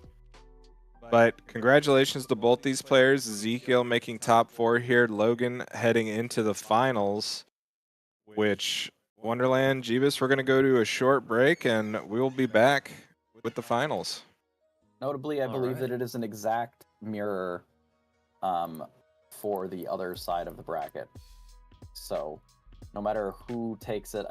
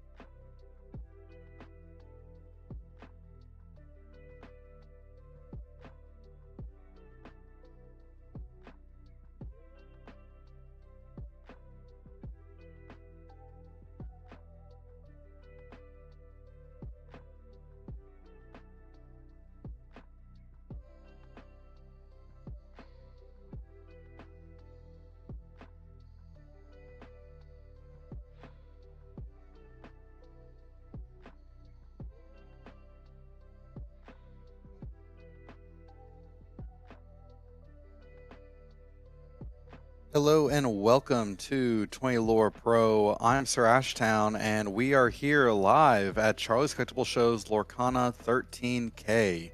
This has been a really exciting tournament here at Charlie's Collectible Show, and it has just been off to the races. We're excited to be here with Logan from World Class Cards versus Hector, who is with Southside Gaming. So two competitive players, two different teams facing off here in the finals at Charlie's Collectible Show's Lorcana 13K. This tournament had over 319 players attend the event. It originally started as an 8K event and increased slowly from a 10K to a 12K and finally a 13K prize pool. We're really excited to be here and to showcase some of the latest in competitive Lorcana here in set 7. 20 Lore Pro, we're offering this stream currently in Chinese and in Spanish. If you or a friend love watching in a different language that you may speak or your heart language, head on over to those links that we put into the Twitch chat or YouTube chat. Sarek is over there casting in the Spanish, and we have the broadcast live on Bilibili for the Chinese language audience. Again, we want to thank y'all for joining us here with 20 Lore Pro as we're getting here ready for the final match. It's just really been an exciting time, and the Lorcana competitive season is not over, because even after this, next weekend, 20 Lore Pro will be in Wisconsin at World Class Cards for the Lorcana 10K weekend. So if you thought you're going to see Logan here for the last time, even though it's the finals, we're going to probably see him again next weekend. So this meta is really shaping up to some really great gameplay. We've seen some colors specifically be pretty strong, such as Sapphire. But from Hunter Burden to here, Sapphire Steel, we're now looking at Sapphire Ruby. And I'm joined here in the caster booth with Loaf. Loaf, how are you doing?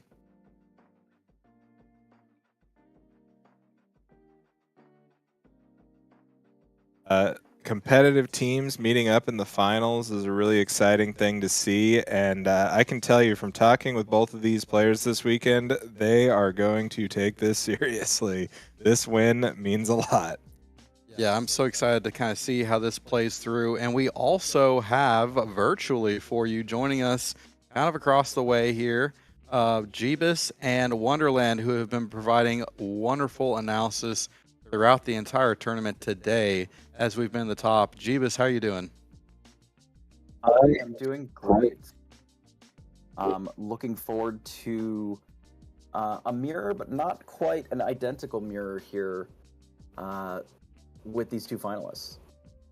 This should really be a great time. You're exactly right. We have their lists available to look at. They've been put into the Twitch chat, so you, the viewers, can view them at your convenience. Wonderland, how are you doing? I'm doing pretty good here. I don't see these lists in Twitch chat. I'll I send want you to real see quick. these lists.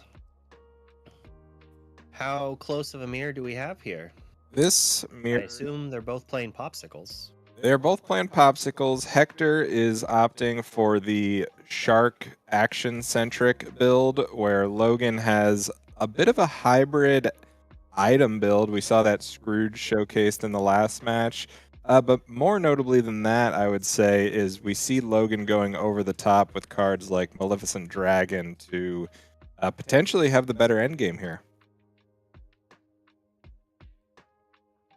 Yeah, they both have two answers for Lucky Dime in Hideaway and Cusco. Sort of similar but different. In this matchup, they're functionally the same card.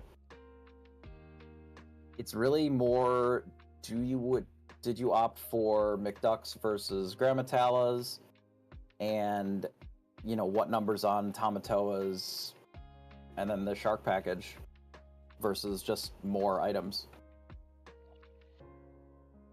I don't even see McDuck Manors anymore. No? Looking at the Yeah, there's list, there's no McDucks. It's just shark. But we're playing with Sisus, where I don't think the DKP Shark Burn plays Sisu, so it's just another version of Sisu on ice. but it's still sticking with the half sharks there. So they're kind of similar. It's very interesting. There's just so many powerful cards in this combination that the list can be so close but so far away at the same time. Yeah, and both of these lists, I think recursion is something to keep in mind. Hector will have the Sharks to get back his actions. He's also playing 3 copies of that Tamatoa, Happy as a Clam. Logan as well, having that Tamatoa, 8-drop Tamatoa so shiny as well, getting those items back. We'll have to see if these players get into game states where they're perhaps saving those hideaways and those Cuscos specifically to take the dime off the board and into the inkwell.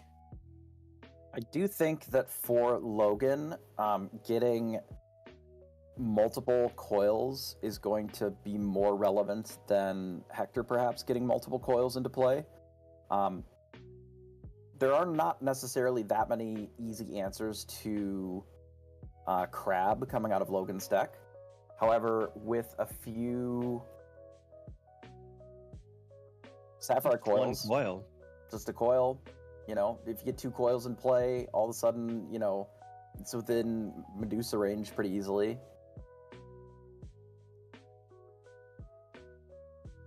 Well, I mean, Crab gets taken down by a single coil and a brawl since it's a 4/5, and then Giant Crab gets taken down by a Medusa and a coil, or double coil and a Sisu or a brawl. So he does have like quite a bit, and as you said earlier, like he does go over the top. Those 2 dragons are going to be very relevant.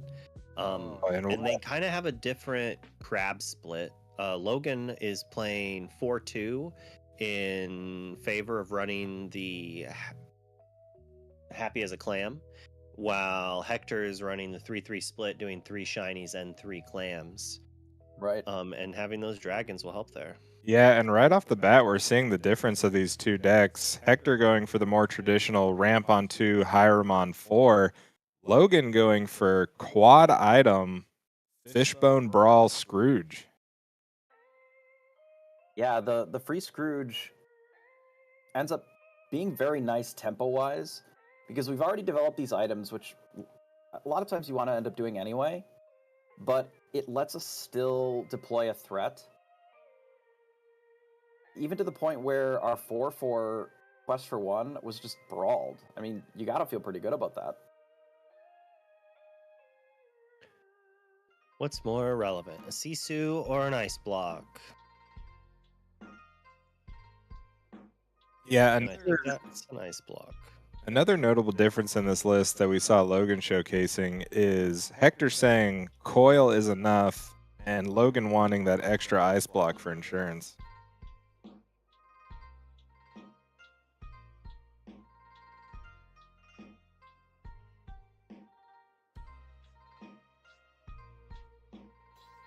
Just passes.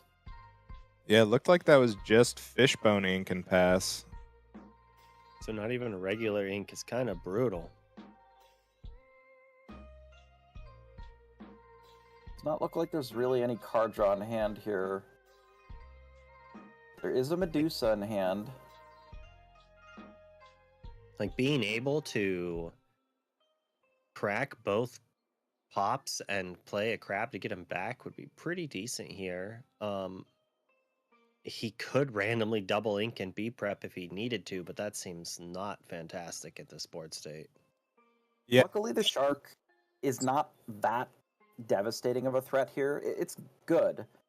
But without being able to recur actions, there's usually a finite amount that it's able to gain. So there's a little bit of time, but not a ton to work with. Really, we need to find a Flaversham like right now to get a little bit more cards going.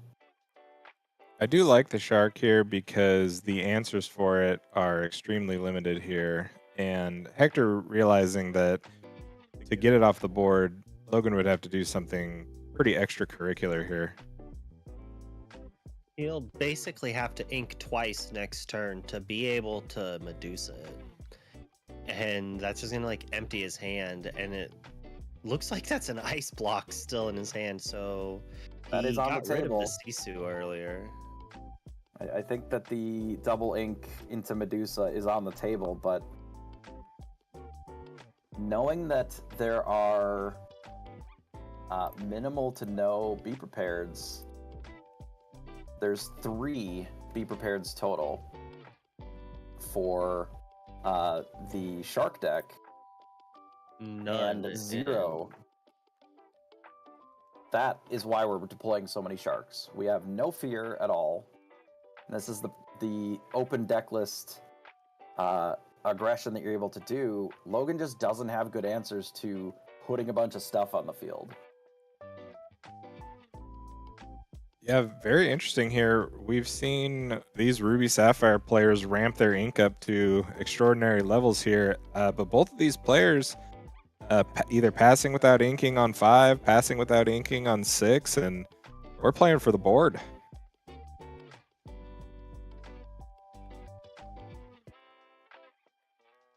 Yeah, I mean, with no B preps, you don't have to be afraid of just running out a bunch of Sharks. Now, any action from here on out is just awesome. And even if there's a world where, you know, one of these Sharks gets answered, we're still living in a pretty good spot where we have this follow-up Shark still in play. Yeah, Sail Vision gain 4 lore is is the beginning of the snowball for this game. I wouldn't be surprised if it's just a Tamatoa picked up here. Just in case things go awry, then we have a great follow-up after. You know, Logan not having really any card draw this game makes the run out of just dumping a bunch of things to play this Scrooge feel a little less good, right? First out of resources.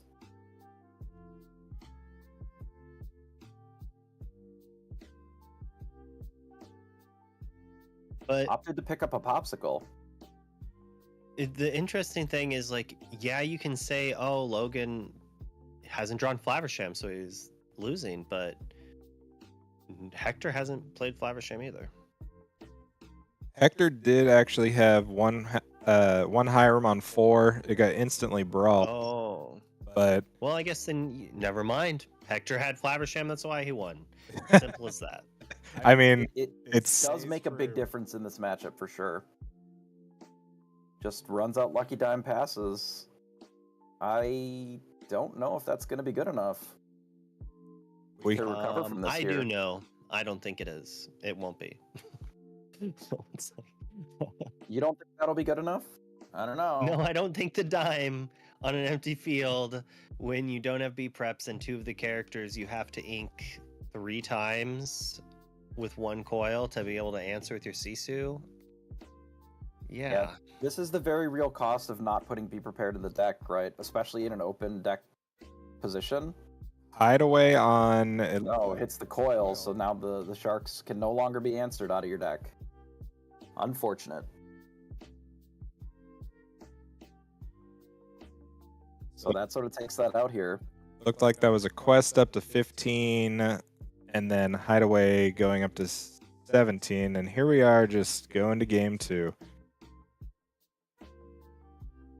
Well, a very interesting game 1 there. I do think we highlighted one really great point at the end there, which is this Maui Half Shark, 7-5 evasive. Really no answer in Logan's deck besides some coil shenanigans. Yeah, the more coils, the better, I would say. But coil is sort of card negative a lot of times because you have to not only be inking to get the effect, but you have to put them into play, and that is a whole card. So if you don't have sort of Flavershams drawing cards or like the Tamatoas picking up extra popsicles to get additional resources, like you're just going to run out of resources while dealing with just a single big threat. The Sharks are very, very good in this matchup with Logan's list not having any Be Prepareds. Yeah, Logan ran into Inkables at the end there, but it was a very... It was a honest start from both players. We saw Tipo into Hiram for Hector, and Logan even had a Fishbone triple 1-drop Scrooge start, which is sort of a Hiram, Did we count that? Sort of. Again, we want to thank y'all so much for joining us here with 20 Lore Pro. We are here in the finals of a 319 player tournament. It was a 8K originally, and because of the high attendance, it was upgraded to a 10K, 12K, and now finally a 13K. This has been a wonderful weekend for Set 7 competitive Lorcana. Again, we're here live with 20 Lore Pro. I'm Sir Ashtown. Join with us casting here in the booth is Loaf, and virtually we have Jeebus and Wonderland. We are going to be live next weekend for World Class Cards Lorcana 10K weekend in Wisconsin, a 5K Saturday and a 5K Sunday. Logan, being the player from World Class Cards, right now here in the finals against Hector from Southside Gaming. This is really turning out to be a great event. And again, thank you so much for joining us here on 20 Lore Pro. All right, quick alter, both players.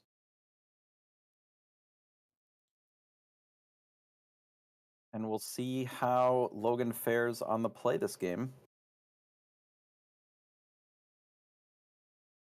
Shows you how important hidden information is. Knowing that there's no prepared's lets Hector kind of go wild. I'm not a fan of open deck lists. I've said it before, I'll say it again, because I like that ability to bluff things. And you just kind of lose that. But it makes sense as to why they push for it. This is a streamed event. People are going to kind of know what people are on by day 2. If you're winning all day, you're at a disadvantage because like they know what you're on after like 2 rounds. Also gives bigger advantages to larger teams too. Just it's easier to scout, share information, and that was something that had historically happened in other games too. The bigger the team, the more information that they had access to, and anybody that wasn't doing that was disadvantaged. So there's a reason for it. Do run out sail on 2. Debating on our ink here. Decide to go with one of the coils and just run out a Vital Sphere. Now, I'm not sure that I love getting rid of one of the coils here. Again, it feels like it's one of the major answers to just characters out of this deck. So the coils feel like they are likely going to be pretty important, but we'll see if that actually ends up mattering this game. Yeah, I do have to agree with the significance of that shark in the first game, but Logan's navigated himself here to the finals, and I'm sure he has a plan of how to tackle Hector's more balanced Ruby Sapphire. All right, a sail and a Vital Sphere coming back from the other side.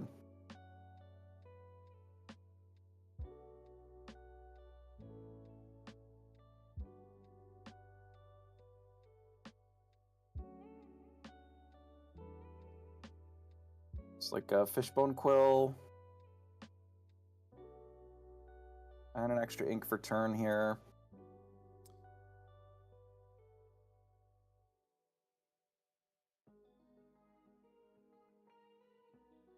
Alright, inks of a Vital Sphere.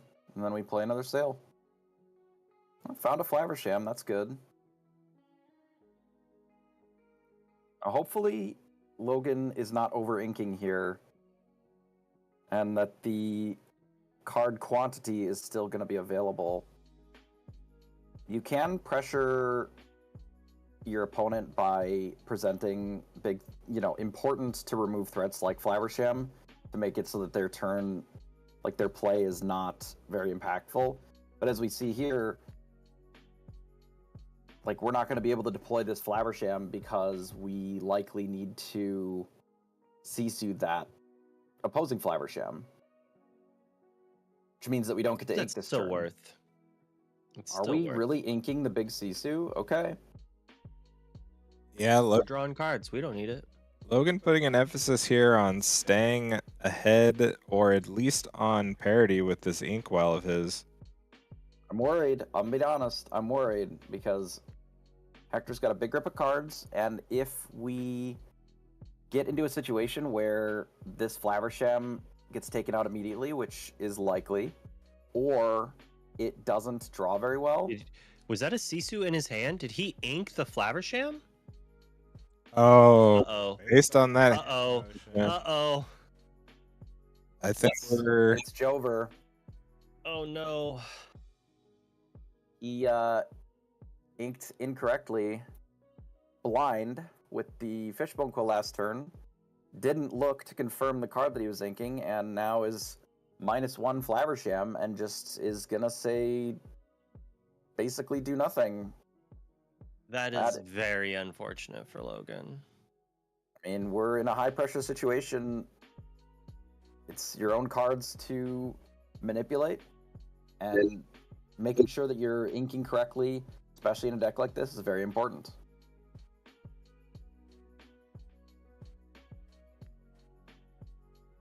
Well, he is on DKP's team, and maybe he wants to guarantee that Sharks wins the event. Perhaps. That's obviously a joke. Does run out Great Stone Dragon, which comes into play tapped. Exerted so that we're not able to activate it this turn, but that's fine. Decides to use the Fishbone Quill on the remaining card in hand, so we just have no cards left.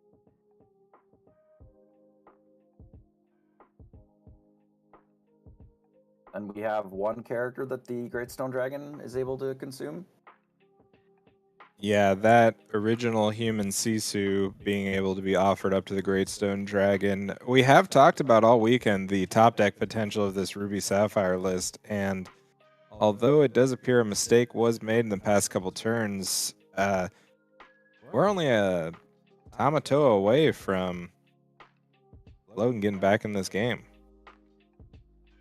Yeah, my issue with the way that this game was navigated, obviously the Flaversham mistake is what it is, but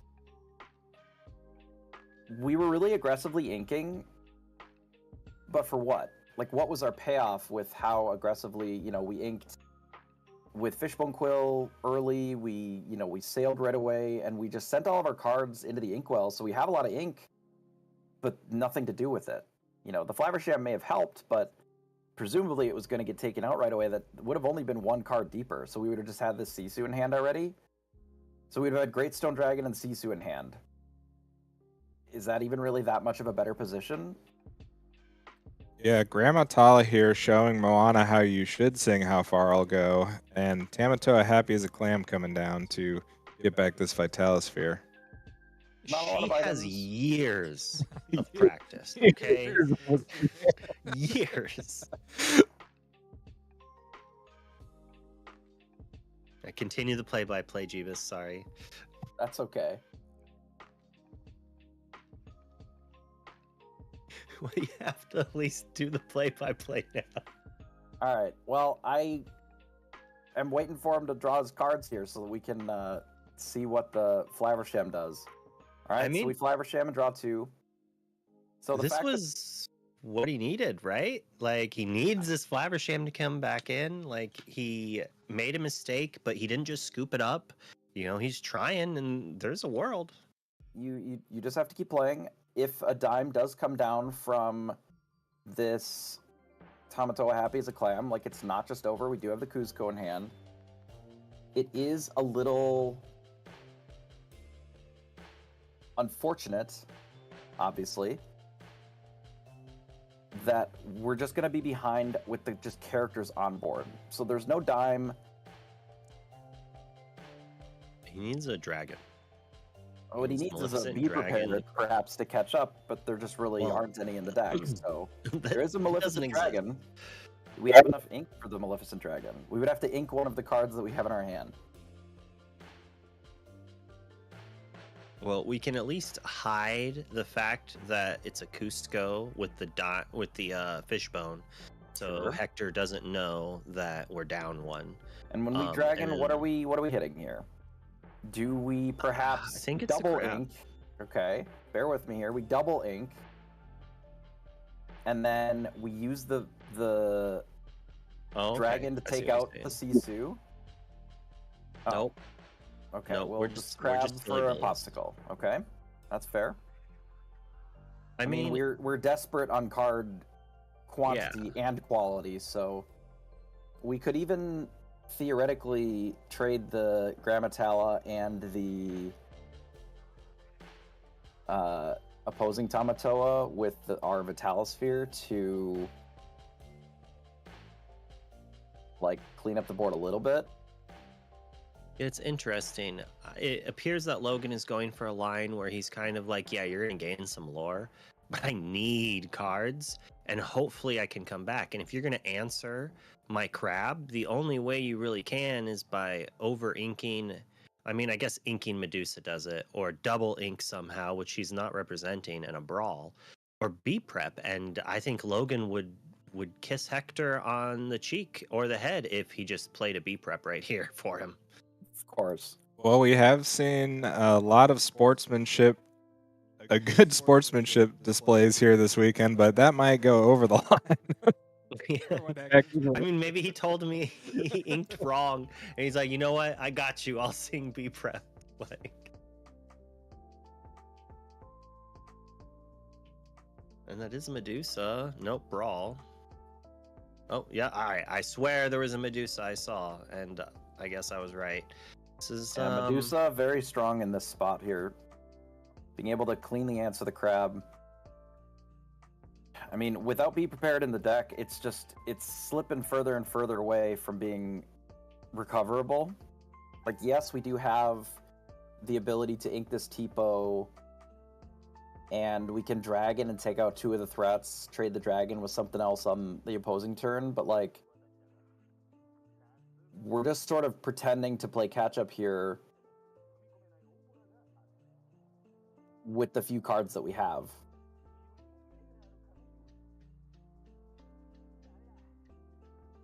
A dime. Perfect. Dragon looking to take out both Sisu and Tamatoa here. Yeah, it takes out the dragon.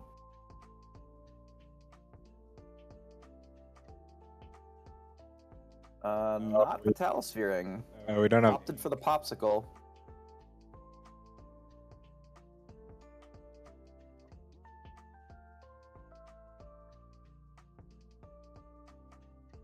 Suppose recognizing that there's not that many items currently for Hector, not as worried since the crab has already quested a few times and has missed.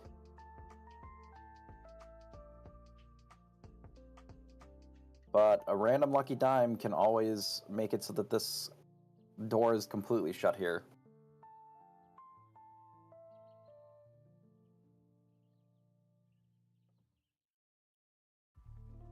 Here comes the second Tamatoa, again knowing that there's no Be Prepared on the other side. some gorgeous enchanteds. Alright, get a popsicle for free. Quest for a total of 4 this turn. Takes us up to 12, and now... what are we hoping for? Sisu certainly helps. We need a coil, though. Yeah, with no coil either. And ink. Yeah, with A coil and ink and other cards to be able to ink with them. I guess we have And the Great Stone Dragon would have been helpful yeah, to be able to do some of that, but... very early on we did ink coil in lieu of the Vitalosphere that we ended up getting in play. We almost could have had a coil engine with Stone Dragon and coil in play here. Yeah, I did mention that on turn 2 when the coil was inked, that it's very possible that this matchup, removal-wise, the coil is just incredibly important. And now that we don't have one, we're seeing, like, the Sisu just can't do that much on its own. I think it's just mostly has to do with, like, 1, we needed the Flaversham, so he's keeping that Yes, for sure. for sure. And 2, the card that he didn't ink, that he still has in his hand, the Cusco. And it's kind of a trap. Because it's like he has to hold on to this card. He has no other way really to answer the dime except for it. And if he inks it early, that kind of like could be a sign for Hector. And Hector's just like, whatever, I got this. Like, I'll put a dime in and I'll use it over 3 turns because I know you don't have an out, right? Yeah, at 14 lore already, just 1 dime activation would pretty much put Hector over the top, and even just a Maui plus 1 action would go from 19 to 20 here. With how far behind Logan is, there is not really the luxury of playing around anything. If Hector's got the dime, it's over, right? The But way that he wasn't able to make that decision on turn 2 necessarily. True, absolutely. Doesn't find a dime, but does find a pirate's life, I believe, which doesn't quite finish it unless there's a second one. Looks like it's just the one.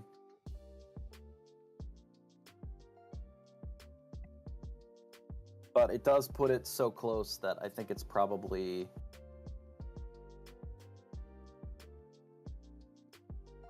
about the best that Logan's going to be able to do here. Which, after an ink error like that, I still think that he did recover quite well.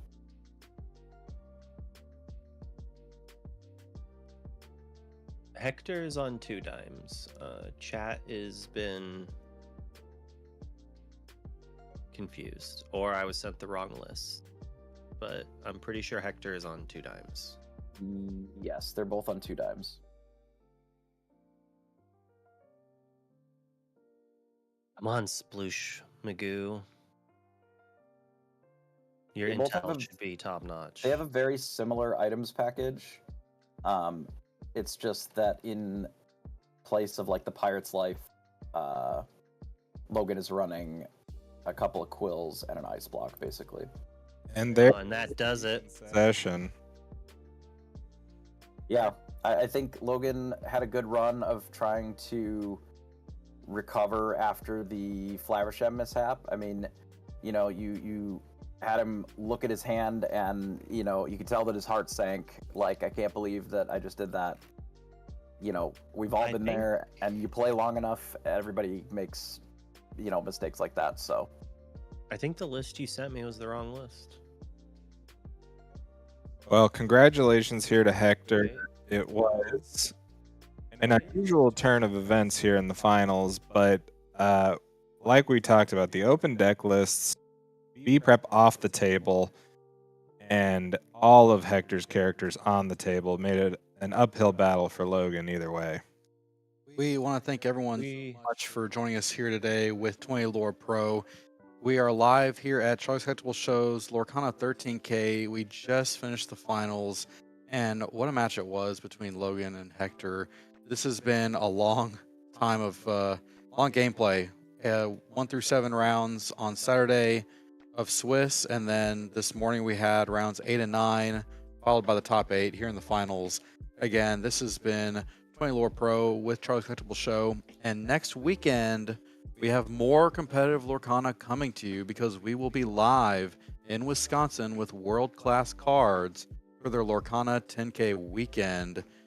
Jeebus Wonderland, thank y'all so much for joining us. What are kind of your thoughts from that match? I mean, when you have a mirror that is very similar but has a few distinct differences, and you have open deck lists like this, you can choose to be the beatdown as opposed to the control, just knowing that your opponent doesn't have the control cards, like Be Prepared, that are going to be able to stop you from, just deploying your threats and just trying to close out the game. And, combined with, the amount of Flavershams drawn from Logan's side and put into play, like, card quantity matters, and card quality, depending upon the answers, matters too. It's tough when you are making a meta call, when you see the development of a new set and how things progress, especially over a large tournament like this, and you make calls based on the deck that you build. And we saw that in his list, I believe we saw no B preps. And so when you run into the mirrors like this, it can always be something that not having a card can affect you. Wonderland, what are kind of some of your final thoughts on the match and how the tournament's gone so far? Well, the event looked fantastic, and it seemed to go over pretty well. Everything seemed to run fairly smooth. It's heartbreaking to see Ruby Sapphire in the finals as a mirror match. mostly as an Amber Steel main, it's always disheartening to see your least favorite matchup take it down, because after seeing this, it's going to be everywhere at your locals. People are going to be dusting off their sharks. There's going to be a price spike of 1 or 2 cards as everyone has to play the newest deck. The people who sold their sharks to buy crabs to play Sapphire Steel are regretting it, even though they need both. It's kind of rough there. I'm obviously sad for Logan on that mistake there of accidentally inking the wrong card with his Fishbone Quill. Like, that's definitely devastating, and it kind of like throws him off from the spot.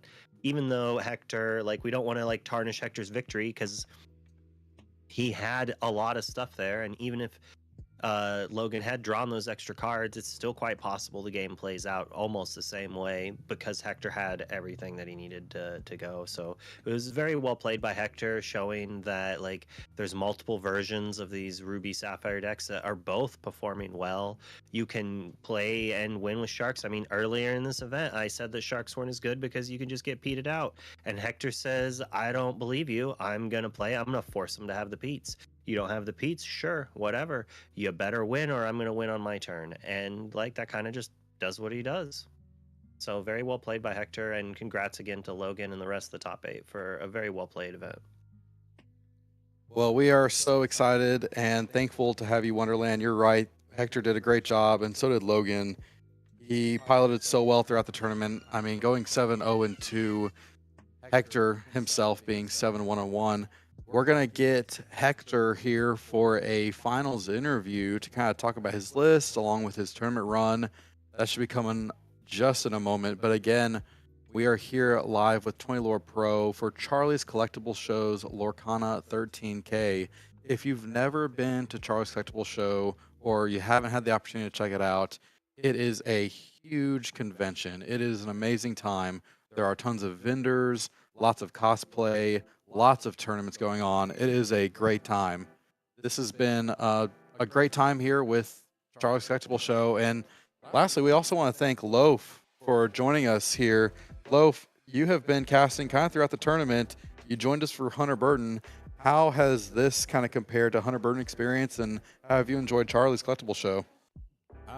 Both great tournaments, great events to be at. Charlie's Collectibles just continues to grow and grow. And on the floor here, everyone's hoping it goes up in players. And by nature of going up in players, it goes up in prizes. Over the past couple tournaments, I've seen the format grow both during the tournament and across the tournaments. It felt like Sapphire Steel was the deck to beat, and people started to innovate as early as Hunter Burton. And now here at Charlie's Collectibles, it looks like Ruby Sapphire is once again the top dog, and perhaps always was. Well, this has been a great time here, and just looked outside. His Southside Gaming team, they're cheering for him. They're clapping. It is honestly a huge celebration for Hector here. So we're going to interview Hector at a later time. We'll have that recording, and we'll post that along with our YouTube video. So you'll see that interview later on this week over on the 20 Lore Pro YouTube. Again, this was streamed live in Spanish and in Chinese. We also had a second feature match, which featured all of Zan Saeed's matches, his journey across Charlie's Collectible Show. He was our 20 Lore Pro Community Pro. Very excited to have Zan Saeed on. So if you missed his matches, they are all going to be on 20 Lore Pro's YouTube later on this week. They may be up on Katie, the Lore Keepers Inn's Twitch for you to watch at your convenience. We will also have the VODs of today's video up on the YouTube and as well on Twitch, but we'll have them broken up and easily accessible for you to watch at your convenience. So again, thank y'all here at 20 Lore Pro. We appreciate y'all, and we will be live again next week at World Class Cards over in Wisconsin for their Lorcana 10K weekend. Thank y'all so much, and we will see y'all here in the future.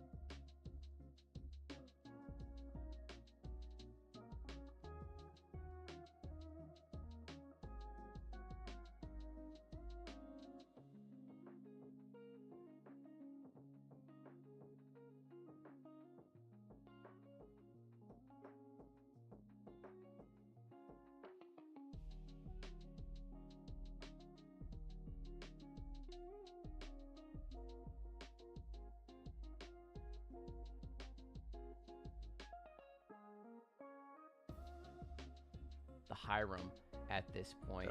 But it is important to And note. why is that, by the way? Because Sorry, like go ahead. usually whenever you see a Hiram, you always want to brawl. So I want to ask that question, like why is the brawl not being played here is the better move here? Because he didn't really play anything else. He just inked and passed. So why won't we brawl here? Well, he put the rabbit onto the board. Oh yeah. Yeah. So in that case, we just want to draw more rather than get rid of the threat. Yeah, just put lore pressure on the board. Honestly, it's another thing that Sailor has to answer at this point. It represents another potential lore on the